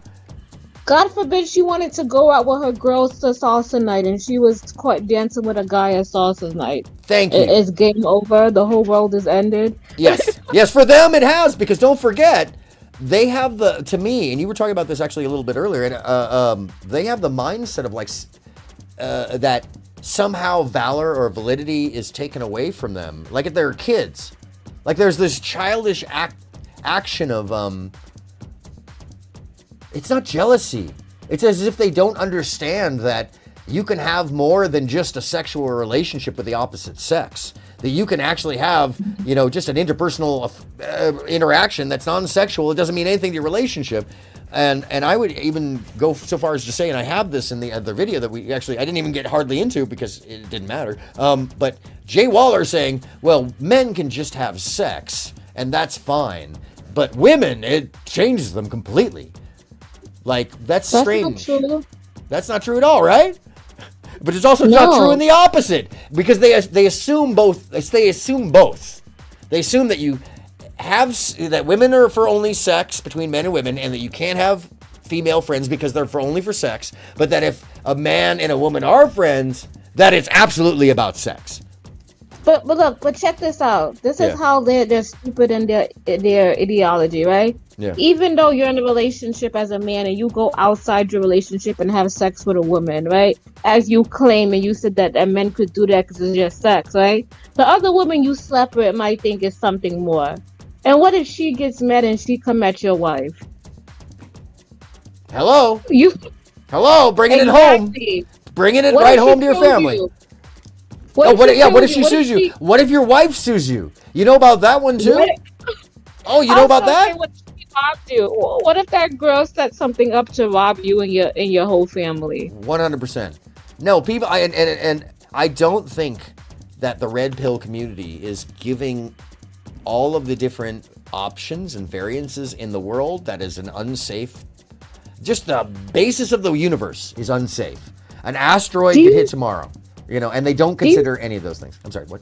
Do you see how many true crime shows are popping up? You know how many instances of people having affairs and it ends deadly? Yes. You guys want to play that game today? I'm not playing none of those games. I'm sorry. Yeah. There's too much going on here. Not to mention STDs. And what if you have a baby outside of your marriage or a baby outside of your relationship? What are you going to do? Yeah, that's the whole other portion of it, is that they don't have the accountability for themselves in the first place, which is why they're seeking the red pill, it seems. And then they want to do these actions that have responsibility and accountability built into them. So we're wondering why they're acting as though it's everybody's bad instead of their own. You know, and that why they're looking at everybody else to have a solution for them, and why they're blaming society for their interaction and lack of interpersonal skill. And by the way, Emily says, this ain't some game. The viewers may be acting on this BS. My grandma was 8 months pregnant when she was beaten to death in front of my mom, 7 years old, and my uncle, who was 9. I'm so sorry to hear that, Emily. That is horrifying. That is absolutely terrible. And by the way, as somebody whose grandmother was actually beaten by their grandfather and thrown out by their uncles, I feel you on that, and I feel your pain. That's horrifying. I mean, these things get acted upon, you know. So I would wonder if it's all repression. I would wonder if it's a lack of knowledge of reciprocal capability, and I would wonder if the selling of this is not simply to keep people stupid. What do you think? I think it's because I guess these people probably haven't had real relationships, or they don't know how to interact in one. And you know, they don't know what it's like, so now they have to paint a picture. And you know, it's like before I get in a relationship, I got all of this armor on top of me. But it's real. But no one be hungry, right? When you do get into a relationship, you're gonna forget all that mess. I kid you not. As soon as you fall in love, you're gonna forget everything. Yeah, true. You're not even gonna care what those people were saying. Absolutely. No, I agree with you 100%. Especially once you get into a groove with someone where you find you really get along and it's going positively. You know, I would say that most of them, if they experience that, that's why, by the way, I always want to. I keep saying I want to get Nick Fuentes laid. Just one good woman, and Nick Fuentes, the little Nazi. Oh God! All right, guy, I want to get him laid because he's an incel. He's a goiper incel as well. And the whole point would be is that I know the moment he found a good partner in his life, or maybe he doesn't need a woman. Maybe he needs something else. But I mean, the moment he had good loving, I think that dude would chill the fuck out and be like, you know what, I'm wrong. You know, I think he would just fall out. I think that all of his logic would fall to the wayside once he saw that life can be fun and good and pleasant and enjoyable with a partner who cares, and that life is more complex than just a binary set of rule structures that don't. Because that's another thing, is I think they're trying to game people. But before we go too far from where we were at, I just want to share this one last piece of footage. I shared it before the other day, but I think it ties perfectly in to what it is that we're talking about here. And here I'll broadcast it into the room so that you can see the screen here. Just give me 1 second to get the picture-in-picture. And I'm going to go live, and it'll open it on up in the room so you can see. Oh my goodness, it went really fast this time. All right, so this is my theory, and also Willie Mack Show's theory on what is going on with Myron. Something, because he brings this up a lot. It's like one of his core arguments. How about this? Let's say me and you are dating, right? Hypothetically. And you find out that I might have done some gay porn in the past to make some money. What would happen? Well, you'd be fucking gay. Keep it $1,000. What would happen? Yeah. I feel like... You would break up with me. That's the truth. You would leave me if you found out. Well, because I would assume that you were gay, and then I'm your secret to cover up your beard. gay identity. Beard. No, but it's not necessarily like the fact that it's your past that matters. It's just the fact that you aren't being. But it was unattractive. Bro, this guy's gay. Are any of you men? Nope. Okay, have any of you fucked a girl as a man? Have you ever fucked a man as a woman? What are we saying? any of you This is what he fucked has a to girl do as a our- woman Just come up as with a man? ridiculous scenarios that derail the entire conversation. If a girl goes to speak up against it, tell her to shut up. Do any of you understand what it takes to be attractive to women as a man? I mean, I understand the concept. No, you don't, because I mentioned a bunch of them. Tell us something, because he brings this up a lot. It's like one of his core arguments. How about this? Let's say me and you are dating, right? Hypothetically. This is one last time. You find out that I might have done some gay porn in the past to make some money. What would happen? Well, you'd be fucking gay. Keep it $1,000. What would happen? Okay, so now that we've heard this and we've seen this, what's your response to this creative? What do you think? Is Myron gay? Yeah, and if somebody asks me that question, I'll be like, "You did that? Out of everything in the world you could have done, you did." I'll be like, "Yeah, that's nasty." Yeah. I would think you have no morals, no standards, and nothing. But I mean, like the fact that he asked the question as a hypothetical, and then the way he talks about things and the anger. The reason why I showed this again is because I think it backs up your claim. I think it backs up your claim that folks are maybe repressing something, you know? And I think Myron is a great example, because if somebody's listening to his message over and over and over, you know, that might lead someone to start to feel the same way, even if they're not, but start to think the same way, you know? And it's a lot of anger towards women, which most gay men are not angry towards women, funny enough, but the repressed ones are. Yes. True. So this is the thing, is if you're unhappy in yourself because you're not being your true self, you'll be unhappy at anybody you think is the reason, you know. And Lita says, yeah, it really can. They have no shame whatsoever about it. And I don't think he has any shame. Let me play the rest of this real quickly. Yeah. I feel like You would break up with me. That's the truth. You would leave me. Why does he say that first? Is that not as questionable as his question? But why can't the girl leave him? Oh, of course she can leave him. Of course. I'm just saying the fact that he jumps in immediately with that, like because he knows the answer, is that not a tell already? Like, has he not, like, he must have already experienced this? He's telling on himself? I think he is gay, and maybe most of his audience is gay who's red pill. You know, I think so too. Yeah. I honestly, really, truly have started to believe that most of these folks are self-hating. Oh, hey, there's my normal work environment. Oh, hey. Sorry. My background screen just opened up. Yeah, I think there's a good amount of them that are being shown that they should not be in touch with themselves, whatever that be. On top of that, they need to be controlling to others, miss out on all of the possibilities of their own joy, live in stoicism, and then follow the worst examples. Mm-hmm. I mean, did any of the red pill stuff really work beyond the basic self-help for your ex? No. Everything else was bad because he painted, he would just say random things. I would just be like, what the fuck? Like, it was one time he would just say, like, that's not my ex. We were just dating. I don't even claim him. Oh, shit. Damn. Hold on a second. Yeah, no, it was one time he said that how he made a post on Facebook and said somewhere in the projects there's a woman slapping a roach with her sandal. There's a black woman slapping a roach with her sandal. So that was his concept of funny? Like, was that his punctuation on a statement somewhere? Yeah, that was just, and I was like, why would you even think about stuff like that? Like, why would you even say that? Let me look over my shoulder at the second me, like, ooh. Wow, that's embarrassing. And he thought that was gonna impress you? That did not. That was like really bad. And I was like, you share this? Oh my god. Yeah. But I think he was saying that to like his friends at work. Wow. Oh, that's a great work sentiment. I'm sure people love that. Wow. And his friends at work are of different ethnicities. So Yeah.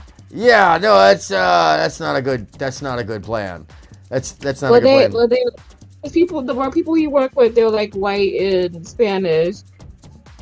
Yeah, mainly. Yeah, it's still that's a very, I think that goes along with the whole, and I have more episodes coming up on this, the self-hatred stuff where, a lot of this WL community, the gaming community, has been very much pushing for a long time this edgelord shit, which is like, say the M-bomb, white kids, say the N-bomb. And now there's some ownership over it, thinking that it's okay, much less all the other kind of slurs that they drop. The privilege side of that. So it seems to me that that's the most concerning thing, because you see a black man dropping bigotry as if it's casual with a mixed crowd, and suddenly folks go, oh, especially the most entitled motherfuckers seem to always go, oh, I can drop the M-bomb? Drives me nuts, by the way. So that's coming up. But that's what you're describing, what I've been looking at recently. Allowance. Yeah, that was just weird, and I was just like, wow.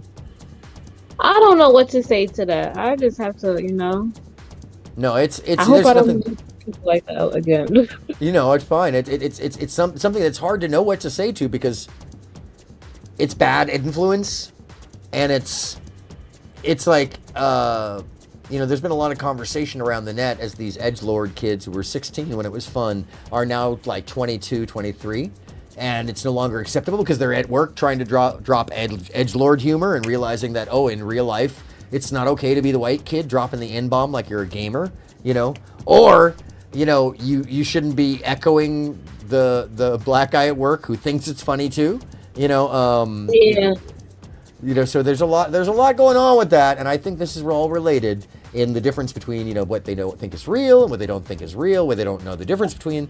But, I gotta say, you have really illuminated us to so much and allowed us so far into your life today, and I really want to thank you for that as I close out the show today, and tell you that you're now that you're in the lookup server, you're more than welcome there anytime. If you see my light on, or it's the easy way to contact me.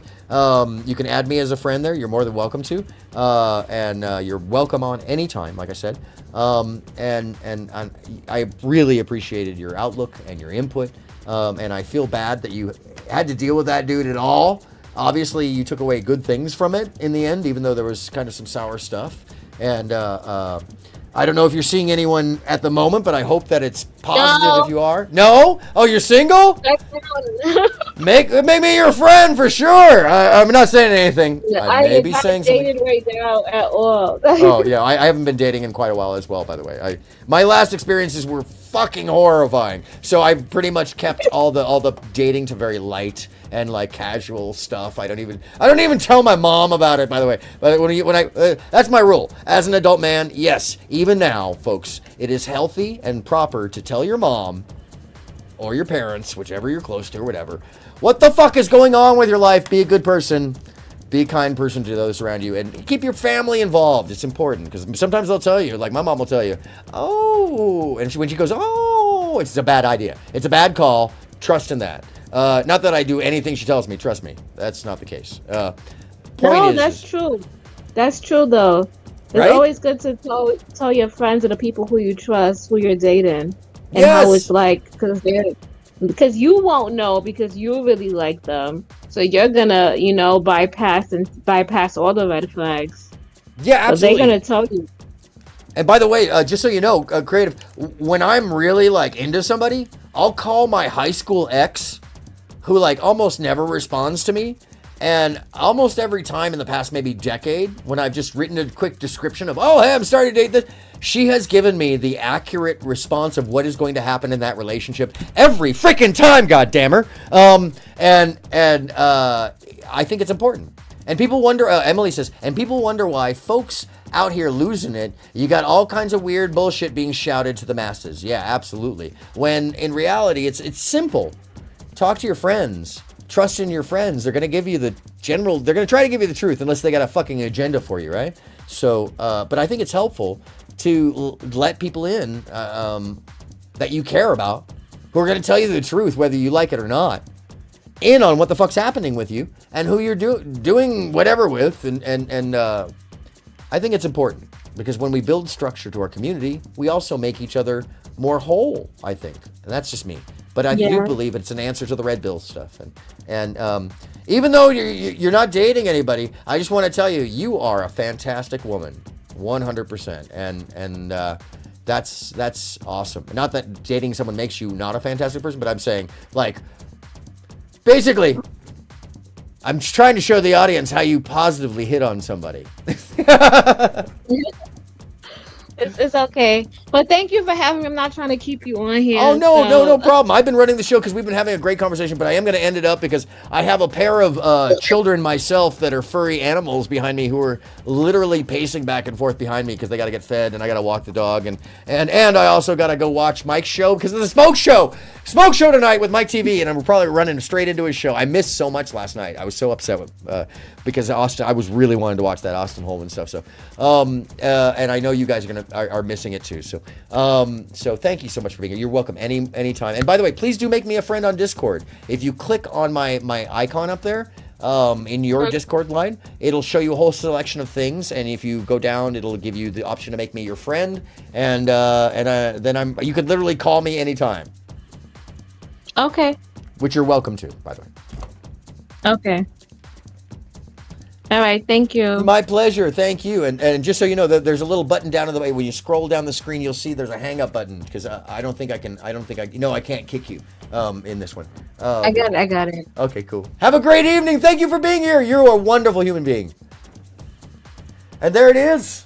I'm all alone again in the lookup server, and that's okay because I think we're gonna round out the show. You folks are so wonderful, and let's find out. Let's go back and see the Gambia last night when you mentioned the neighboring. About Gambia last night when you were mentioning the neighbor country. Yes, I was talking about Gambia, and I Miss Trini sent me. Oh yes, absolutely, Miss Trini, and accept that friend request quite quickly.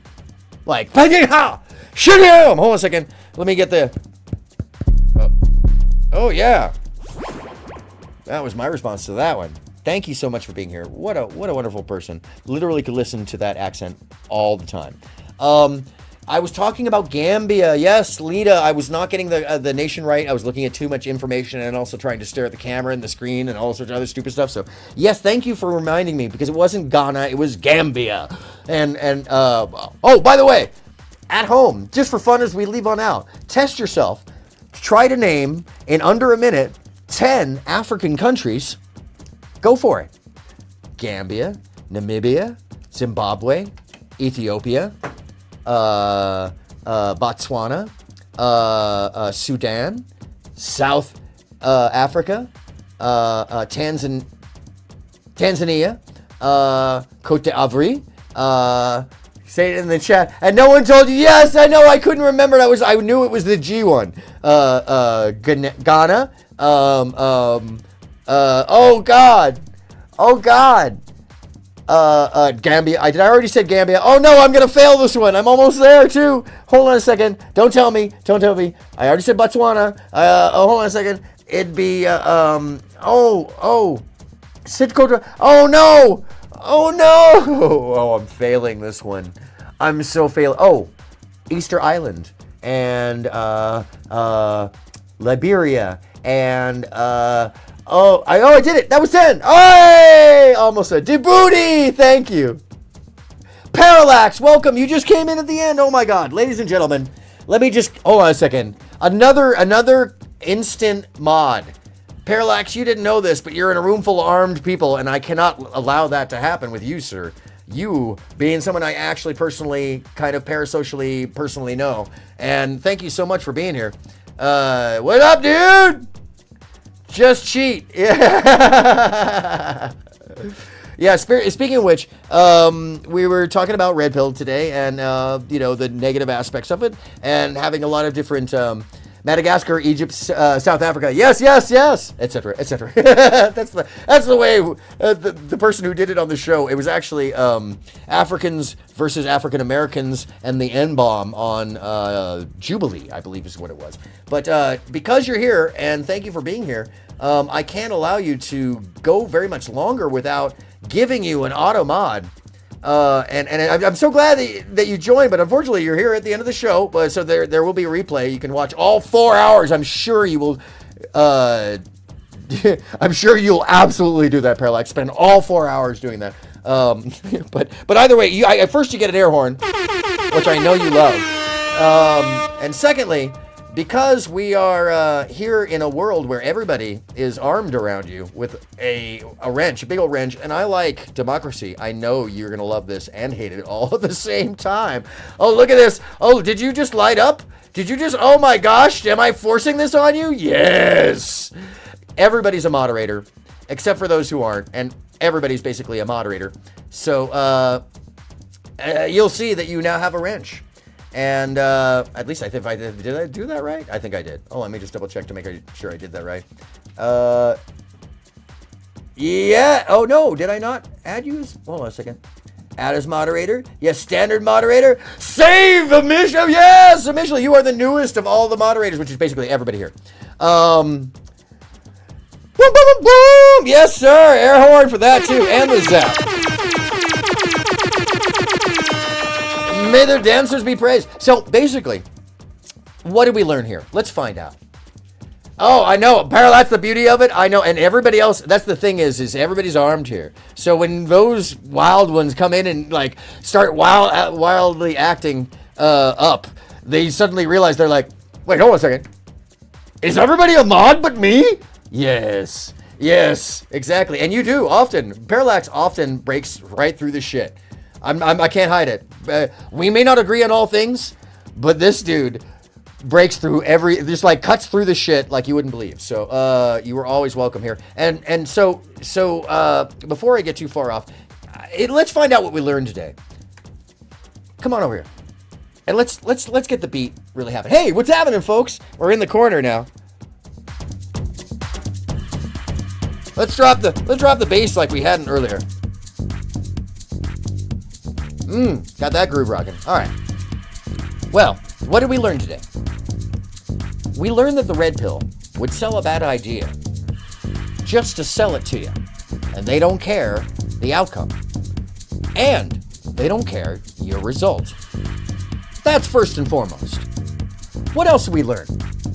Well, we learned that the red pill gentlemen, they have a limited view on everything. Because if they started to include a wider worldview or gray areas into their binary concepts, that shit would fall flat on its face, because then you might be using constructive thought. You might be putting together comprehension. Oh my God! What else we learned? Oh, well, we saw Parallax. We saw Jess. That was the Jester. And then we saw, oh my God, we saw Lita Capone. Oh shit, we saw Emily. Oh, we saw Paula Gray. Oh my God, and I got to talk to Creative Solutions forever. Oh my God, that was amazing. I need some romper room stompers. I really do. And so many more. I saw Mike TV, which is what we're about to see as well. Because don't forget, it's Smoke Show Fridays. And that's important. But really, what did we learn?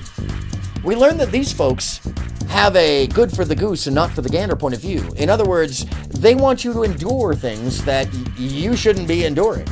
And they want to sell those who are vulnerable a message that they don't want to follow themselves, because at any given time, they'll change their whole agenda to fit what they need.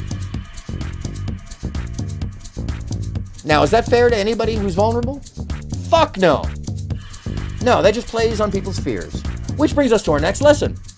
It's pain point messaging from a person who's privileged, who doesn't have to follow that same rule, just like the goose and the gander. But more importantly, they're saying it because they know it hurts you. They know that message hurts you. They know that you're going to respond to it and agree to it because you're already in pain. But they provide no solution. So what else did we learn? That there's a solution! Holy shit! And what is that solution? Well, it's about self-love. It's about giving oneself the grace and time to learn, to grow, to change. And sometimes the experiences in our life can be real fucked up. They can be really traumatic. They can really drop us to a dark place. But we don't have to just give in to them. Rather, be vulnerable to them. Have them create a reciprocal experience, meaning that we get something out of it that helps us to stretch and grow. Now, each person, each one of us, is going to find a different answer out of that, so there's no one solution, which is why the monolith of the red pill is just a false premise. It suggests that there's a game, which there isn't, to living and interpersonal relationships, rather than a cooperation or a commiseration or a compromise. Because all these things are part of growth, whether it be day to day, week to week, month to month, or in ourselves, or observation thereof of the world around us, or just simply adding to our own knowledge base, which can be intellectual or emotional. There's different kinds of intellect, different kinds of knowledge, completely different kinds of wisdom. And wisdom and knowledge, not the same. We can define them at another time. Look it up. Well, when have we heard that before? Anyhow, almost went to the Bahamas. What's the final lesson to today? Well, that normal is special, because special is normal. I've said this before, but what do I mean by that? I mean that normality is more important. Getting along with people, reciprocating with them, treating them as you would yourself. These are the important things that play into why the red pill is bullshit.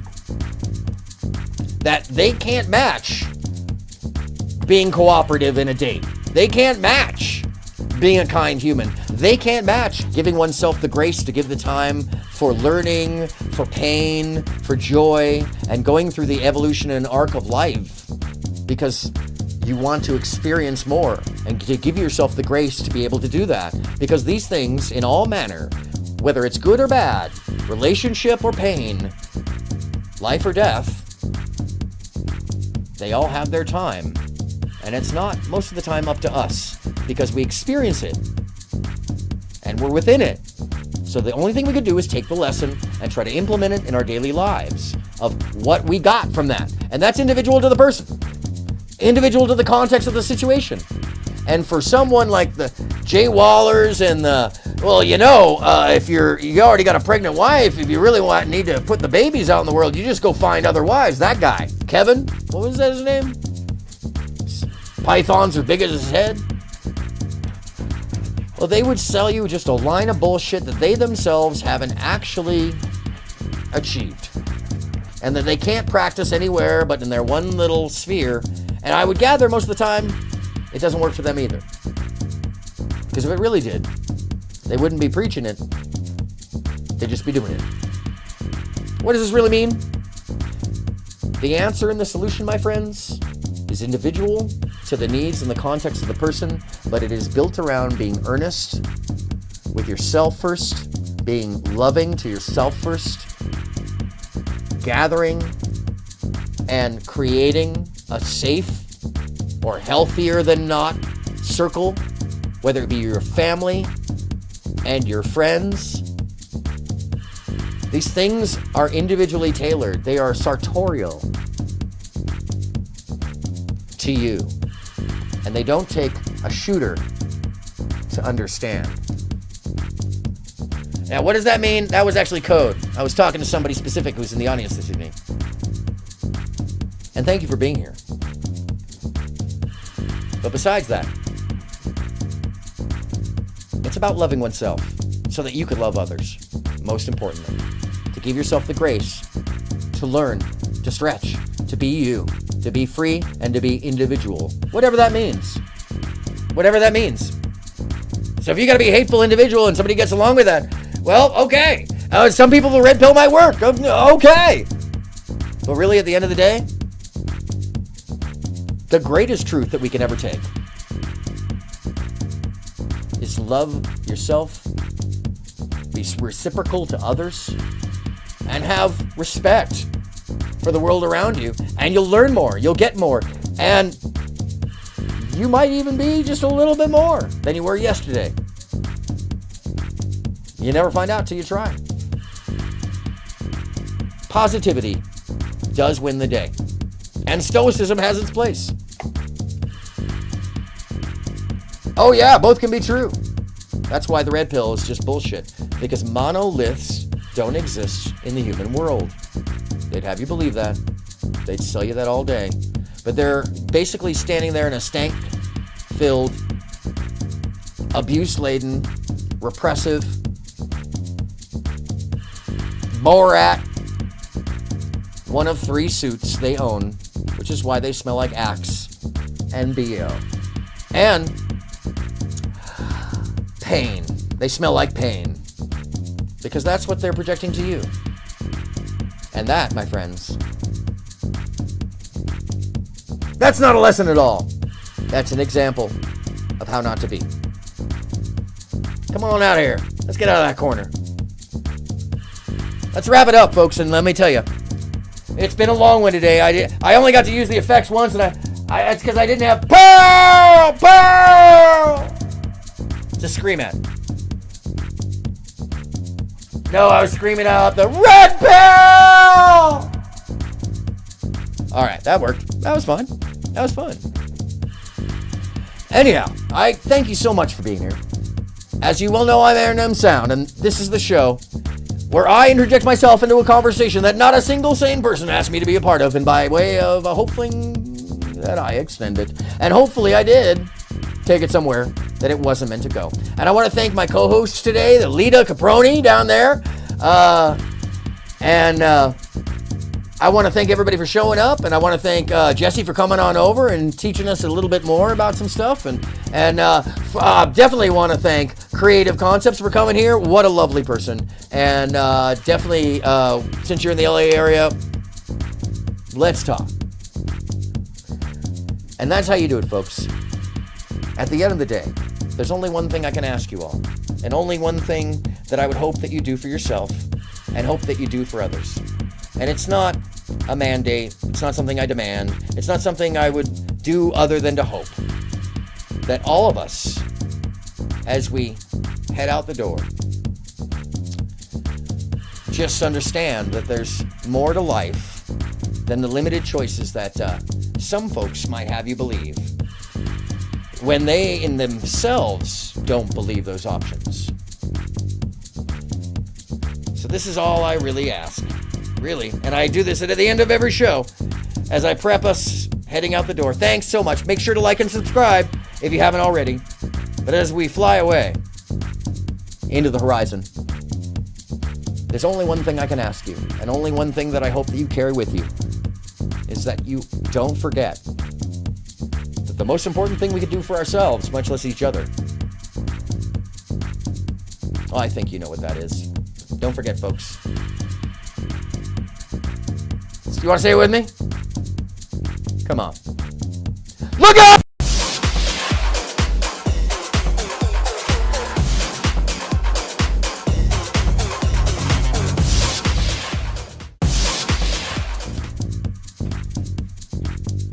Thank you so much for being here, ladies and gentlemen, hobos and tramps, crossing mosquitoes, and belegged ants, and everybody else in between.